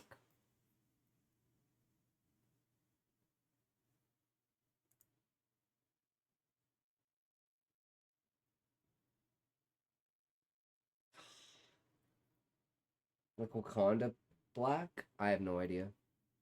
I don't know. But it's fucking hilarious clip anyways.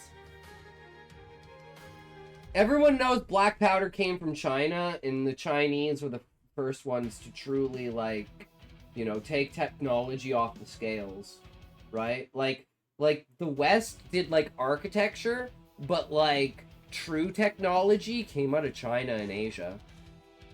Retro Motha. Chef's kiss, especially based when you get a commander who knows how to make calls and you clutch out a win. Anyways, back to the story, guys. Back to the story. Anyway. These are two Grim Wardens going at it. One is trying to get revenge, and the other one's trying to take a man home. Sorry, Gray, but if it comes down to this, I won't hold back, Ren said. Gray smiled, twirled his sword in his hands. Glad to see that you're still confident that you can beat me. I like history, too. That's why I, like, don't understand today. Because, like, if you knew anything about history, you would not even, like, wait till tomorrow. You would go and do what you needed to do right now. Right? Like... Wait, what happened today? Tell me. I want the tea. Okay, Zeno. But what called Chalkboard? So I have to finish reading his thing. And that's why my favorite game franchise is Assassin's Creed. Makes sense. Ren turned, throwing a knife at Gray. And then I'll give you a breakdown. Gray deflected the blade, continuing his slow advance. Ren took another swing at Gray, smirked as he parried the swing. Chalkboard is our safe word. And basically you can use it to enact, like, something. So, we were way off topic, what wants me to read, so he's like, Chalkboard, read my shit. So I'm reading his shit, trying not to get off topic. Unless it has to do with critique of the story, or something to do with the story, and, like, an explanation of the story. You're not ready for that childish behavior, Zeno. He might be. Who knows if he's a kid or not, right? I mean, Muffin's a kid. Muffin's mature. Muffin's 16. Smirked. I mean, Happy's immature, and he was 20. He's probably 21 now. Callie's really immature, and he's 36. I'm only 35. Smirked as he parried the swing. In the same motion, Ren threw snow into Gray's eyes. With him distracted, Ren went to end the battle. Gray grabbed his arm, knocking the sword free from his hand. Ren pulled back, throwing a punch at Gray. I love the trying to throw... Like, I love using the environment during a fight to, like, do stuff. And, like, trying to, like, be sneaky and get ahead of people. That was a dick fucking move. Like, throwing sand in your opponent's face. Maybe he is. His name does have toxic in it. Yeah, but toxic is funny. Right? Like, I like chaos and toxicity. Because it brings out the bitches in people, and then you can just, like, chase away the bitches. It's like hazing. It's like the reason why you haze in college and stuff is so that you, like, weed out the bitches, so that when, like, the real hard times come, you know that those guys got your back because you've been through shit.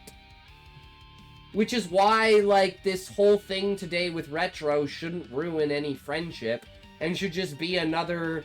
like, line on the wall of, like, why we're good friends and why we get along and why we like each other. That's my opinion. Ren pulled back. Same with, like, Relic yesterday, and same with Shadow the day before.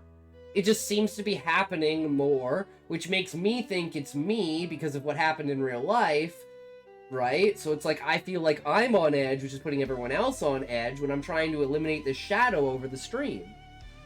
And I feel like I'm not doing a good job of that, which means I'm not doing my job as the streamer. Which is why I'm asking for feedback to see how we can fix that. Gray grabbed his arm, knocking the sword free from his hand. Ren pulled back, throwing a punch at Gray. Gray dodged the punch and slashed at his arm, cutting him. Swiftly kicked Ren's foot, knocking him off balance. Gray hastily slammed Ren into the cold, hard ground, slammed his sword into Ren's forearm, pinning him to the ground. Ah, fuck! Ren yelled out. Scotty, it's because Retro is immature and can't be a fucking adult and he claims to be. Shit happens on stream and may lose a bit of a beat and come back and talk about it. It's not you, it's him, it's a child. Back to the story. So the Terran player is the problem figures. No, Zeno, he's a Protoss player. No, he's a Protoss player. Don't shit on Terran players. Terran players are problem solvers. Gray wrapped his hands around his throat. Do you yield? No, Ren. Plus, no worries, Zeno. Plus, like, I bet, like, the only person who actually played me in StarCraft was Fish. Retro, like, called me out on my StarCraft shit, but I don't think he actually ever tried to play a game against me in either StarCraft 2 or Brood War. And I haven't played the new patch of StarCraft 2 in, like, 3 months. AC haven't been sticking to the lore. The first 3 games established Black Flag gets a pass because pirates played you, Scotty. Oh, 100%. Relic, and that's kind of the whole point, right? And it's like, sometimes I'll fall into those traps on purpose for content. Not all the time, but sometimes. Because I think it's funny. But I'm sure you can tell when I'm falling into it on purpose. Wait, you played me, Relic? I thought the only person was Fish. I thought we played together, Relic. No, to get away from what's work. Again, hunger. History hungry. Gray quickly punched in the ground. Ren, yield! He yelled. No! Ren struggled to get out. Damn it, Ren. Eliza's pregnant. Gray yelled as he released him. What? Ren questioned. She found out sometime after you reported Thorsten's death. Gray said, standing back up. He pulled the sword from Ren's arm. You're going to be a father. Ren stood up, sheathing his sword. Why didn't you start with that? He asked. Because I needed you to know. I needed to know if you were really there or had gone mad. Gray answered, tossing the cloth to wrap his arm. True. You and your damn tests. Yeah, I played you in StarCraft 2 while you were AFK and you destroyed me as it was my first time playing the game. Oh. Okay, and that's probably why I didn't, like, track it and consider it anything, because it was just... You could probably have 8 computers on your team and I'd still win. I'm relatively good at the game, and I've been playing it for a long fucking time. Told her, as long as there Ignis clan wardens around, her city would constantly be under threat. Plus, I play all of the races, and I play random, so I can learn the other races and stuff. So I don't just play Zerg, right? And I study so I can get better, and I would watch streamers like, oh fuck, I forgot what his name is. Oh man, I forgot what his name was. He would always quote Sun Tzu at the end of his streams. He played Zerg. He was very strategic. Tall, skinny, long hair. Fuck, I don't remember what his name was. I might just yield. It's just outline with character list, backstories, planning case. Don't know if it's pretty interesting read. No, Ozzy, I'll still read it. Hey, Ozzy, don't worry, I'll read it. I'm interested, bro. The outline is good because then I can give you the feedback on the direction of it. That's why Relic also wants me to read his outline. We read another outline yesterday too, so don't bitch out just because it's an outline or just because it's a paragraph, you know. Always feel like you want to show it, because you can get that smallest piece of feedback that can change the entire outcome of that chapter, and if you miss that opportunity, you're not capitalizing on it. That's my opinion. Go away. The thing that's a focus is the protagonist isn't really being an assassin besides shadows. Damn, there must be some sweet tea with sugar if this dude is just taking someone talking shit to their face.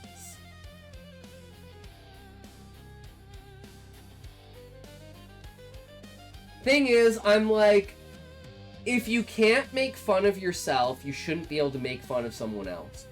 So I try to live and create a community around that principle of, like, haze, banter, and bullshit, and the boys just having fun. And then we can pretty much just, like, easily get over shit, because we're not being... You know that we're not being malicious. Granted, AC4's MC isn't a proper assassin. Pirates, though...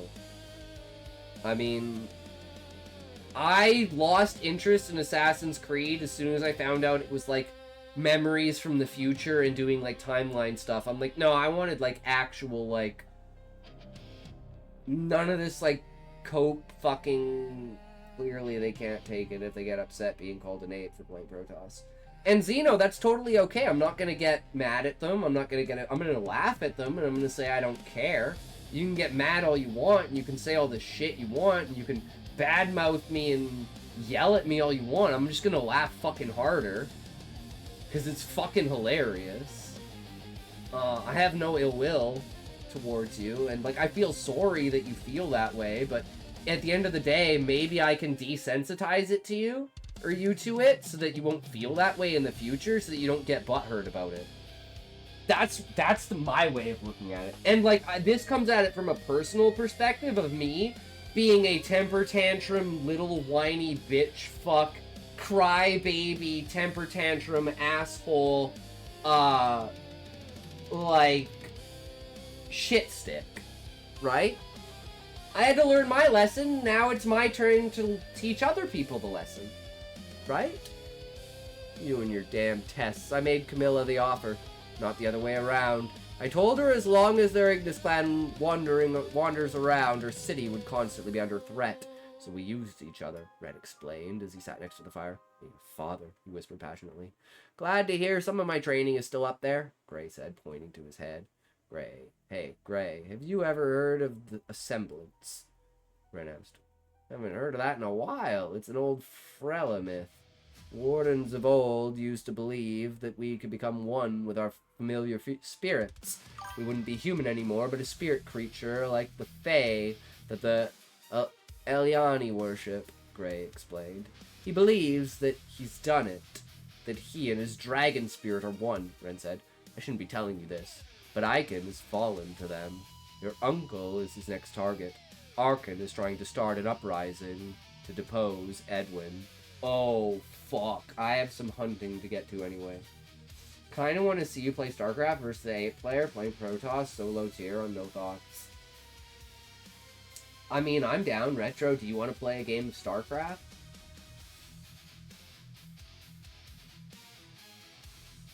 Or do you just want to play Monster Hunter?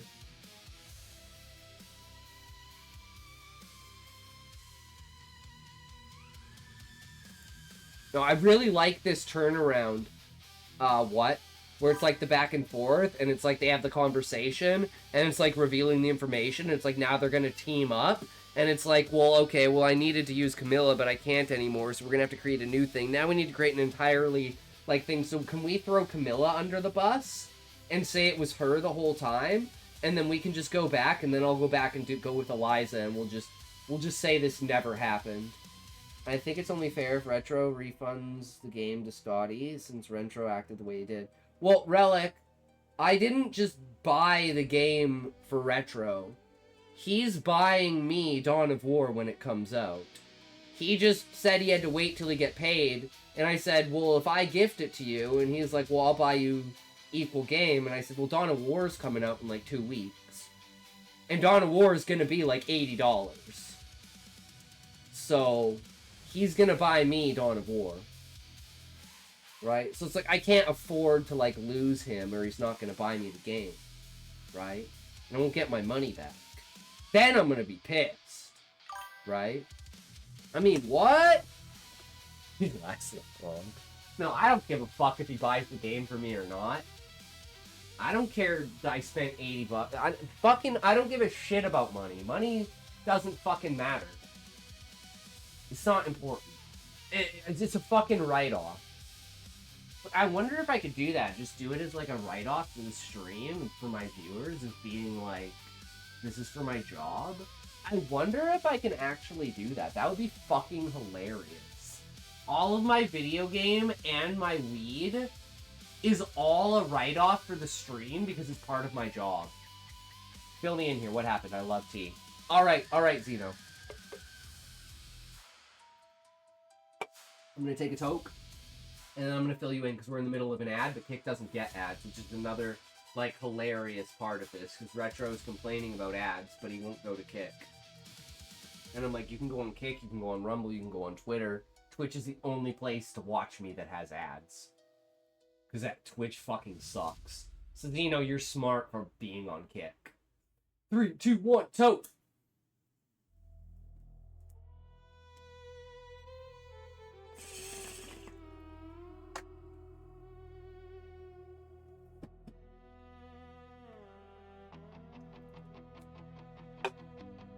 Alright, so I can test my storytelling skills here. Alright. So it all began with an insult to an ego. And this plays to both sides. And neither side says they have ego, but I don't believe that. I have ego. I try to separate my ego. I try to make sure that people have the ability to call me out on it if it ever is something, and I have a logical extent to why it's not. Or if it is, I can just clarify that it is, but who the fuck cares? I'm God. Eat dick. Anyways, So, Relic was not liking the way that Retro was talking. Retro, because I didn't even get to read the messages, so because Relic timed out Retro for the shit that he was saying. And I was like, yo, what the fuck? So I kind of freaked out at Relic. And I was like, yo, bro, like, we've had issues with, like, mods doing shit in the past. Like, if you're, like, we like humor here. If you're taking a mod action out of humor, right, it's okay. But it's like, I didn't know what was going on. I couldn't read the messages. I had missed the chat. So I broke it down to an explanation of, okay, well, what's actually going on here? And Relic's like, Retro was saying some shit, and I timed him out because I didn't like what he was saying. And I said, well, Retro, that's Relic, that's kind of not how it works, right? Like, we don't try to take actions against people for what they say. We just let them say what they say and laugh at them because what they say is retarded.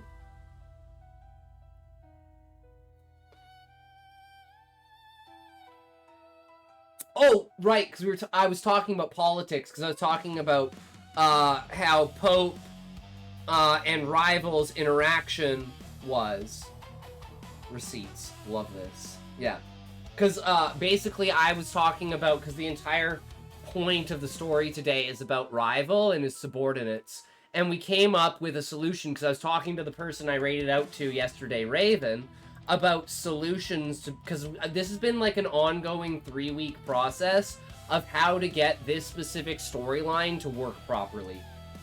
And we've come up with a bunch of solutions that we had that pulled everything together today.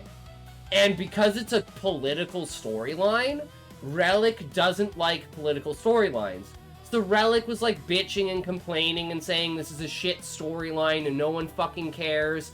Move on to the reading. You know, the normal kind of things that Relic says because it's fucking funny, right?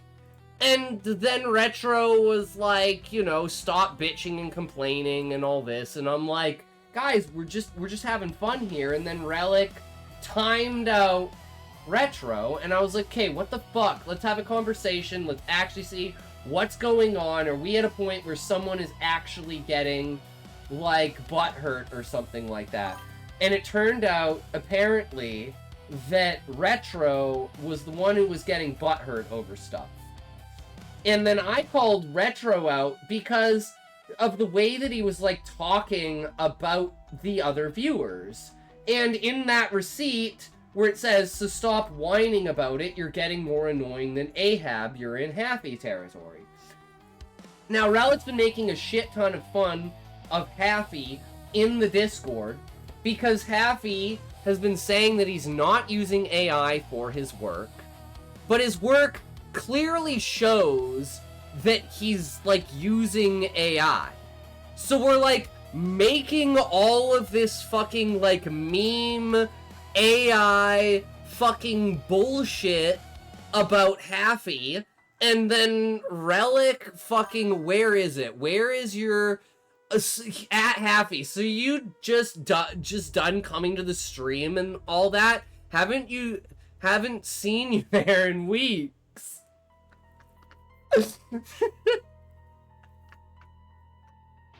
Where's another one? Where's another at Happy? There's gotta be another one in here, right?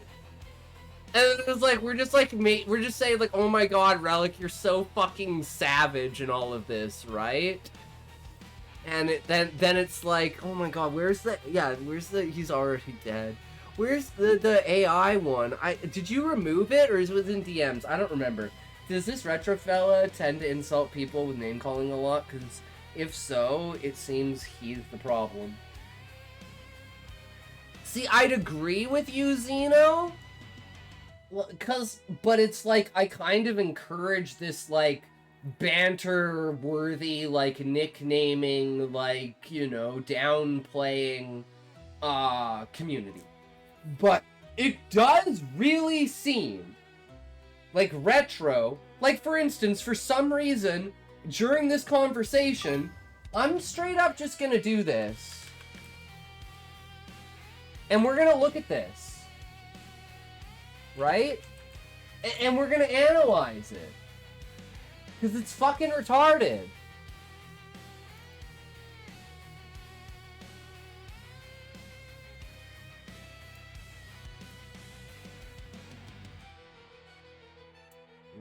Fuck do I...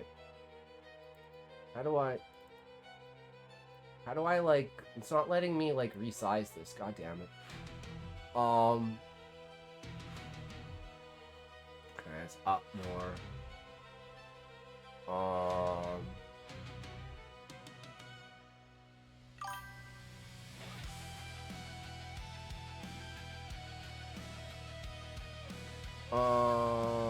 I think it's up more. Happy is a special case because he's earned the ire, but I admit I dislike him for my own reasons. But I don't want to get into the weeds here discussing someone I dislike way off the track. Just saying, you should be careful with what you say and where you say it. You don't know, I don't know who Shadow is, but I like Fizz, Rezi, who comes next. Laser is a bit Hugbox, but they're okay. Who in God's name? You're too emotional, get down with that. Where is it, the one where he says, what hates me? Fuck, I can't find it. But, like, we're just randomly talking, and he's like, yeah, but, like, what hates me? And it's like, what the fuck are you talking about? What doesn't hate you? Like, what? I don't know, just... I want to bring the receipts to the thing, right? But it's like, yeah, so it's like... Retro's being all super weird and stuff. Why the vaults in Shadows, in particular, it wasn't even touted to be that kind of game. The last few weeks does tend to say other people are acting like other people. That does happen. Pretty sure we're gonna get Desmond back at some point, because in the next game, protagonist, I'm gonna cancel mine. Was Retro told to stop calling people names? Not until today, Xeno. Not until today. I've been tolerating it and seeing where he's going with it, but today I told him, you need to stop fucking, like, being mean to the rest of the community. Like, there's no reason to call Ahab an idiot. And cancel mine, it's getting late, my reading. Okay, Ozzy, we'll see you in the next one, bro. Then it'll be some kind of pre-sequel. But yeah, so it's like, I've let him do it because it's been, like, it hasn't gotten to a point, but it's, like, been close to the line where I'm like, I don't know why he's saying these things, right? But he seems to be, like, putting down other people. And then today when this broke out, I was like, hey, you know what? Just stop fucking, like shit-talking other people. Like, if you're gonna do it in, like, a funny, like, non-way, but he's like, well, what hates me? You should just ban me. Just ban me! It's like, what the fuck are you talking about, dude? I'm not gonna ban you. Like, what? What doesn't hate you? And Xeno, like, I didn't want to say it, but it's like, it seems that way. I was like, because I kind of said, Retro, you just seem to be a person who just doesn't like other people, or you're, like, super judgmental. And it's like, it's fine to be that way. That's just who you are. But, like, I can't have...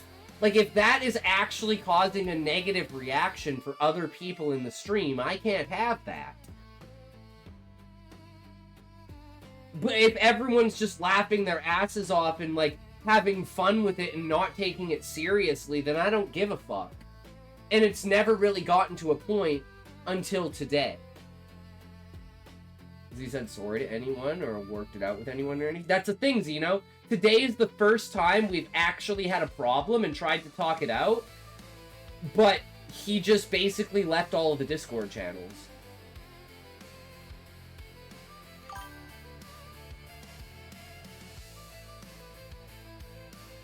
So I was like, okay, well, can we, like, stop doing that? And he's like, no. It's like, well... No, we've tried to get him to the point we just... It was ruining the stream, and we moved on. Now I want to play some Monster Hunter Rise with him. Because, like, I'm the type of person that... Like, I'm a very stubborn person, but, like... I've moved on. I have mentally fully moved on. I don't care anymore. If anyone in the chat actually cares, say something, we can talk about it. I don't think anyone fucking cares, though. I think we've all moved past it, and if anything, Retro's the only one who cares. So he caused all this drama, and we'll talk about it, and it's just ignoring the conversation in chat. And Relic, I care. I actually care, because I don't want to lose Relic as a friend, a viewer, a D&D player, a mutual, a inspiration, a storyteller, anything. Right? It's the same way that I feel about Callie. I didn't want to lose Callie. Callie did that to himself. Right? We just can't have people in here doing that, breaking TOS and spamming. Right? Like, there's some exceptions to breaking TOS because I'm a small streamer and some things are fucking funny. But if we know that it's funny and it's in a context, it can be explained, it's all good, I'll take a week ban for it. Right? But, like, you can't be, like, spamming the N-word and the F-word and telling people to kill themselves, saying that you're gonna kill yourself, right? Like, at that point, I have to ban you. I don't want to, but, like, I have to. Right? Same thing with, like, Nikki. With, like, the fucking MAGA and Trump bullshit. It's like, I'm sorry, but, like, if you're gonna spam like that and you're gonna ruin the chat, I have to ban you. I'm not banning you because your opinion, I'm banning you because you're ruining the chat experience. And, to be fair, I'm not going anywhere, but this retro shit is going to cause issues. Look at what happened with Callie. Exactly, Relic. And that's why it's like, I am at the point of, if it becomes an issue, I will ban him. But I think if we can just move past it and not talk about it, and if he stops talking to other people like that, or about other people like that, I'm fine. And we can just take a walk and come back tomorrow. That's what I want to happen. Be a man retro and work it out or leave the community. Can't start all this drama and then ignore it. What weak ass shit is that? And it's like, it's one of those things where it's like, even as a small streamer, right? It's like, people are like, oh my god, it's so hard to be a streamer! It's so hard dealing with people! And just give me money, because it's so hard being a streamer! It's like, shut the fuck up, bitch! Jesus fucking Christ. God damn. Well, he's talking in chat about AC. Well, you talking about him. And Zeno, I think it's fucking funny. And it's like, that's why a lot of people who don't really follow the present day stuff are getting upset. And it's like, I don't know anything about Assassin's Creed. So it's like, I'm trying to kind of keep up with their conversation, but the topics and details are too, like, minute for me to be like, yeah, I can get behind that. And it's like, again, I never really liked Assassin's Creed, simply because it was one of those things. But I will say this, Zeno, if it's like an ego boost as a streamer, that you have, like, someone you could consider a hate watcher. I think you should pull them into a chat and work it out in voice chat, you know, because I care. No, I just want team. All I care about, Zeno, is, does it interrupt anyone's interaction with the stream? If you're causing someone else to have a bad interaction with the stream, I can't have that. But I think at this point, most people are just laughing at it and, like, thinking it's funny, because they're not taking it seriously. Except for Relic and me, because we have, like, a nuanced side carry investment outside of the stream. Right? Whereas, like, other people, like, don't have that. But it's like, Relic's, like, my main mod, like, my main viewer, my main dude. We do stuff outside of the stream. So it's like, to have this kind of idea looming over our heads as, like, the, like, corporate, essentially, is just not a good thing to have for a prolifically chaotic but positive vibe. Seems like Retro is ignoring you and him, so I'd say it's affecting stream. Bingo. And that's where it comes down to. My philosophy is I do what people ask. What do you want me to do? That's the world I live in. Right? And it's like, that's how I solve problems, too. Right? Like, if I look at a conundrum, right, at a situation, since I'm God, it's my stream, and I can do whatever I want, I look at the person who has the most investment in whatever it is that there's, like, a question about, and I leave it up to that person to make a decision, and then I leave the consequences of that decision up to public justice. So if someone's a dick-ass asshole who just wants to get their way, I'll allow them to get their way, but they will get publicly exiled from the stream because of it. And to me, that will just show what kind of person they are. I gave them the opportunity, they made their choice, they have to sleep in their bed. That's how I run my stream. Take it or leave it. And as far as I'm concerned, that's how I've always run the stream. The problem is that creates different outcomes because there's some people that are like, okay, I see what you're doing. I'm not gonna make myself the bad guy, and they step back. Whereas there's other people that said, fuck you, I'd rather watch everything burn. Right? And it does cause its issues, but guys, I thrive in chaos, and I think it's fucking funny, and I have like 6 viewers. So at the end of the day, going from 6 viewers to 1 viewer simply means I can just talk about my story more instead of your guys'.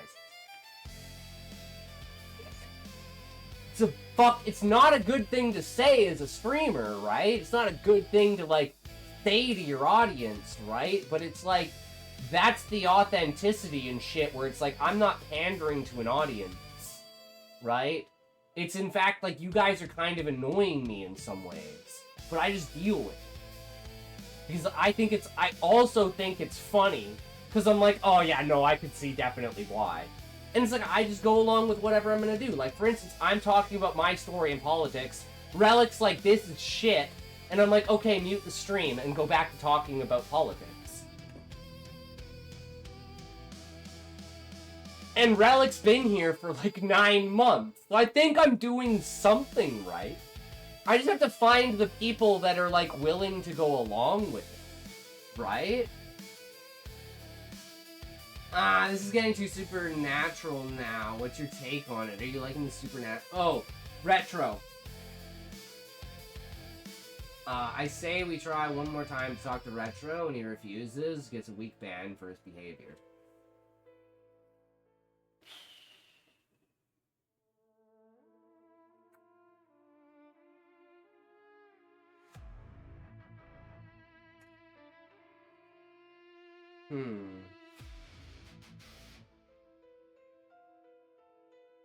Okay, so the fact that he's talking in chat means that he's here. He's been continuously talking in chat, which means he has no intention to go anywhere because he's in the middle of a conversation.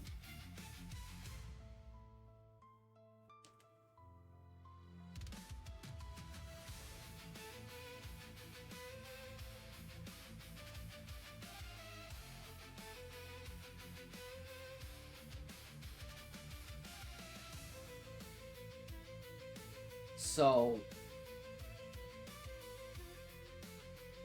if he can't respond back and give a counter, you know what you have to do. But do you have the strength to do it? Oh, Zeno, I have the strength to do it. Like, you do not have any idea how hard it is to have not done it by now. But I don't want to be the one who makes the final decision. I want to be the one who takes action, but I don't want to be the one who has the final decision. Does that make sense? I'll give my input. You know what I want to do. I've DM'd Relic.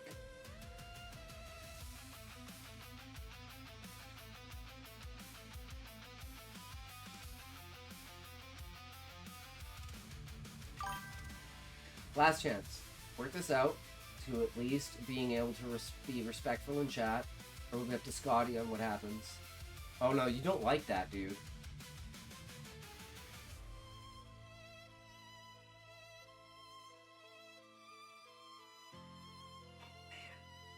Dude, there's no PvP in Monster Hunter.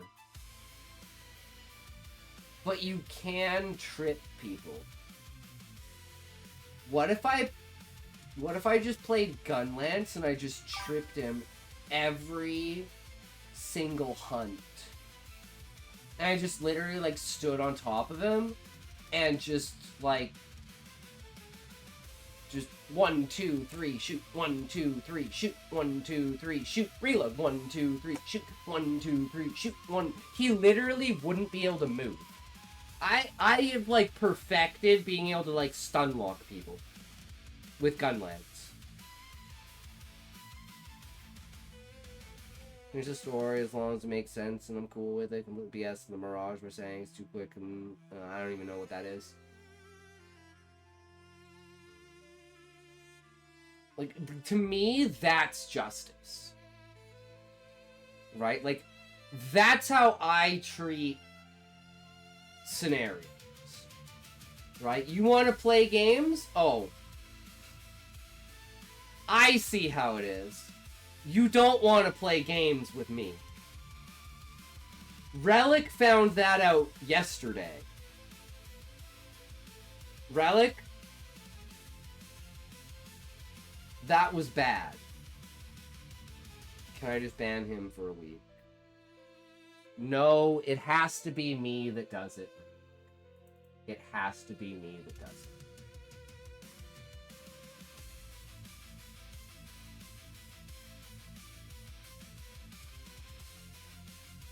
I will say, I'm only banning him on Twitch. So he has options. Okay? He has to DM me and talk privately before I will unban him. So see you fuckers later. Alright, what? Have a good night. Thanks for sharing your story, man. Take care, brother. We'll see you in the next one. But hey, if Relic or if Retro does want to play Monster Hunter, I want to play some fucking Monster Hunter. So, I mean, he can still watch the stream, he can still go to the other platforms, we can still play games together, he just cannot talk in Twitch chat.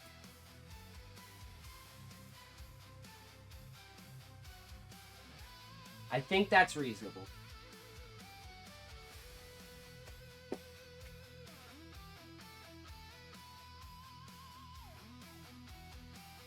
You can still talk on Discord. Oh, Relic. Yes, sorry. I will read your outline. I will read your outline.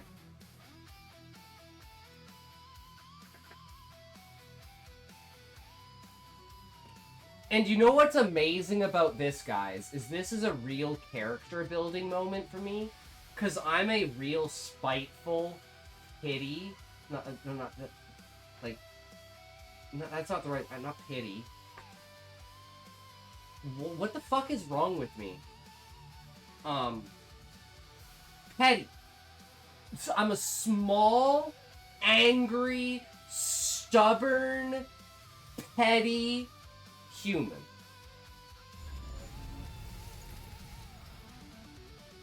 And the fact that I don't even have even the most, like, smallest of an inkling of a I just spent $80 on this guy to buy a game so we could play together. Like, my spite is I want to trip him in the game so we can't do anything. It's not, oh, I'm just going to go onto Steam and I'm just going to force refund the game as a gift, because I gifted it to him.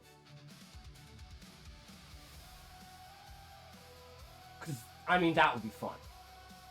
It would just be fun. D&D is going to suck a bit more without Retro, not going to lie. It was fun having in there. Why can't he just say what happened and move on? I mean, honestly, I take it as a better now than later relic. Right? The fact that he did it now means we don't have to deal with it later.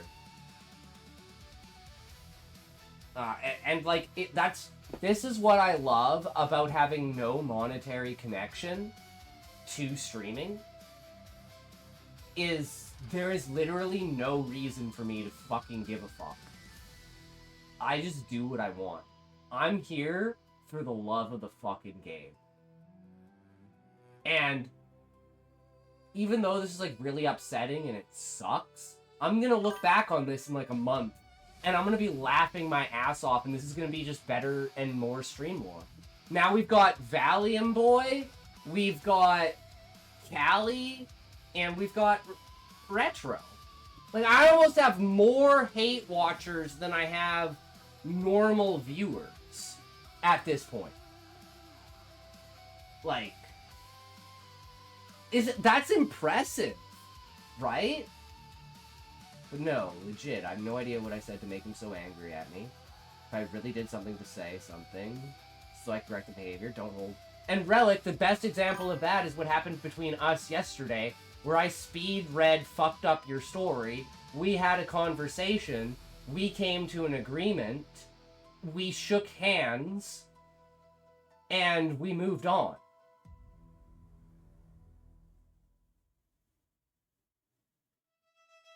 Even though from my perspective, like, I was just being funny, and I thought it was ridiculous that you were overreacting. But I respect you.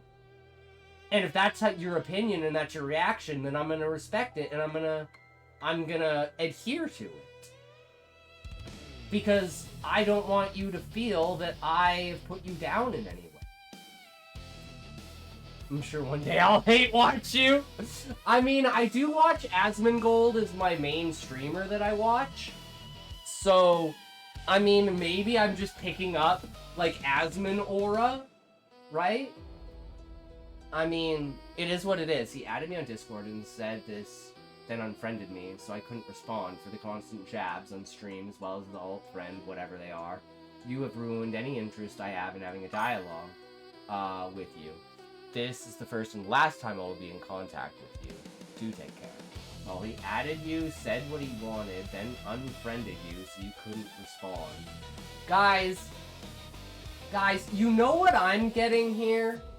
I'm pretty sure it was on stream today. Hold on, let me see if I can find this, because this shit is like... No, I'm pretty sure it was yesterday. Hold on. I gotta pull this shit up, because it's just... It's so on point, and it's so fucking funny, and it's so goddamn true.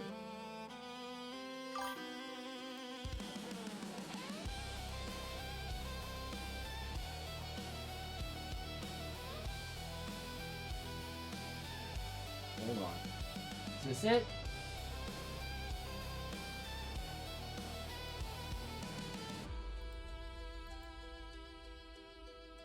Hold on, let me find it.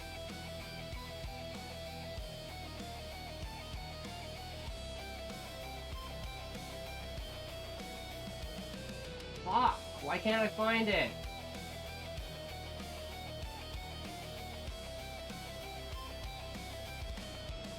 Maybe I find it on the YouTube channel. Fuck! It has to be on here, right? He had to have turned it into a video.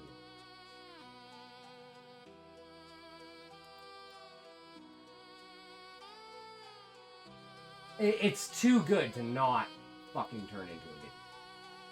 It's just a question, is it out yet?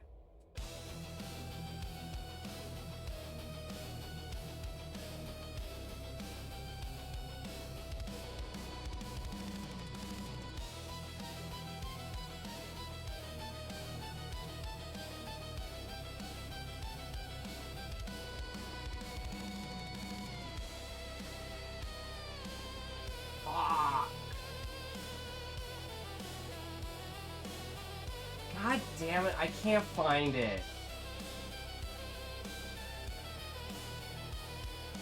The do take care thing is so I'm better than you kind of thing.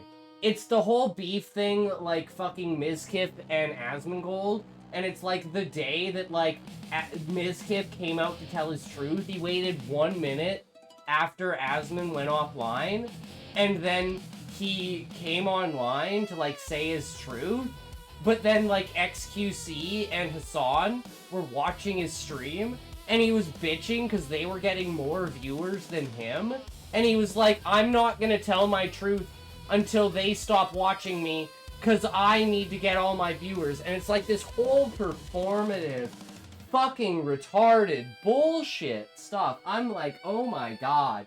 Guys, if I ever become a big streamer and I become like this, please just kill me. Please just fucking kill me. Okay? I deserve it. Like, holy shit, let the fucking ego go to your head. Holy shit. That's why I have to be so on point for it, because I can know exactly how it goes. Now, I'm not going to play this piece of shit character. I'm going to show you guys my real character. Okay?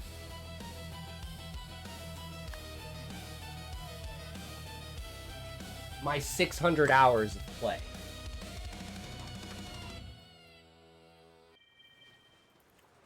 Okay. Let me... Roller...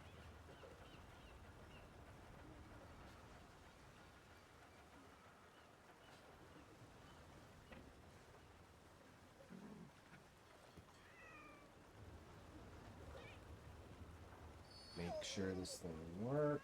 New audio device. No, do not do that. Okay, let's see if I can spin in circles. Oh my god. The only problem is it's got like dead zone, so the camera flicks, right?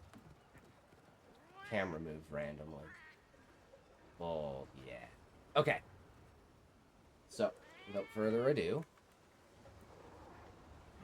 Wait, did I have it already set up, Relic? Did I already pull it out?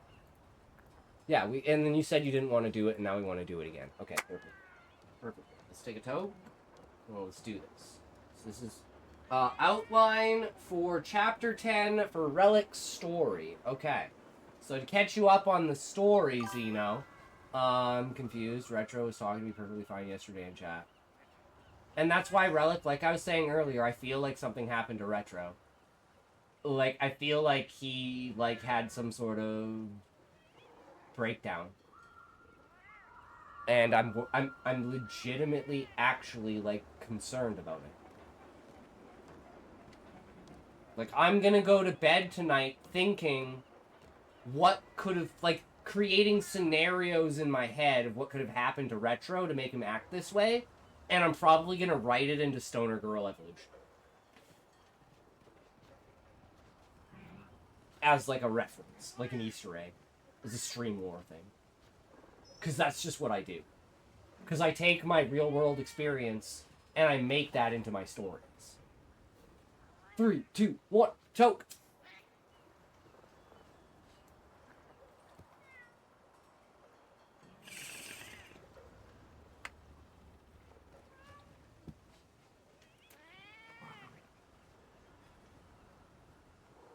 So his constant jabs make 0 sense.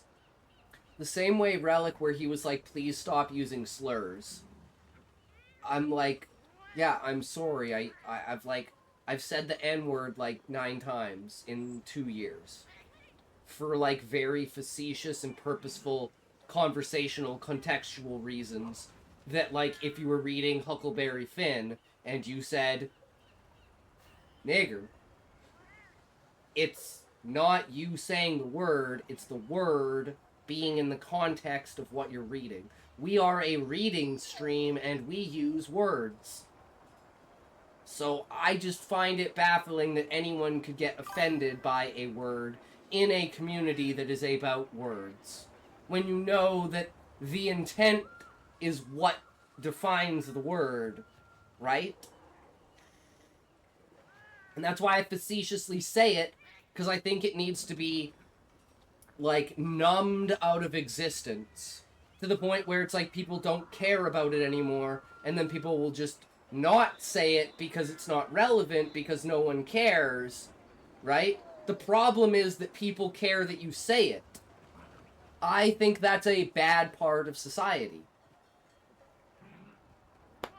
And like I said, being a small streamer, it's like, I'm most likely not gonna get banned for it until I become a big streamer, and then the clips will come back from, like, the past, because every single one of my streams is on YouTube, so I don't care. Because I know that I'm not using it any malice, I'm using it as an explanation for something, especially in the context of words. And like I say with ni ga, which is Japanese for where at, right? The same sounds can have different meanings. We are a writing stream. And I would respect people for not saying it because you shouldn't say it, but I'm going to use it as an example in certain scenarios because I think it's the most potent example to use. Because I don't think saying faggot is the same. Even though, like, it's still Twitch TOS and you can't say the homophobic F. Using it as an example doesn't hit the same as the N-word. Right? And I'm not a person to mince words. I'm not a person to go lightly. I'm not a person to sit on the sidelines. And Retro can say, oh, you're just edgy. But no, I'm trying to change the dynamic of the way that language is used in society. I don't think there's anything edgy about that. I think that's common sense. Because language changes over time. Same with the way that I say retard. Right? But anyways. Enough philosophy from me about the stream. Let's get to Relic's story. Chapter 10, Untitled. Location, Red Owl Inn. Havens Peak Police Department. Retro unfriended you on Steam. It is what it is, Relic. I don't pander to my audience. If you don't like me, don't watch me. I'm sorry. Right? I'm not here to build an audience. I'm here to collect high-thinking, like-minded, creative,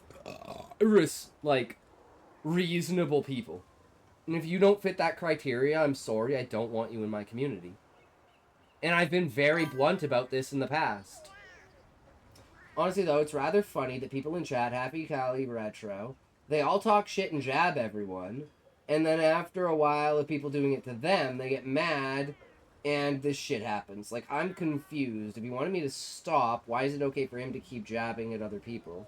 Exactly, Relic, and that's why I was like, well, why do you keep saying that you don't like Ahab, or Ahab's this, or fucking this guy's this, and, you know, like, you don't, this guy hates you, and, like, you're gonna, I'm sorry, but, like, you're the one who's just being retarded, and I'm gonna use it as, like, content and entertainment, but at the end of the day, if it goes too far, and it becomes a problem, we have to ban you. He's the first person I've banned because he ignored me. Because I don't want him just, like, sitting in the chat having conversations with people, right? Not engage, like, purposefully, like, distract, because you know that's what he's doing. He's purposefully distracting the viewers so they're not watching the stream by having a conversation with them.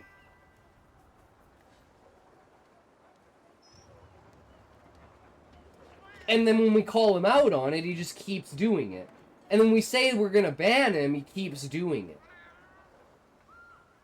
And I don't blame What in any way for, like, having the conversation with him. Right? What was just having a normal conversation. What wasn't doing anything wrong.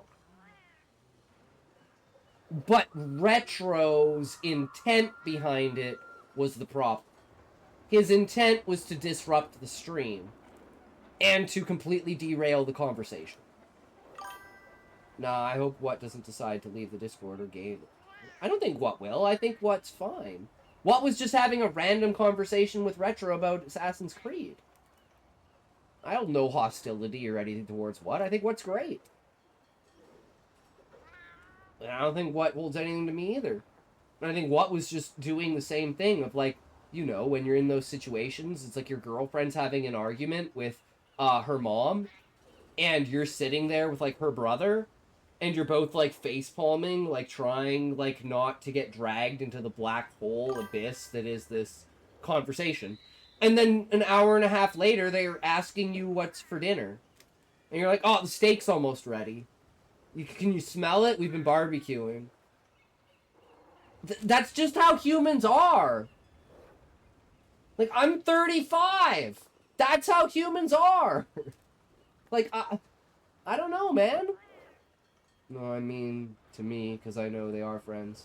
Hope.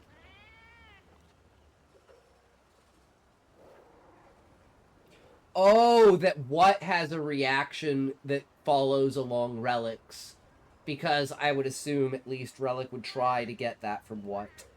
To try to ruin, like, a third party. See, that's the problem, is, like, I don't know if he would or not, but I feel like he would. I feel like he's the person who's, like, would DM what and say, like, yo, bro, I'm never gonna talk to you again if you go back to Scotty's stream. Or if you talk to Relic or do the D&D. It's like, I feel now that, like, he's the kind of person that would do that. I don't know if he would or not. It's just, like, 2 plus 2 is 4, bro. Sorry. It's the way it is. I'm a logical, fucking pattern recognizing, freaking analytical person. I look at it, I graph it, and I say, huh, okay, that's what the result is. Let's double check it, see what's going on. Huh, well, that's odd. Alright, well, now I know what to do. And that's how I live my life. It's the easiest way to live my life. And is 1984 purposeful, Relic? Because if it is, I love it. Chapter 10, Untitled, location. Red Owl Inn, Havens Peak Police Department. Claire Monroe's house. Oh, and another thing is that we're, like, banter, asshole, retard, like fucking making fun of each other kind of people. So it's kind of hard sometimes to tell when someone's serious about something. That's why we have chalkboard as a safe word, right? Because if you're in, like, a hardcore kink situation, right, you want to have some sort of thing that's like, if something goes wrong, you have the ability to write it. Because you, due to the circumstance that you're in, right, like, saying no is part of the role play. The date is to just make sure I'm getting the timeline good for me. I was just, because it's 1984, right? So it's, like, dystopian. I just, anytime I see something like that, I just wonder if it's specific. 1984. But it's almost 1985. Do we know what happened in 1984? Oh, shit. Tone, investigative. Increasingly unsettling. Logic slowly collides with history. Since someone or something has been leaving clues in plain sight for centuries. Scene 1. Grimes wakes around 9 in the morning after another night of broken sleep. Although he remained in bed longer than usual, he feels no more rested than he went to sleep after a weekend full of helping with the Winter Festival, investigating the missing children's cases, and normal police work. It's now Tuesday, December 13th. It's Grimes' first real day off since arriving in Havens Peak 13 days ago. Again, it's like the 13, like, important, because, you know, 13's like a superstitious number. I just have to, like, when I see these things, I have to make these connections, right? It's like Room 304. If I ever see anything with, like, Room 304, I'm like, oh, Stephen King reference. Ooh. Right? And they're like, what are you talking about? And I'm like, what are you talking about? He makes fresh coffee and lights a cigarette while standing near the kitchen window. Or, like, a good example of that is, like, the congressman doing, like, 8647 on the beach in Shells. It's like, if you're, like, if you're not a dishonest person, you know that 86 is in some way, shape, or form slang for getting rid of. And 47 trumps the 47th president. So it's like, get rid of the president. And to say that, oh, it's just a bunch of seashells on the sure is so disingenuous. You knew exactly what you were doing. You were trying to incite a radical to do something for you. You should be in jail for that. A normal citizen doing that should be in jail, let alone a politician. Like, oh my god. Okay. I have to bring this shit up after we read Relic stuff. Because Relic, I'm gonna use this as a point against you. And I know you fucking hate politics, but this shit is so funny. You have to see it. He makes fresh coffee and lights a cigarette while standing near the kitchen window. Motley stretches and jumps down from the bed, walking into the kitchen to get a drink of water. Grimes puts out her food in the morning. Fresh, wet food. Motley purrs happily. Phone rings. Claire Monroe is on the other line. Morning, Lawrence. I have some information I'd like to share with you. Grimes answers back tiredly. Any information would be great. Claire tells him to come over to her place this afternoon and gives him her address. 974 Willow Lane. Oh, the 13 is to establish the timelines in the book, because in the first one, there was no great explanation of how long events Cinder were going on. Okay. Grimes writes it down and agrees. Says he has a book in his office he wants to bring called The Hollow Mare. Claire. Oh, did you think about my idea about the binding of the book? Relic? Because, like, if you don't use that, I'm totally using that. Maybe even as, like, a lore book in, like, Stoner Girl Evolution. Something in, like, an old prophecy book from Legion. Basically... I did? Fuck yeah. So the idea, Zeno, is that the book is woven with, like, some sort of pepper herb and mint, so that the pages have, like, a cool, supernatural feel to them. But it's actually just mint and, like, pepper, so it's like fire and ice. Sometimes it feels really hot to your skin, and sometimes it's really cold. I just fucking love shit like that. Grimes writes it down and agrees, says he has a book in his office he wants to bring called The Hollow Mare. Claire becomes noticeably interested when she hears the title. She says Sister Noon will also be there because some of the records came from old church archives. After the call ends, Grimes remains beside the telephone, bothered by the seriousness of her voice. Oh, and the other thing, Relic, is, like, I steal ideas from people all the fucking time. So, I can never get mad if anyone ever steals an idea from me. Ideas are free. Right? I normally, well, like, I always ask for permission if I'm straight up just gonna steal your idea. Right? Like, for instance, Sean said Stoner Girl Evolution, and I was like, can I steal that? That's really fucking good. And he was like, yeah, have at it. And then there's like 3 or 4 other ideas I've stolen from Sean that he said that I'm like, I want that. I'm taking that. Can I have that? Fuck yeah, dude. And it's like, people have said the same thing for me, and I'm like, yeah, man, any idea I'm broadcasting publicly. Anyone can take any of my ideas. It's public domain. I don't own, and like, it's how you tell the story, right? It's not what is in the story. And it's like I said, one of my favorite sayings. If I'm going to be remembered for a saying, this is the saying I want to be remembered for. Every story has been written except yours. After a shower and fresh shave, Grimes feels better but still tired. Tired ever since he went up to Miss Crop's place. It's like, I feel like God is crying on me now, because, like, it's raining outside, and it's like, it rains 4 days of the year in Alberta. And I'm like, what are the coincidences? Something is weeping down on me. My emotions are affecting the real world now. Fuck. Back of his mind questions if he was poisoned, but he shrugs it off. Grimes heads out. In the Red Owl Inn, outside the station, Scott Jordan stands beneath a telephone wire crowded with black birds. This is a character inspired by me, by the way. Scott Jordan. It's fucking beautiful. Up close, Scott was mid-40s. His eyes, the dark hollowed circles around them, almost like he was permanently sleep-deprived. Oh, or high. He carried a pouch of loose tobacco and several empty and unfiltered cigarette tubes. Scott mutters while looking upward at the birds. Grimes hears him say, "They've been following me since Saturday." Scott believes the birds are watching the station and carrying information back to the mountain. Grimes initially walks past him, not wanting to encourage the conversation. Inside, he enters his office in the bullpen and unlocks the bottom drawer. Halomare is exactly where he left it. But when he touches the cover, he notices the book feels unusually cold despite the heated room. He dismisses the sensation and wraps the book in an old towel so the other officers will not ask why he's carrying a book about cryptids and mountain legends.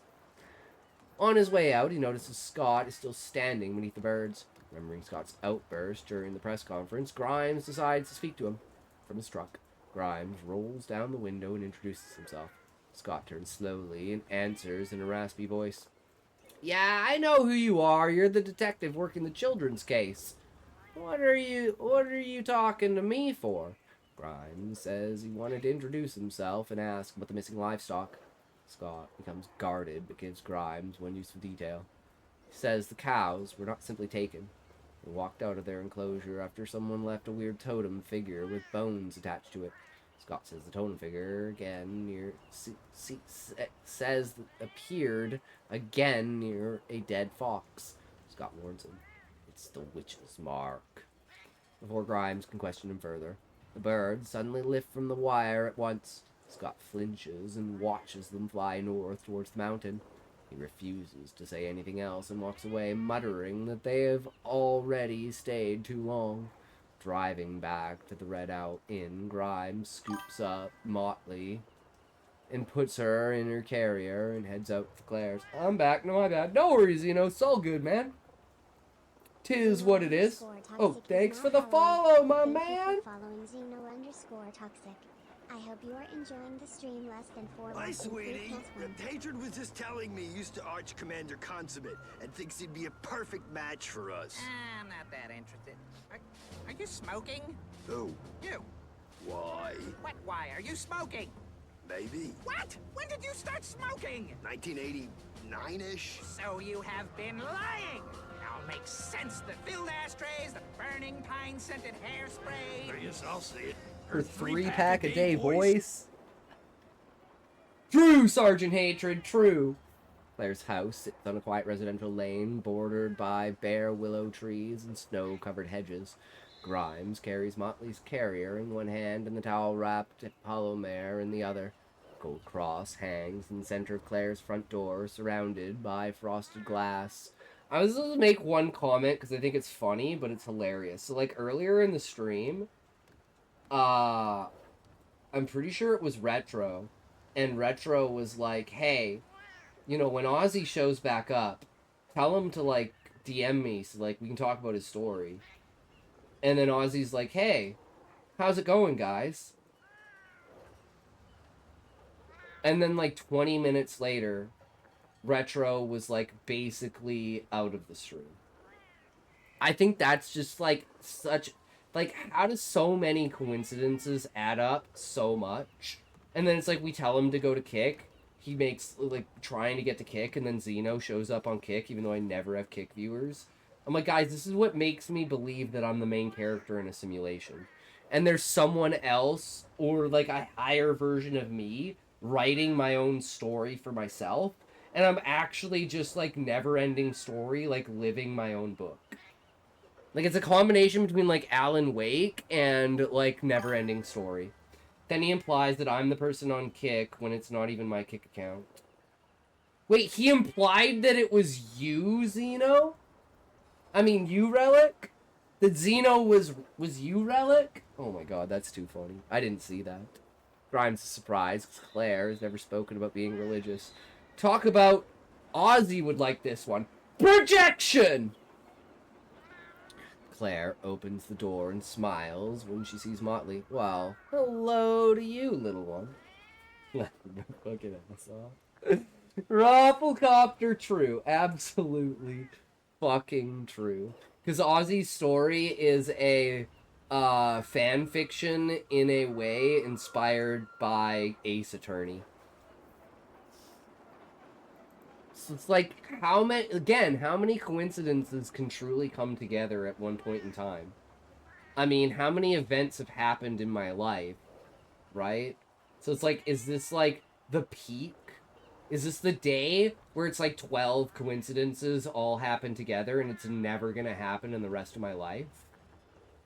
Right? Like, I sometimes feel like that, and then somehow it gets like even more like intertwined. And I'm like, if I can't make my stories as intertwined as my lived experience, how the fuck can I call myself a writer?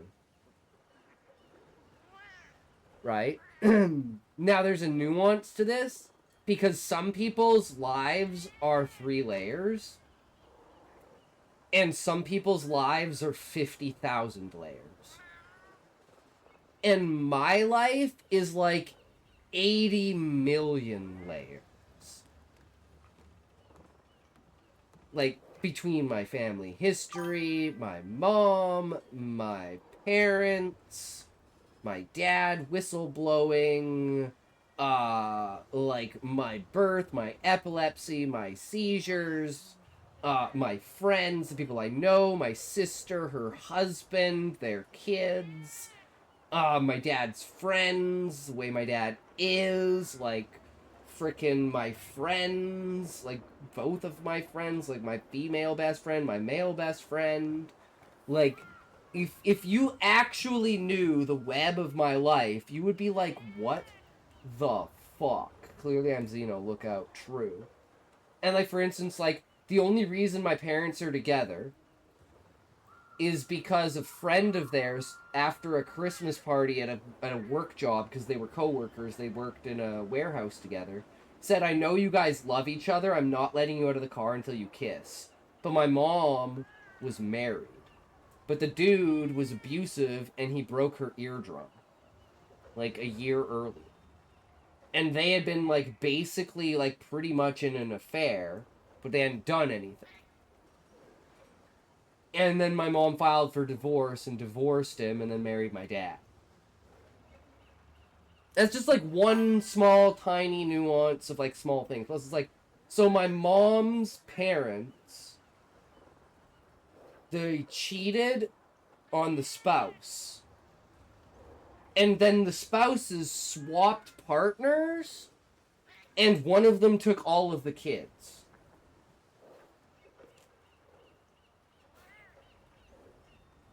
It's like for every instance of every point and every turn and every one of my life, my sister, my brother, my parents, my cousins, all of my freaking aunts and uncles, my dad's brother, like there are so many layers to everything.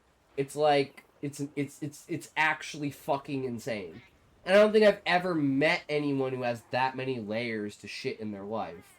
And like one of my friends, his best friend hung himself. My other friend's dad drank so hard that he burned a hole in his esophagus and bled out on his couch. My other friend's mom told a guy to kill himself. He blew his face off and survived. My dad's a whistleblower for the government that basically outed corruption for 30 years, and now he's living on a government pension. And they're still trying to destroy his life in the background. But they can't do shit.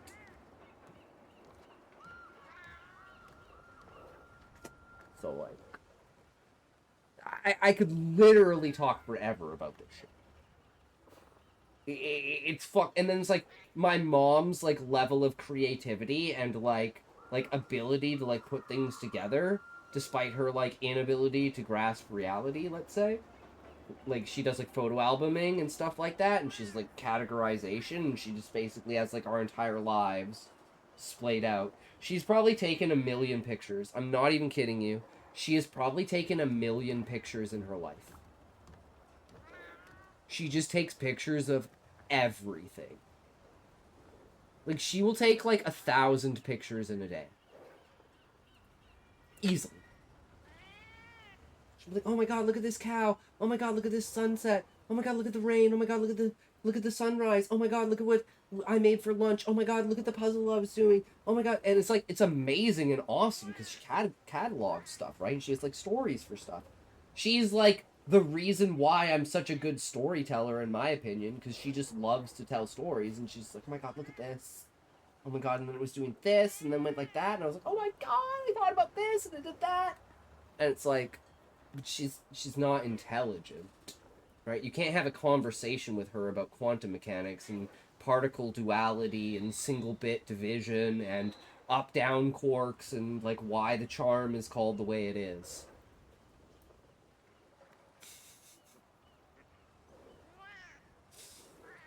But I'm like, I'm so lucky to have, and this is kind of like, this is an Easter egg. I don't know if you guys noticed in Stoner Girl Evolution that the goddess and Akasha are my parents.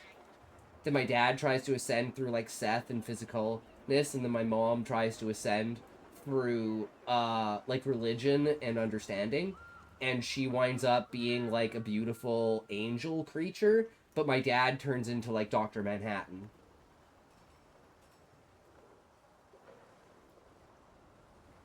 And that is like the premise of the message of the story is the way in which you do something matters thoroughly for the outcome.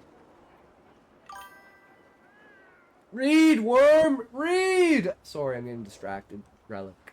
Grimes said he thought Motley could use a playdate. Claire welcomes both of them inside.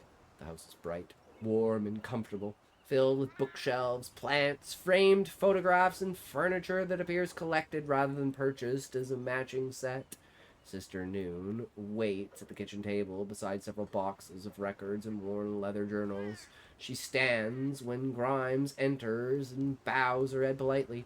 Grimes nodded in her direction and let Motley out. Motley explores the living room before settling beneath a chair near the fireplace. Grimes placed the wrapped Hallowmare on the kitchen table.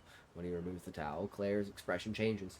Sister Noon visibly stiffens and makes the sign of the cross. A brief chill passes through both women. Grimes does not feel it, but he notices their reactions. Claire asks where he found the book. Grimes explains he got it from the library. Sister Noon says the Hallowmare should not have been removed. Grimes asks what she knows about it. Sister Noon says she has never seen the book itself, but has encountered references to its title in sealed church correspondence. Claire begins with the history of Havenspeak.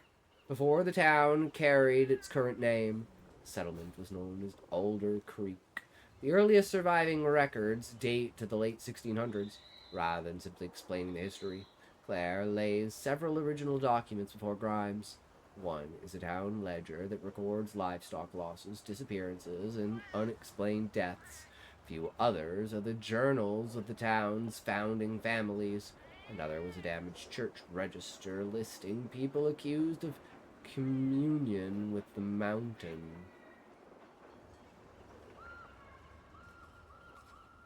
Is this like, so I'm gonna do some deep Berserk lore here.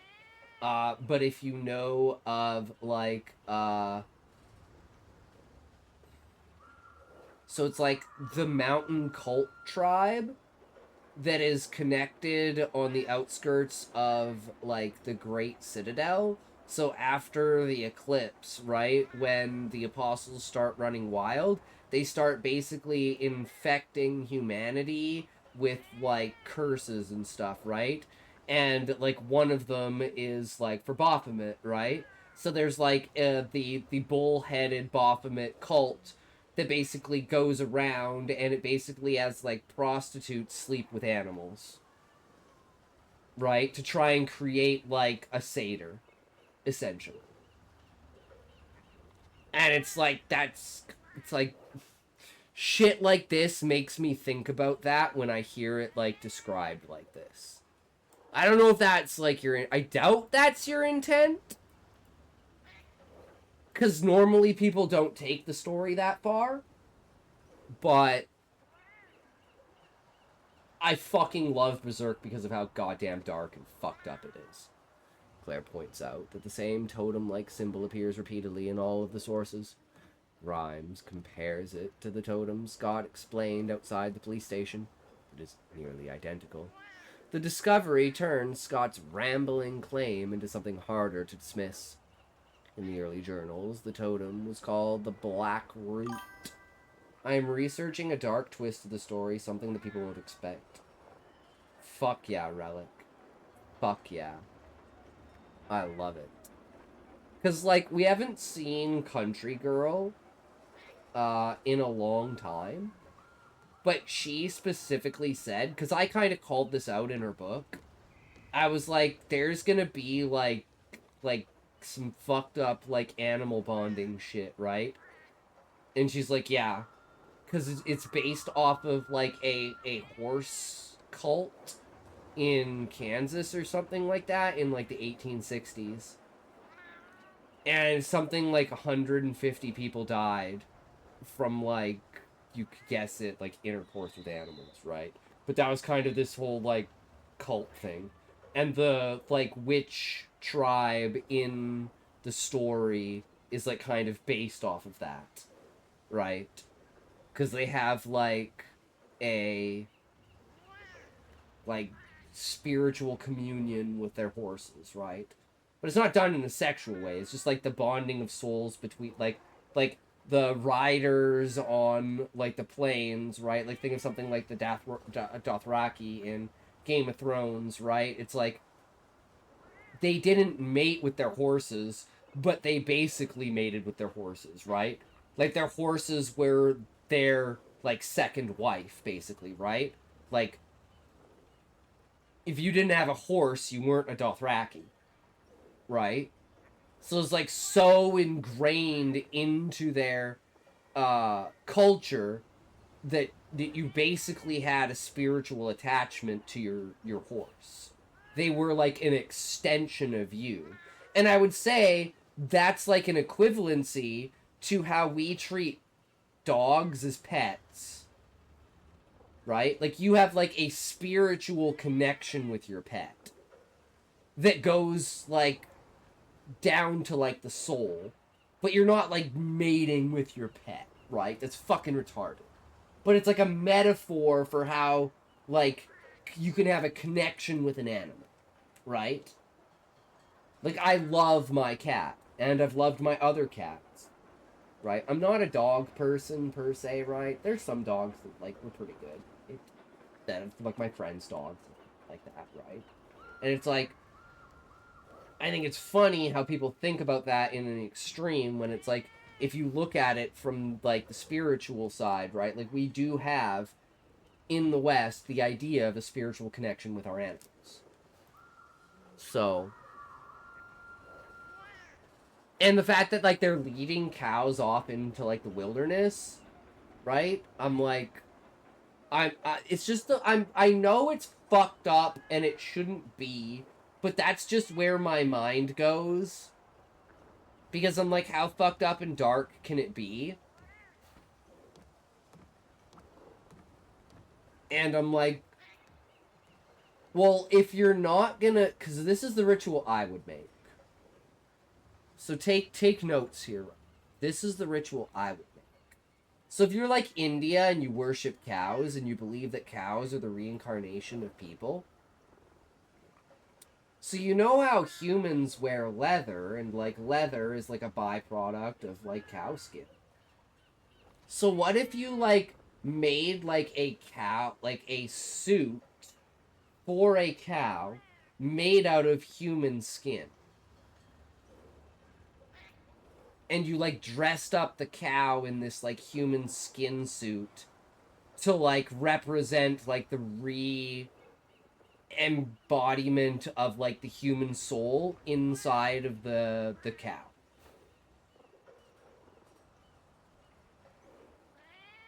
Right? Like, if I think of, like, human reincarnation inside of an animal, this is, like, and you think of, like, dark, fucked up things and, like, wearing people and being people, I'm like, this is just the instant outcome that my brain comes to. Well, why would the cow not wear a suit made out of humans? That just seems, in my mind, to be the logical conclusion of that. It just makes sense.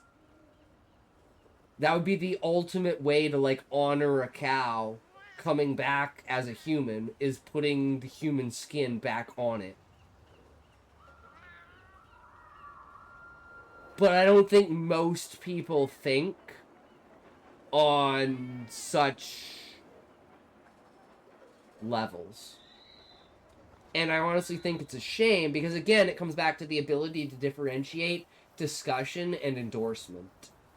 Especially inside of a creative writing aspect, where without malice, we don't necessarily hold anything at bay.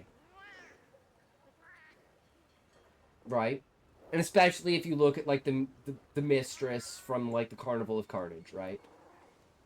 Probably one of the most fucked up, disgusting origin stories of any character that has ever been written in any story ever.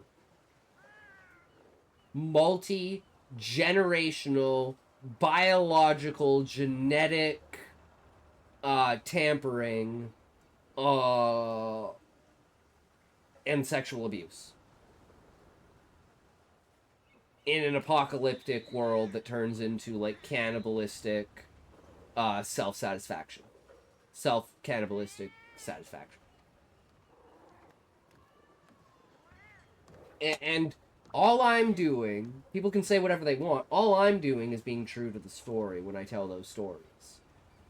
And I know people don't like them and won't like them, but hey, someone who likes Berserk, I guarantee you they'll like fucking Stoner Girl Evolution. Because of how dark and fucked up it's going to be at some points in time with, like, those fucking moments and stuff like that. Like, revelations of stuff. It's going to be so fucking good. And I think I am a kind of sick and twisted person for it. But if that allows me to write something that someone would compare to Berserk, that's my fucking dream. That's my fucking dream, bro. Go. Early journals, Totem was called the Black Root. Some writers described it as a warning. Others believed it marked places where a certain mountain herb grew. One journal claims the herb could cause exhaustion, confusion, vivid dreams, and obedience. Rhymes becomes uncomfortable because some of the symptoms resemble what he has been experiencing since visiting Mrs. Croft. This is new, right?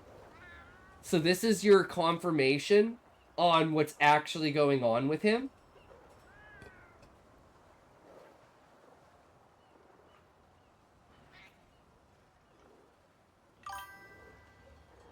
Fuck yeah, I love it. He has been poisoned, but in it, not necessarily poisoned, just, you know, got a little bit of a something, right? It's not Claire or Sister Noon. Claire reads a passage describing a tall woman who wandered the mountain after sunset and gathered the herb beneath the moonlight. The woman was said to speak softly to people until they followed her willingly into the trees. Some accounts call her a healer. Others call her a witch. Several later retellings transform her into the Witch of Haven's Peak. Claire believes the legend may have begun with a real woman who understood the herb's effects. She says the church records suggest a woman was not the source of the danger. She may have been trying to control or contain it. Because what happens if it's a natural herb that people are picking that's, like, getting into other types of herbs, and it's just naturally becoming part of the town's, like, food source? And then it starts, like, making people go crazy, and then Miss Croft is, like, or the Croft family or something like that figures it out, and they have to, like, secretly do all these things, because they, like, if they just called it out, no one would believe them, and they would probably just kill them as witches. So they had to, like, do this whole thing on the side of trying to, like, figure it out so they could, like, remove this from the town's, like, food or water source, that the town would stop basically being infected. And in turn, they would be the ones who would basically be condemned by it. Even though they were secretly trying to help. And then somewhere down the line, the family falls apart because they're being accused. And then they truly do become the witches, and they use it for malicious purposes. I can see multiple angles of that. Grimes asks if this could be a descendant of Mrs. Croft. Claire says she is not sure. Sister Noon explains that the early church distrusted anyone who practiced healing outside its authority. Church did not always separate sin, illness, folklore, and cultural difference. Grimes, as the town does not seem to have changed much if people are still using witches and monsters to explain what frightens them. Scene 4. I do really like that kind of, like, little nice touch-up of, like, the herb. And it may not even be, like, a singular herb, right? It might be, like, a combination. Like, you combine these two together and they do this. You combine these together and they do that. But then you add this on top of it. And you could do, like, a slow thing where you infect them with 1, and then you infect them with 2, and then by the time you're at 5, they don't know what's going on, and they're already fucked. And it's that slow progression, right? Several pages contain illustrations of creatures and legends, but others are filled with handwritten symbols that appear unrelated to the printed text. Grimes tells Claire he has already read the rules of Appalachia. Oh, Jesus, Scoozy. She places one of the old Alder Creek journals beside the book. Same open root symbol appears inside the hollow mare. Afternoon light fades while the three continue comparing the hollow mare with the Alder Creek records. Claire asks to keep the book overnight so she can study the handwritten symbols and compare them with town maps. Sister Noon objects immediately. She says the book should be returned to the place where it was found, or destroyed. I don't know about destroying it, man. Is that going to break the curse? Claire argues that it may be the first physical connection between the current disappearances and the town's past. Grimes agrees to let Claire keep it until the following afternoon. Warns her not to take it out of the house, not to show it to anyone else around town, not to stir up any rumors. Sister Noon remains clearly disturbed. Before Grimes leaves, she asks whether he's been sleeping. Grimes tells her he's had a difficult week. Sister Noon studies his eyes and asks whether he drank anything at Mrs. Croft's cabin. She knows. So, like, Sister Noon is, like, the counter to Mrs. Croft. Right? Like, the opposition. Grimes does not answer directly. Sister Noon tells him that some poisons do not make a person sick immediately.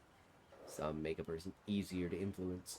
Grimes dismisses the warning, though it follows him as he prepares to leave. He thanks Claire for her work and offers Sister Noon a polite nod.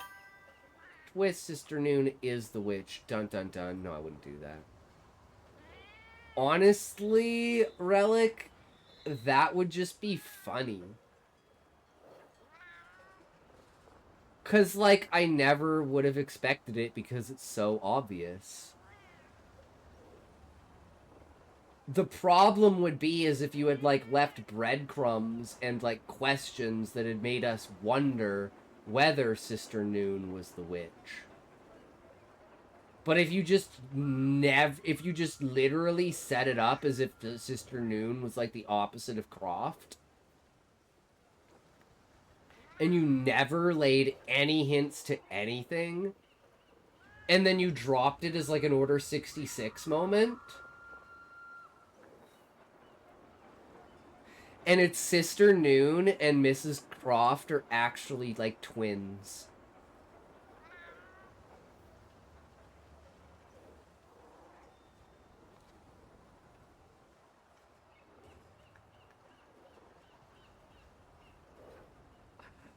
Oh my God.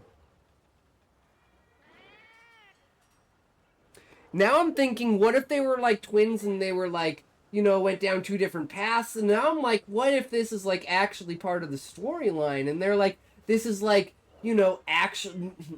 This is where my brain can go in, like, 12 different directions with it. Because I'm like, okay, this and this storyline and this storyline, like, you can't have both of them. You can either have one or the other, right? They're both really cool storylines, but you gotta pick which one you want to have.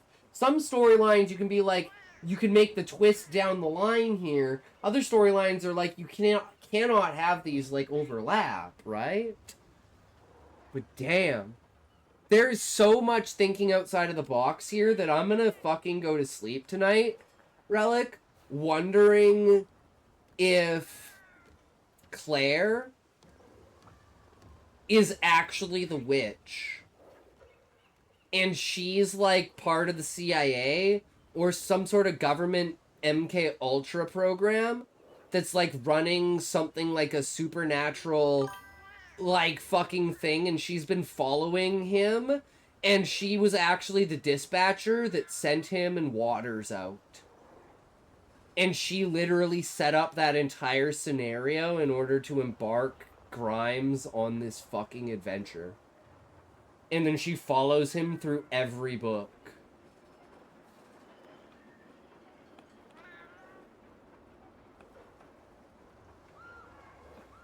I love my mind. I just love my mind. And that's just the beginning. Grimes places Motley back in her carrier and steps into the gathering darkness. Grimes gets into the truck and drives toward the Red Owl Inn. In his rearview mirror, Claire's house disappears behind the bare willow trees. High above the road, several black birds follow the truck toward town. I'm getting so in my head with this now, Relic. I'm like, I'm almost gonna be, like, the next, like, conversion of ideas that I have, I'm not gonna be able to separate my ideas from your book. It's actually bad. But that means it's so good because it's inspiring me to have these ideas about what the possibilities could be. And the fact that, like, these things are so well-rounded. If you notice, I also cut the Doctor stuff altogether. I didn't notice that. I didn't even think about that. That's right.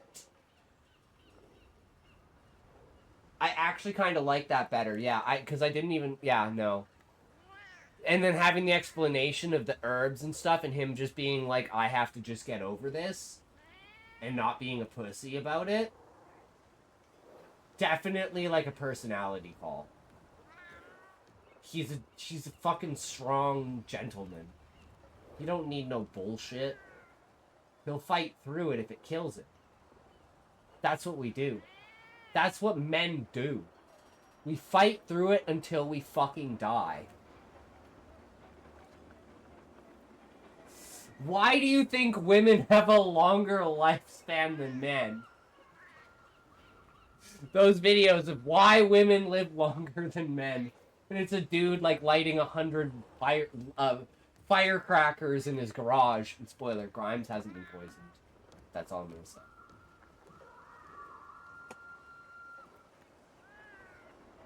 So this could be, like, a psychological thing where he's, like, getting a placebo effect of what's going on. And it's just him actually just being overtired, overworked, and overthought.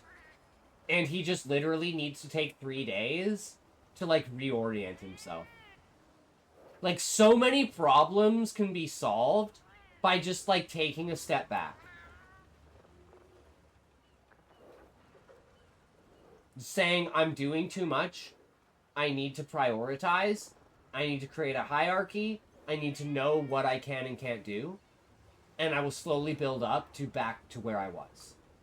But currently, I am overdone. Because, like I said, I'm, like, at some points pretty sure I have worked myself into a seizure. Because I've just, like, been so hyped about what I'm doing. It's just one task after another task. Oh, it's just, I have to just do this one more thing. I need one more sentence. I need one more idea. It's 30 hours without sleep. I sleep for 30 minutes. I can't sleep because I'm too hyped. Then I go into, like, a disassociative state. And then I'm, like, thinking about things too much. And then it's, like, it's 8 days later. And then my brain just goes, I can't do this anymore.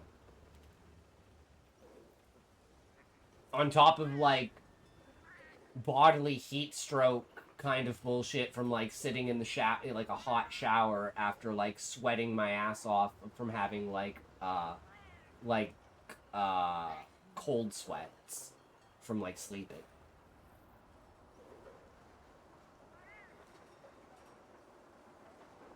So being self-induced into a daze haze, or a haze daze, is absolutely possible. That's just someone who's, like, you know, invested into something like this investigation. Being a cop, being a detective. Also, that fucking cat in the background is pissing me off with this music. Oh. Candy? Sorry, Happy? Happy? Yeah, it's I'm pretty sure it's this courier right here. This is the one that's got the very specific cat sounds. Okay, well, let's go get some food. Okay, wait, hold on. I have to remember what kind of food I want. Hold on, manage equipment, change equipment. No, equipment loadout.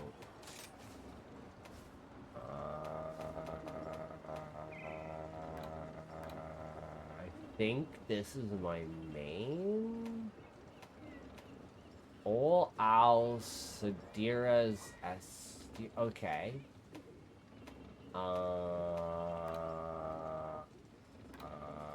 Leaping slash diving. Oh, okay. This is Awakening Kinsect, and this one is diving.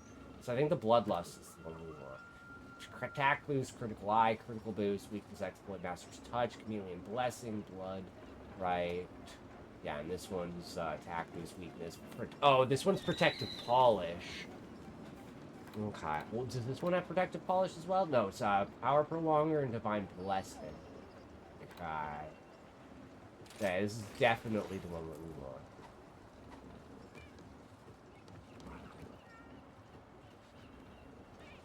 Yeah, this is our staff weapon. This thing is fucking badass. I just have to remember how to actually fucking play the game.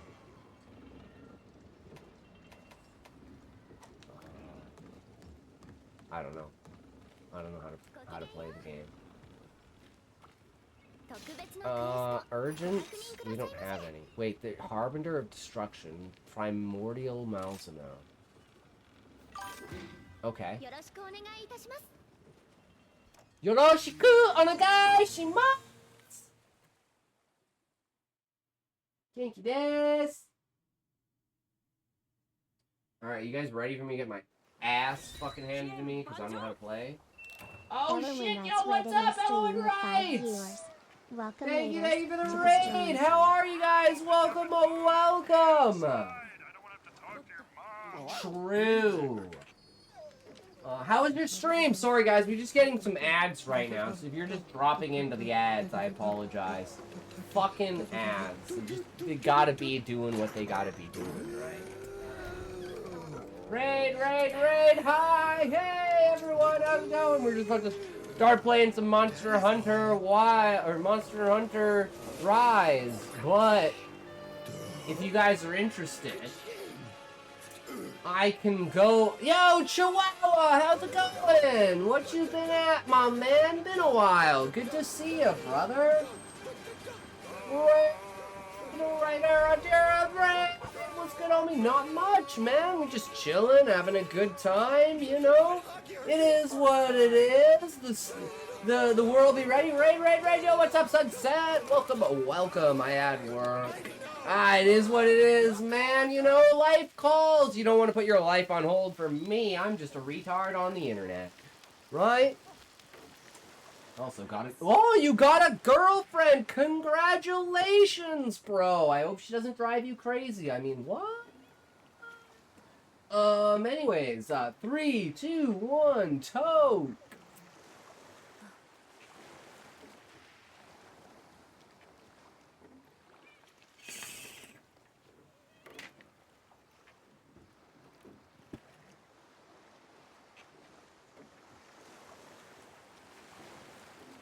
Just got a Resident Evil stream, and now I'm off to bed. Good luck with your stream.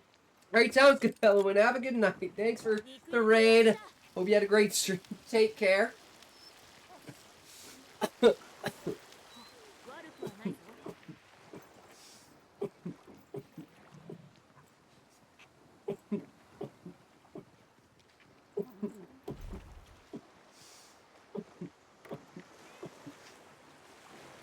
You ever got drunk, broke into your local craft store, just dip your balls in a jar of glitter, just to say that was pretty nuts?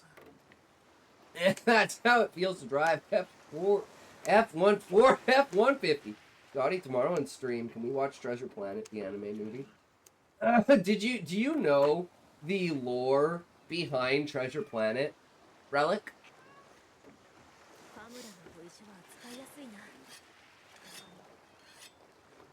Muppet Treasure Island. I agree, Sunset. Yeah, we can totally do that. Hell, guys, if you want, we could do that literally, like, after this hunt.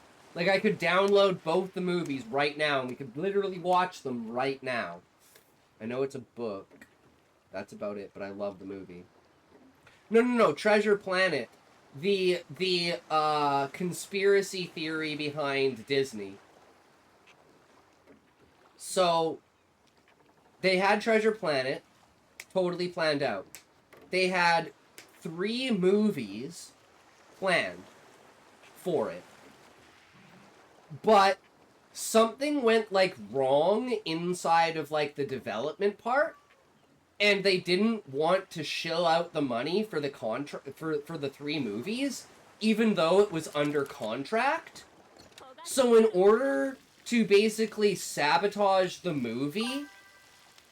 Yeah, in order to sabotage the movie so it wouldn't gross enough, so that they wouldn't carry through with the next 2 movies through the contract, they would just drop the contract because it wouldn't be worth the investment. They made the most revealing possible trailer for the movie and did the least amount of advertisements for it, where they literally just showed you the entire plot, all of the characters, what they were going to do in a 3-minute trailer to make it so no one was interested in the movie. So fucking unfortunate. That's like Jennifer's Body. Yup.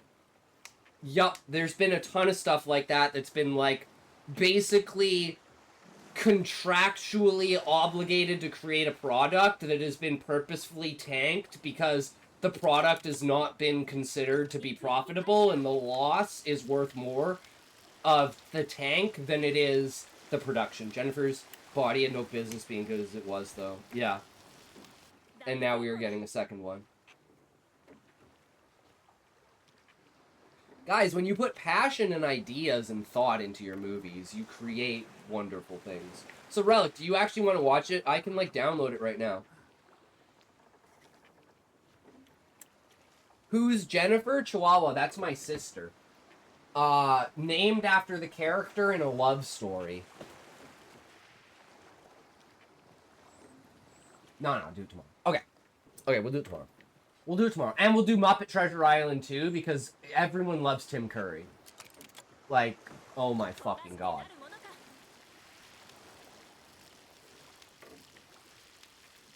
I wish they would do more Muppet stuff, man. Amanda Seyfield. They got some names in there, I'll say that. They got some names in there. But yeah, so our idea, basically, I'm going to do a quick rundown of what the idea was. So for the last 3 weeks or so, we haven't been able to solve a problem between Rival and Pope. So Rival is Pope's son. Pope is the leader of Legion. Rival ran away from Legion because of its religious practices. But he still works under the Pope in order to defend and be like the crusaders and guardsmen of the city of Menos, which is the city he ran away to. So, there has to be this reconcile between him running away from Legion and still working under his father. Now, zombies are a huge thing in this conversation. His father has said that the war with Techno, they have Legion and Techno are at war. is actually a proxy for the zombie invasion. And the Pope has been working with the King of Techno in order to try to come to a realization of what zombies are. So there's 3 different kind of ways of developing information. So either Rival knows that the zombies are, or thinks that he knows that the zombies are a byproduct naturally of a rogue technology. He either thinks Techno is making them to fight against Legion if he knows that it's a proxy war. If he doesn't know that it's a proxy war, because these are like possibilities of what to do with the character, right? Like hypotheticals. Of like what, if he knew this information, what would be the outcome of the character's decision, right? And if he has been told by the Pope that the war with the king is trying to be stopped at every point in time, but the king just won't stop the war. So he had this like on-side agreement to stop the war, and that's when the zombies started appearing. And the king was like, well, I don't know what to tell you. And it seemed like they were using technology to take the dead of Legion on the front lines and turn them into zombies and send them as warriors to fight against their own people.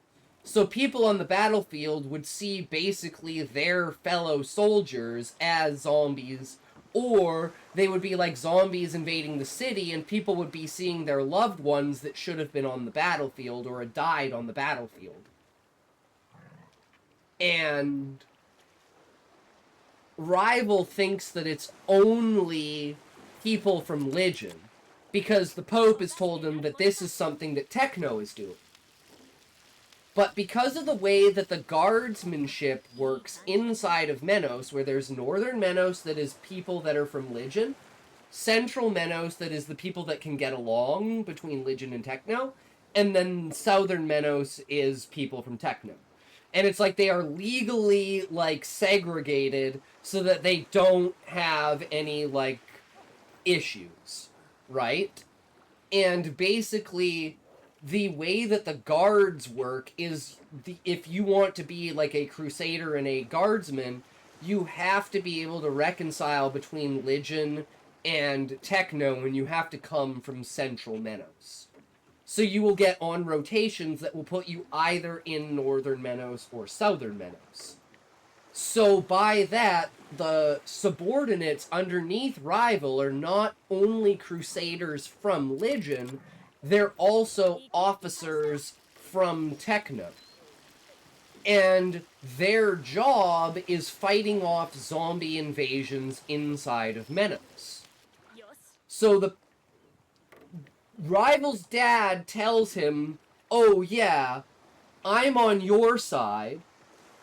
I'm gonna help you guys inside of Menos by trying to get rid of the zombies, because Techno is actually the enemy that's sending zombies against us.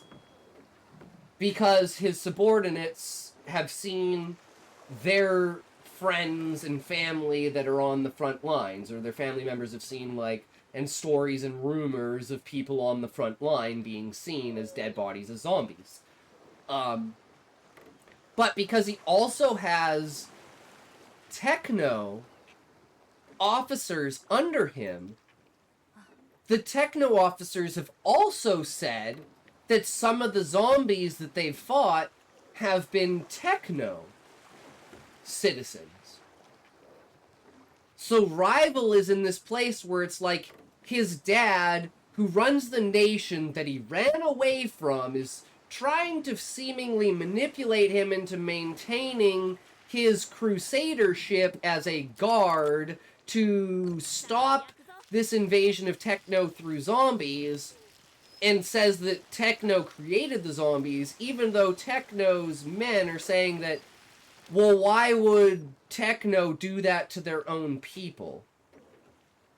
And due to, like, how Techno also treats their dead and stuff, and it's, like, the culture inside of the city, it's like, well, they wouldn't necessarily care about doing it, but it's not something that it seems like they would put an effort into because of, like, they have, like, an overwhelming population compared to Legion. So Legion is, like, holding them at bay through, like, attrition. Right? Which is why Legion is now getting overwhelmed, because they no longer have the miracles of the goddess, which were holding Techno at bay, and now the technology of Techno is actually allowing it to go, even though the Pope and the King are the ones who are creating zombies in order to prolong the war and using the corpses as a means to, like, create a secondary threat. Right? So as soon as Rivals starts to ask questions about the things that his dad is actually telling him and the meaning, and he already knows that he was lying about other things, well, why wouldn't he just assume that he was just lying to him the entire fucking time? That's where he starts to ask questions, but he knows that, like, he can't show that, so he becomes, like, almost a double agent inside of it, because it all comes down to rumors of zombies that aren't, like, feral. They're, like, actual people that say they're, like, people from other worlds and stuff like that. And, like, they're not the people that the body that they're in. Which is why Rival is so curious to hunt down zombie Dilip, because he believes that Dilip is one of these fabled zombies. And Stoner is trying to hide that fact, right? By trying to create a kerfuffle of being, like, super sexual and being, like, but Rival's having none of it, which causes Tank to intervene because Tank and Rival have some sort of, like, thing, right? Like, he used to be a subordinate, then he went into, like, something else, so that creates a secondary, like, which is why he's Rival, right? But yeah, now that we've solved the backstory and the how we got here, and the why Rival is so interested and knows somewhat about Dilip, but the fact that, like, Stoner doesn't know, like, what's going on with that, but she's like, you know, it's probably bad. So there has to be maybe some sort of information, because Stoner meets the guards, Botanist comes out, the alarm goes off, Botanist says, go fight your zombies. Stoner's like, what zombies? And then Botanist and Stoner talk about, like, the zombie invasion. Well, she leads Stoner, Botanist leads Stoner to the tavern. And then Stoner's like, okay, well, I'm just gonna have a joint out here. And Botanist's like, okay, I'll meet you inside. I got a buddy in there I need to talk to anyways. So, like, she goes and talks to Cook and Tank, and then Tank is, like, doing his thing. He hears the commotion outside because Rivals come out after having his battle with the zombies to confront Dilip. And it's like, that's where we've kind of left off with Chapter 5 now. So I feel like we have the entire ability to write the next maybe 6 or 7 chapters before we get, like, headlocked again into, like, character motivation, like, arc direction, and, like, what element of the story are we playing with? Are we playing with the war between Techno? Are we playing with zombies? Are we playing with weed magic? Right? So there's going to be, like, at different times, those different interactions. And we already know that, like, the main event is like, the food fight and burning down the tavern. Right? That's what gets Rival to get, like, a further interest in it. Because he's like, wait, hold on. And then they run away, and it's like, well, they ran away. Right? And then eventually it's going to be, like, there's going to be, like, a trial. There's going to be a whole thing. And that's when they meet, like, the weaponsmith and armorer and, like, other stuff like that. But that's after, like, Tank goes to get Healer. They pick up Hunter. He kills their pets. Like, because, like, I have, like, the entire protagonist side, but I don't have the antagonist side. And Rival will eventually become a good character and become part of Stoner's party. And And he's, like, one of the pivotal points of, like, going to Techno, and, like, discovering everything and allowing, like, Stoner access to the machine in order to extract and fight Goss as, like, the final battle.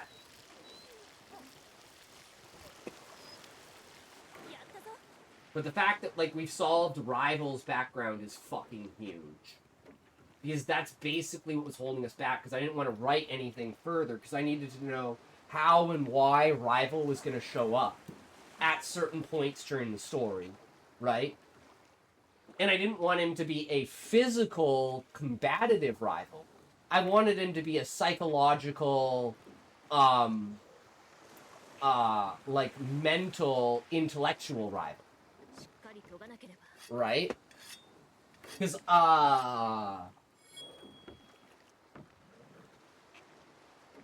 we already have, like, the other forms, right? But I figured this one plays into, like, Stoner and Stoner's personality for, like, going on. So I'm like, there may even be a point of, like, them falling in love.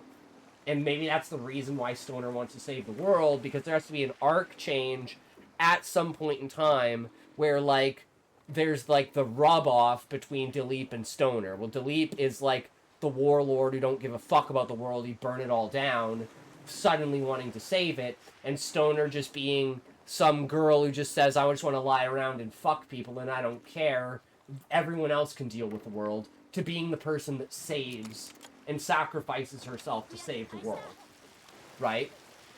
So it's like their perspectives rub off on each other to create these alternative, like, personalities that evolve through their actions and circumstances in order to lead them to be completely different people by the end of the story.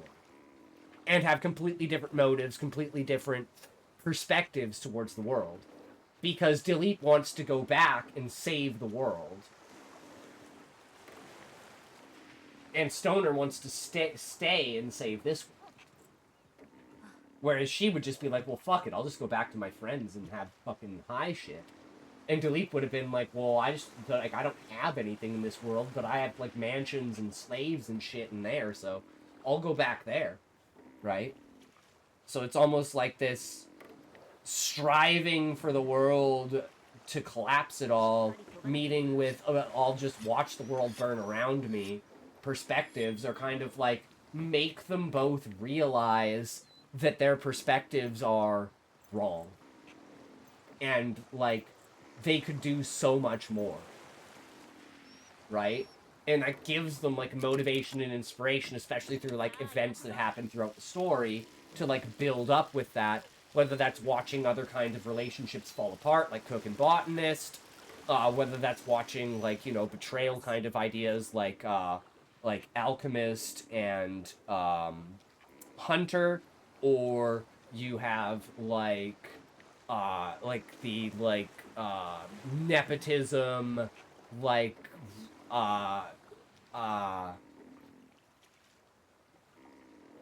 being placed first and above all, like the royalty or the high theocracy of being literally the son of the Pope, or like the prince or some shit like that, right? All intertwined into the, leading back to the goddess and the way that you do things, right? And her, like, hag, spiteful hatred, and just wanting to basically get revenge on the world for her not being able to live out her life. And that's, I think, what's the greatest part about it, is the greatest antagonist is just this angry bitch because she lost... her husband lost her emotions and she couldn't live the rest of eternity with him. So she basically, like, has to live all of eternity alone. And she turns that into spite to control people to, like, fuck over reality. I just think it's such a basic, easy, awesome concept of just being like, there are people out there and you get pushed to situations that are so bad and you wind up in a place, if you're a non-corporeal being, why would you, like, have these kinds of feelings, right? Why wouldn't you use these kinds of methods? Only an emotional, physical being would have, like, the thought of, like, the morality and the ethics of it to, like, hold back. Like, do you think of moral and ethics when you build, like, a fish tank? Or, like, an ant farm? Or, like, you have a pet? No. You don't think about it. It's a cultural thing that we just accept. Right? It might not be good in some cases, though. 3, 2, 1, toke!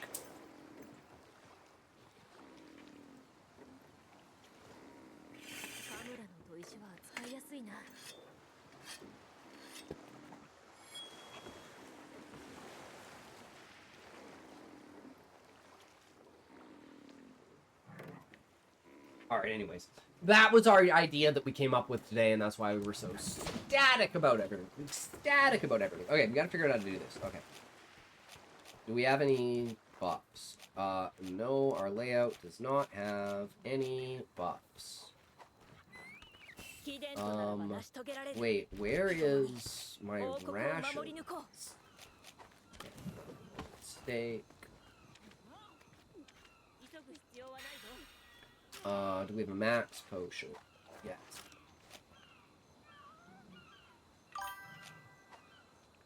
Max potion. Wait, what? It's not letting me use it? That's weird. Scotty, make sure you launch Pal World before you go to bed. Yes, I will indeed do that. Yeah, I don't know. It's been so long since I played. I don't know how.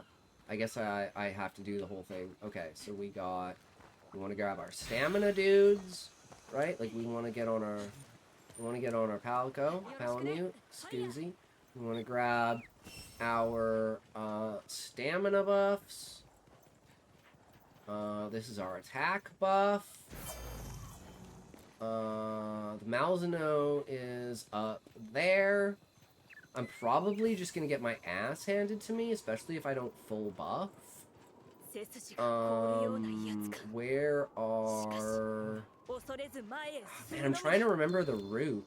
Because there's, like, a specific route you would take to get all of your buffs, right? Like, you want your attack buffs, your defensive buffs, you want all of your wire bugs. This shit is crazy, though, how you can do it like this. I don't remember how to use... I don't remember which button it is to use it. My controller has, like, issues with dead zone, so the camera's just randomly gonna spin. Can't help it. It'll just do its thing sometimes. Fire beetle, okay. Let me get back on. Pick up this. Okay, there's health stuff up here. Alright, because there's like a specific route that you would like run to get your maximum stats. I never really liked like the fucking bugs, whatever they're fucking called. To me, it just felt like a tedious, annoying thing to do. You should be able to just bypass it by using a max potion. Like, this should be something that you do if you want to, like, conserve resources or something like that. Not something you have to do, like, every hunt, every time, just to fucking, get enough stamina and health that you don't get one shot in Master Rank. This is an extra wire bug, right? Okay, need that. Ooh, are these stamina bugs or are these XP bugs? I can never remember. Oh, yeah, those are XP. This one's defense. That's okay. That'll give us out there. Where's the health guy? Yep, there's another health guy here. Where is the Malzeno? Let's just eat another steak and just call it. I don't need any more buffs. If I can figure out how to remember to get my 3-stack, right, it'll be fine. I just need to get to this Malzeno. I just remember this map being very annoying. I'm trying to remember how to even fucking play. Like, how the fuck do I use my wire bugs? That's my dash. Okay, there we go. Right. Okay, that, and then we press O, and then air, right? There's the one where we can just, like, hang. And you just, like, hang there. Just Is it triangle? Oh, I don't remember. We should be able to just like hang in the air, right? Do your flip thing and then you just... Smokey! Yo, what's up, my man? What you doing? What you got, brother? How's your day going today, good sir? Good to see you, my man. We fixed some of the controller issues, and now we are playing Monster Hunter! Hello, beautiful. Aw, you're so sweet, Smokey.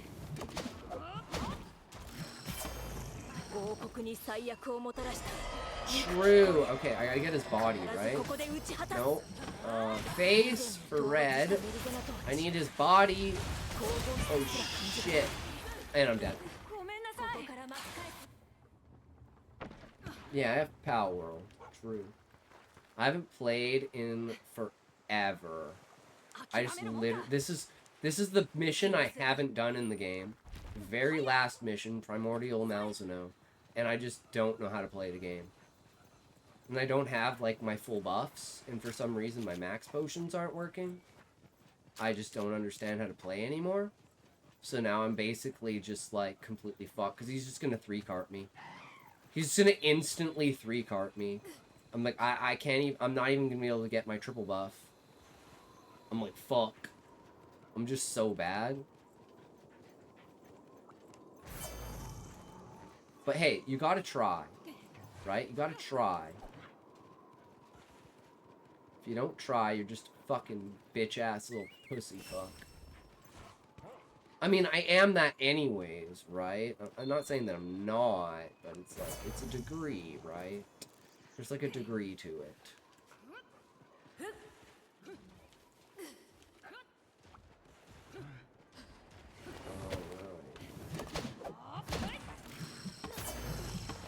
Let's not die.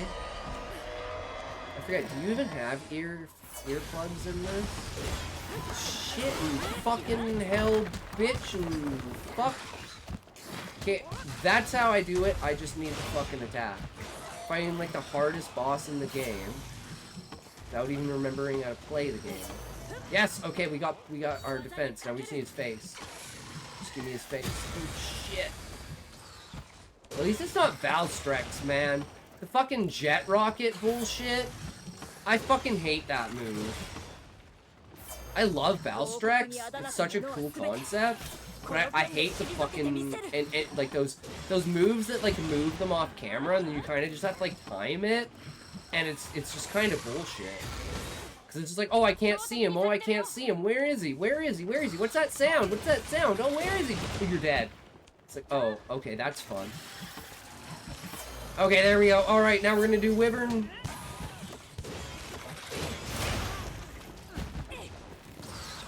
He hit me? What the fuck? Oh my god, I'm gonna die. Why didn't I not?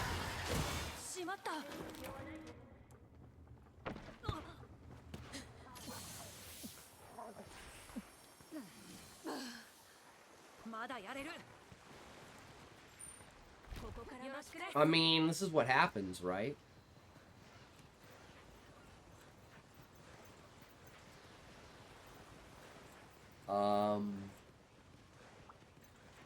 It's my own fault.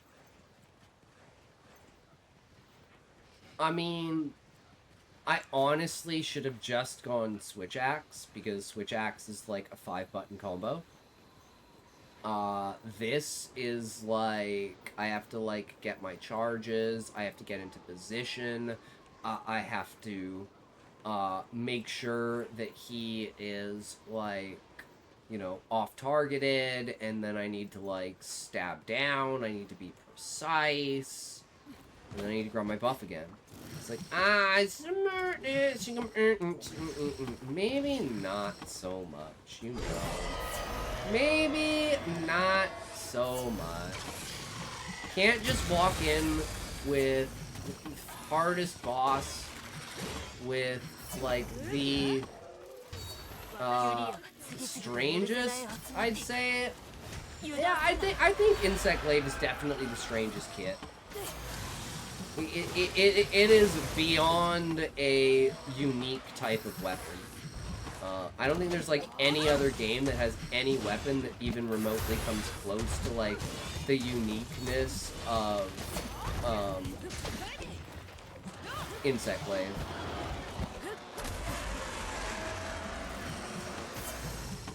It is just such an interesting concept.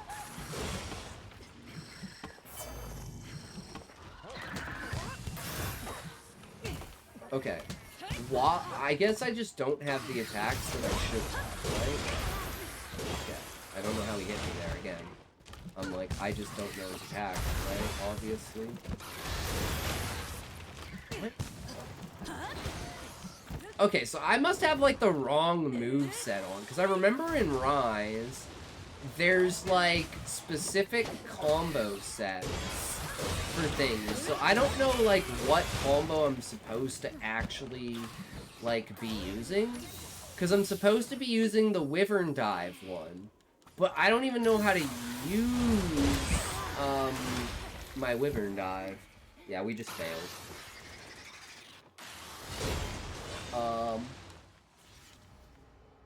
Well,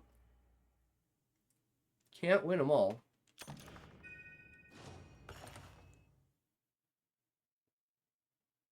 I mean, doesn't look like I really play Insect Glaive, but Insect Glaive is kind of weird. Maybe it's the wrong setup, but this is the one that has Wyvern Dive on it. That's why I'm so confused. Like, if I look at my... No...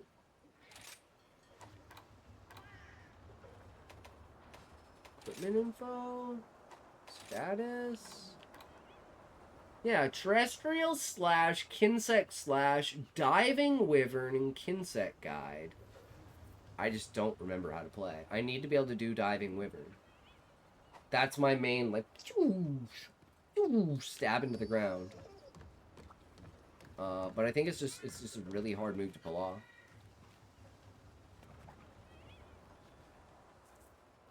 So, I think we should just change to, like, Switch Axe and just, like, have fun.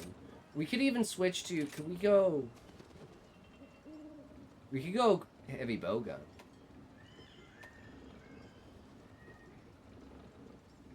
But I think the biggest problem I had... Because these are all immortal. Just, like, yeah. Maybe I was getting my ass handed to me.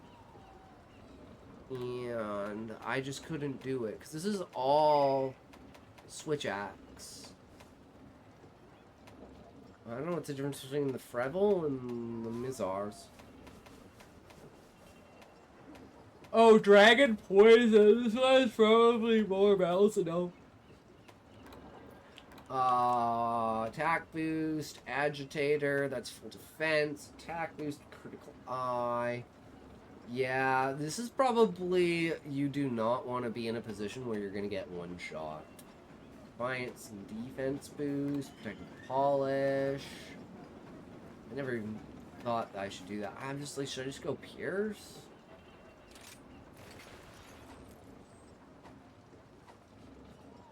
This is just like easiest cheese, right? It's just, okay. We're just gonna cheese. Why is it? How do I... Where am I to go? Oh, I never ate. Okay, eat a meal, pay with points, bunny dango. What do we want? Wait, where's our presets?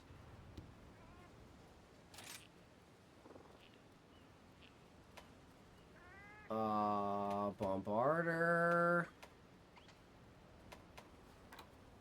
Gunner stamina. Do we have a Pierce? Gunner DPS?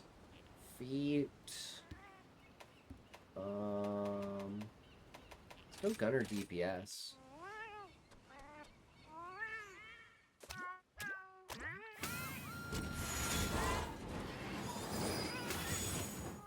This is the ridiculousness of Monster Hunter that I just love. Like, this is what makes Monster Hunter. A bunch of cats making, like, crazy, insane food with, like, a, dance and, like, you know, shit.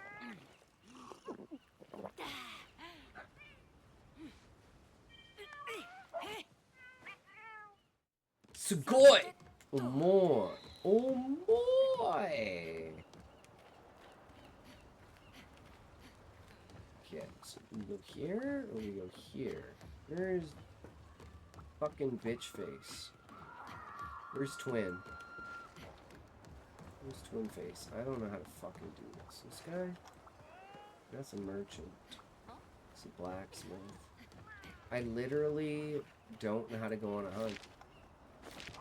Even though I just literally, like, went on a hunt. I was like, is it, is it them?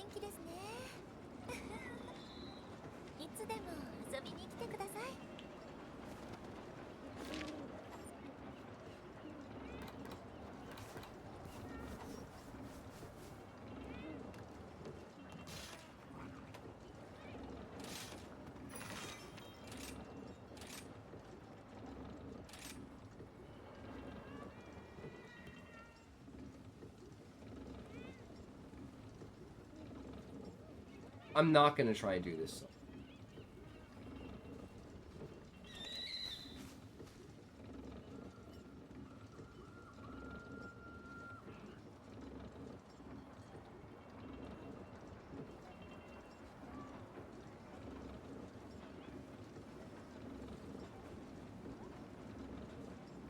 Maybe.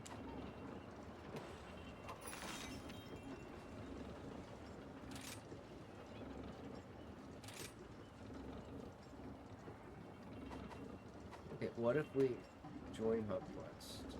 Spawn to join the quest. Why does it say that I have this quest, but it's not, like, letting me, like, do it? Just go to the Gathering Hub. Maybe this will help. I don't know. Because it says Outpost Progress. Mission 6, Urgent Quest, Harbinger of Destruction. That's what I want to do. That's the quest that I want to do. Hub Quest. Urgent Quest. Harbinger. Send join request. Okay, I don't know why it just wouldn't let me do that before, but hey, it's letting me do it now. And we can send out an SOS flare. We already have an SOS flare. Is that what that was?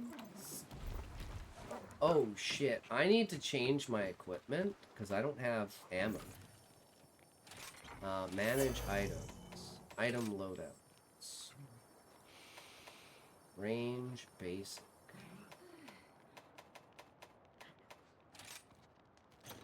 Pretty sure this is all my burst and makes all my burst.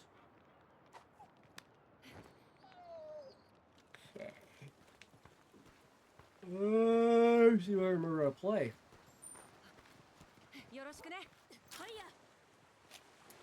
Okay, so we start with Pierce. So we are main function.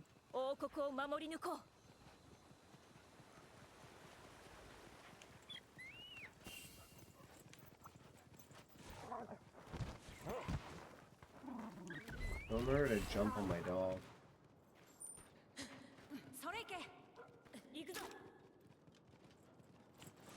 Oh, it's R2.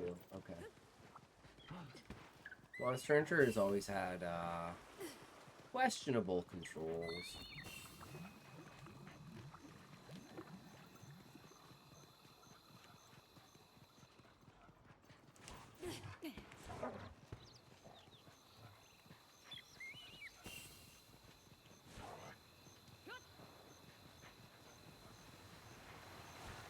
I just wonder if anyone's even playing this game.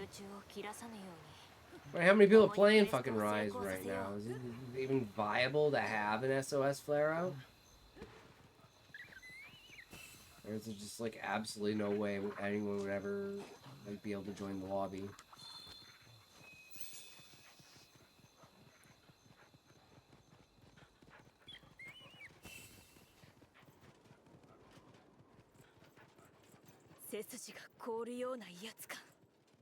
He just moves, runs away. Little bitch.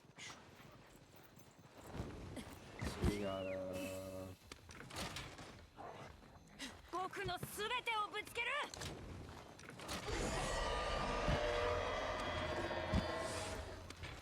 王国に最悪をもたらした憎き古流。必ずここで打ち果たす。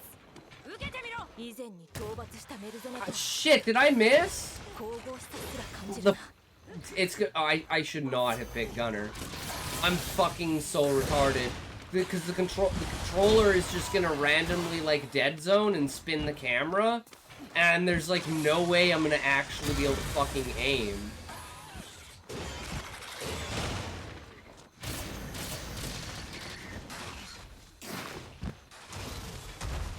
Oh, this is gonna be so bullshit.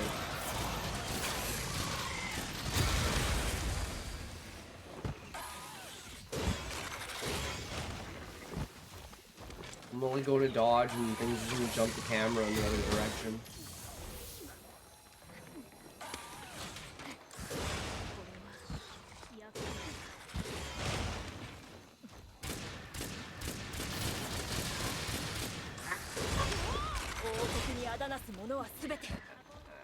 I need like something to like distract.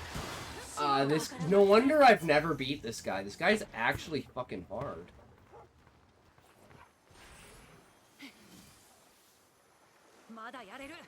I mean, I just need to be able to dodge his attacks and learn what's going on. Let's get the stamina stuff going. That'll help a little bit. I'm probably gonna call it after we faint again, because like there's no way I can do this. This is literally the hardest boss that I couldn't beat at my peak play. So why the fuck would I be able to do it now? Right? So, unfortunate. But I mean, I had fun. That's what matters. We had some fun. We chilled out. We had a day. Let's say that, right? Like it was a day today, right? You can't win every one of them, but you try to win as many as you can. And we tried our fucking hardest.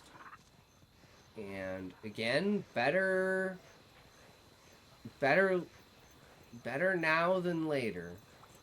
Right? You know, it's better late than never. This case is better now than later. Right? We do not have to deal with that when it could have become a actually like big problem. I would not be interested in that at fucking all.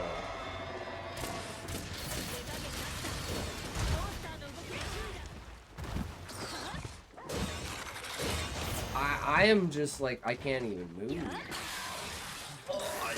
Okay, that time it actually did Superman dive. Actually Superman dive. This is crazy.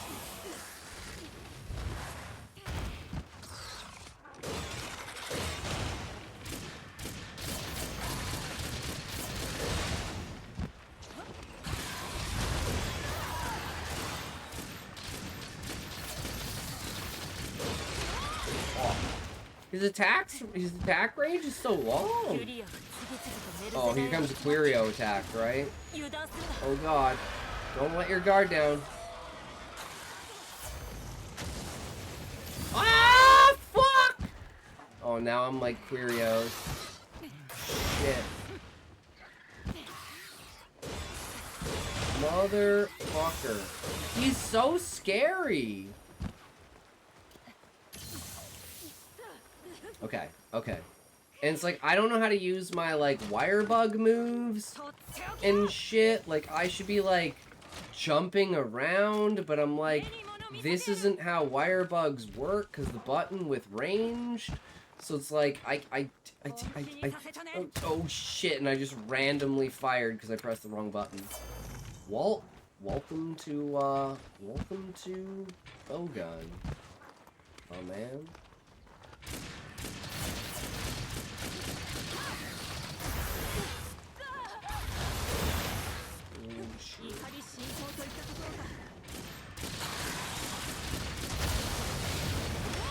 Shit. Do I have anything to... where is the set to make more ammo? Alright. I don't wanna... Quick. Oh, there it is. Ammo stream. I mean, using this, like, range as, like, a way of coming in and out, I mean, I think it's working?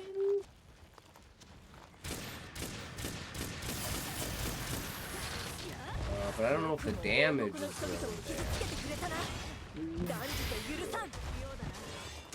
Like he's just so fast! Oh my god. Bro, come on. What did I ever do to you, man? And I don't remember how to build up that gauge, because I have, like, the gauge on the top there, too. I have no idea how to fill that up. And that's kind of, like, super important.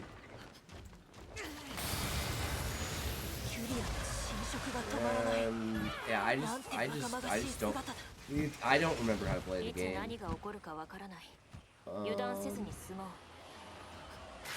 I know I can, like, use my... Like, one of my moves is, like, a jet shoot move. Where I, like, shoot out the thing and drag myself across the ground or some shit like that. But I just don't know how to do it. So the buttons just ain't letting me do what I want to do. So I can imagine, like, a deep... Like, you know, like, deep dive, fucking... reality fucking Monster Hunter would be so good. Like, fuck Souls games, man. It's all about Monster Hunter.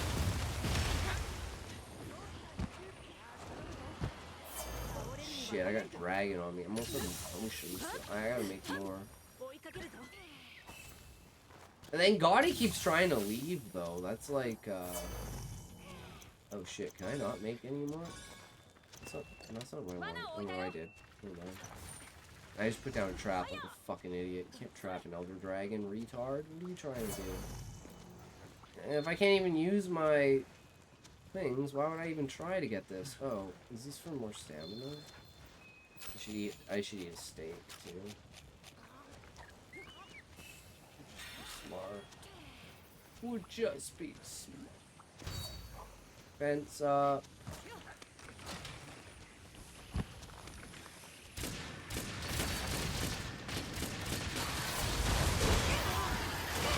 His ability to, like, close range, like, I can't believe I'm not dead.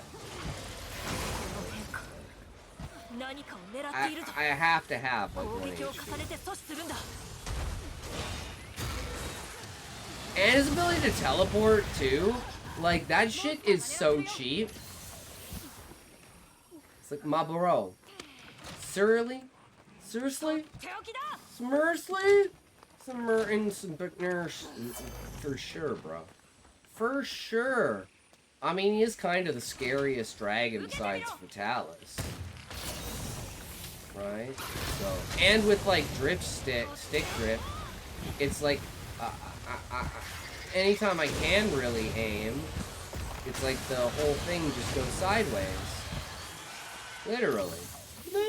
Whoops. And I have, like, full dead zone set on the controller, but it just doesn't affect it.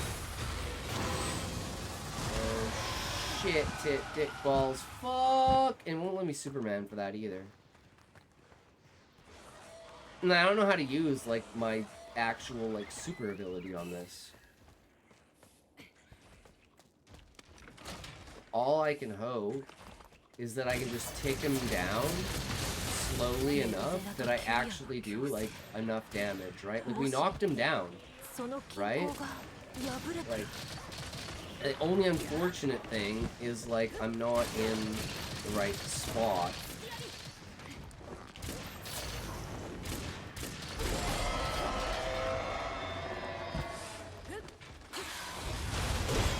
Ooh, shit, that was close.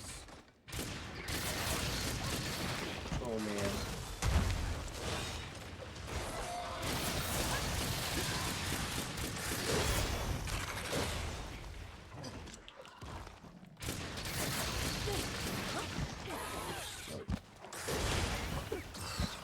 It's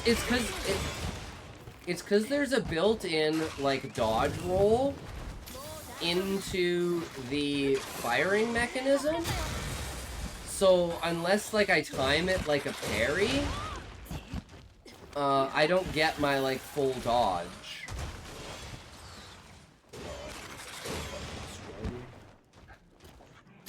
And then I'm just gonna be out of potions. Oh shit. Yeah, he's being a dick. He's being a dick. Oh fuck, I got one more thing. I think I'm doing significantly better than last time, right? That's all that matters. We got one more. We can make it count. Let's make it fucking count. Supply, I don't want supply box. I want to just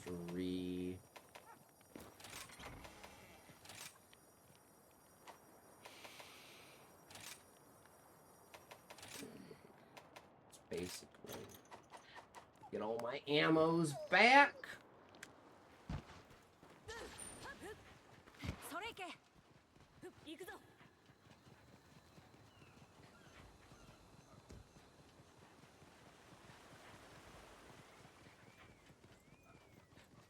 Wait, where the fuck? Oh, never mind.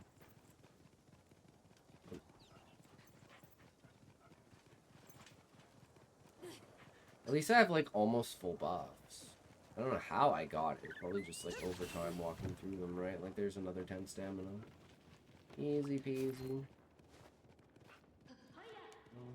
This is Quirios. We don't want anything to do with Quirios, bro. He controls the Quirios. Didn't you know?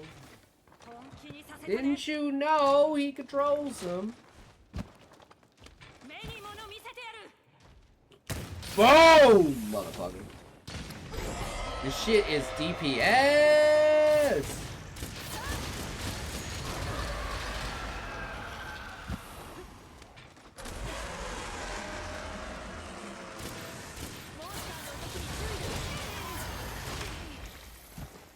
Well,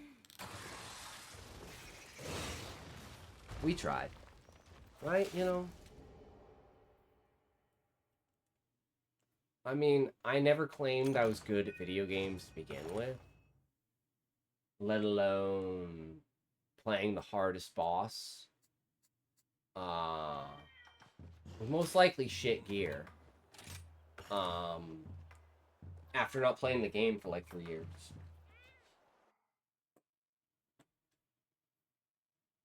Because like when you get to like the end game of Monster Hunter, it's like you really need to just be able to dodge everything. You just get two-shot by everything. Right? Plus, I don't have, like, the main buffs that I didn't have, like, food half the time. I don't have, like, demon drugs and stuff. I don't have, like, backup.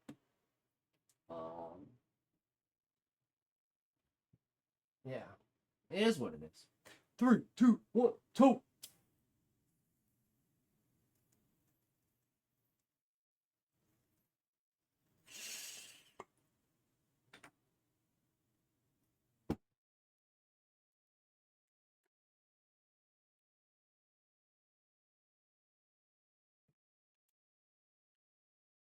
Alright guys, thanks for coming around, thanks for hanging out. We'll be back again tomorrow, same time as always, every day, all day, we're here. So never stop being you, never stop imagining, never stop creating, never stop sharing your ideas. You are worth it, I believe in you, you are amazing, and remember, if you can't say fuck you to your friends, who can you say fuck you to?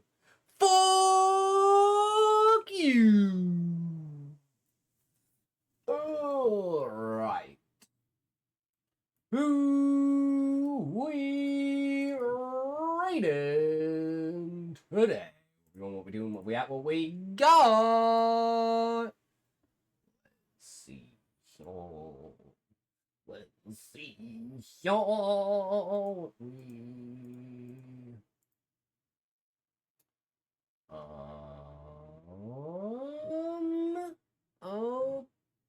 Okay.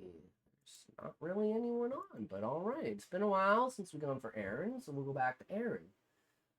Get your wheels ready. We'll see you on the other side.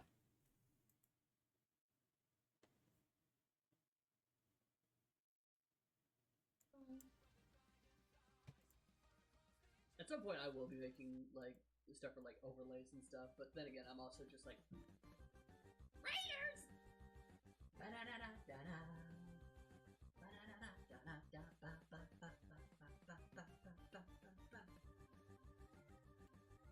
Oh, Etok, hi! It's lovely seeing your face again. I hope you've been doing peachy. I hope you've been doing well. Alright. Oh. Peace!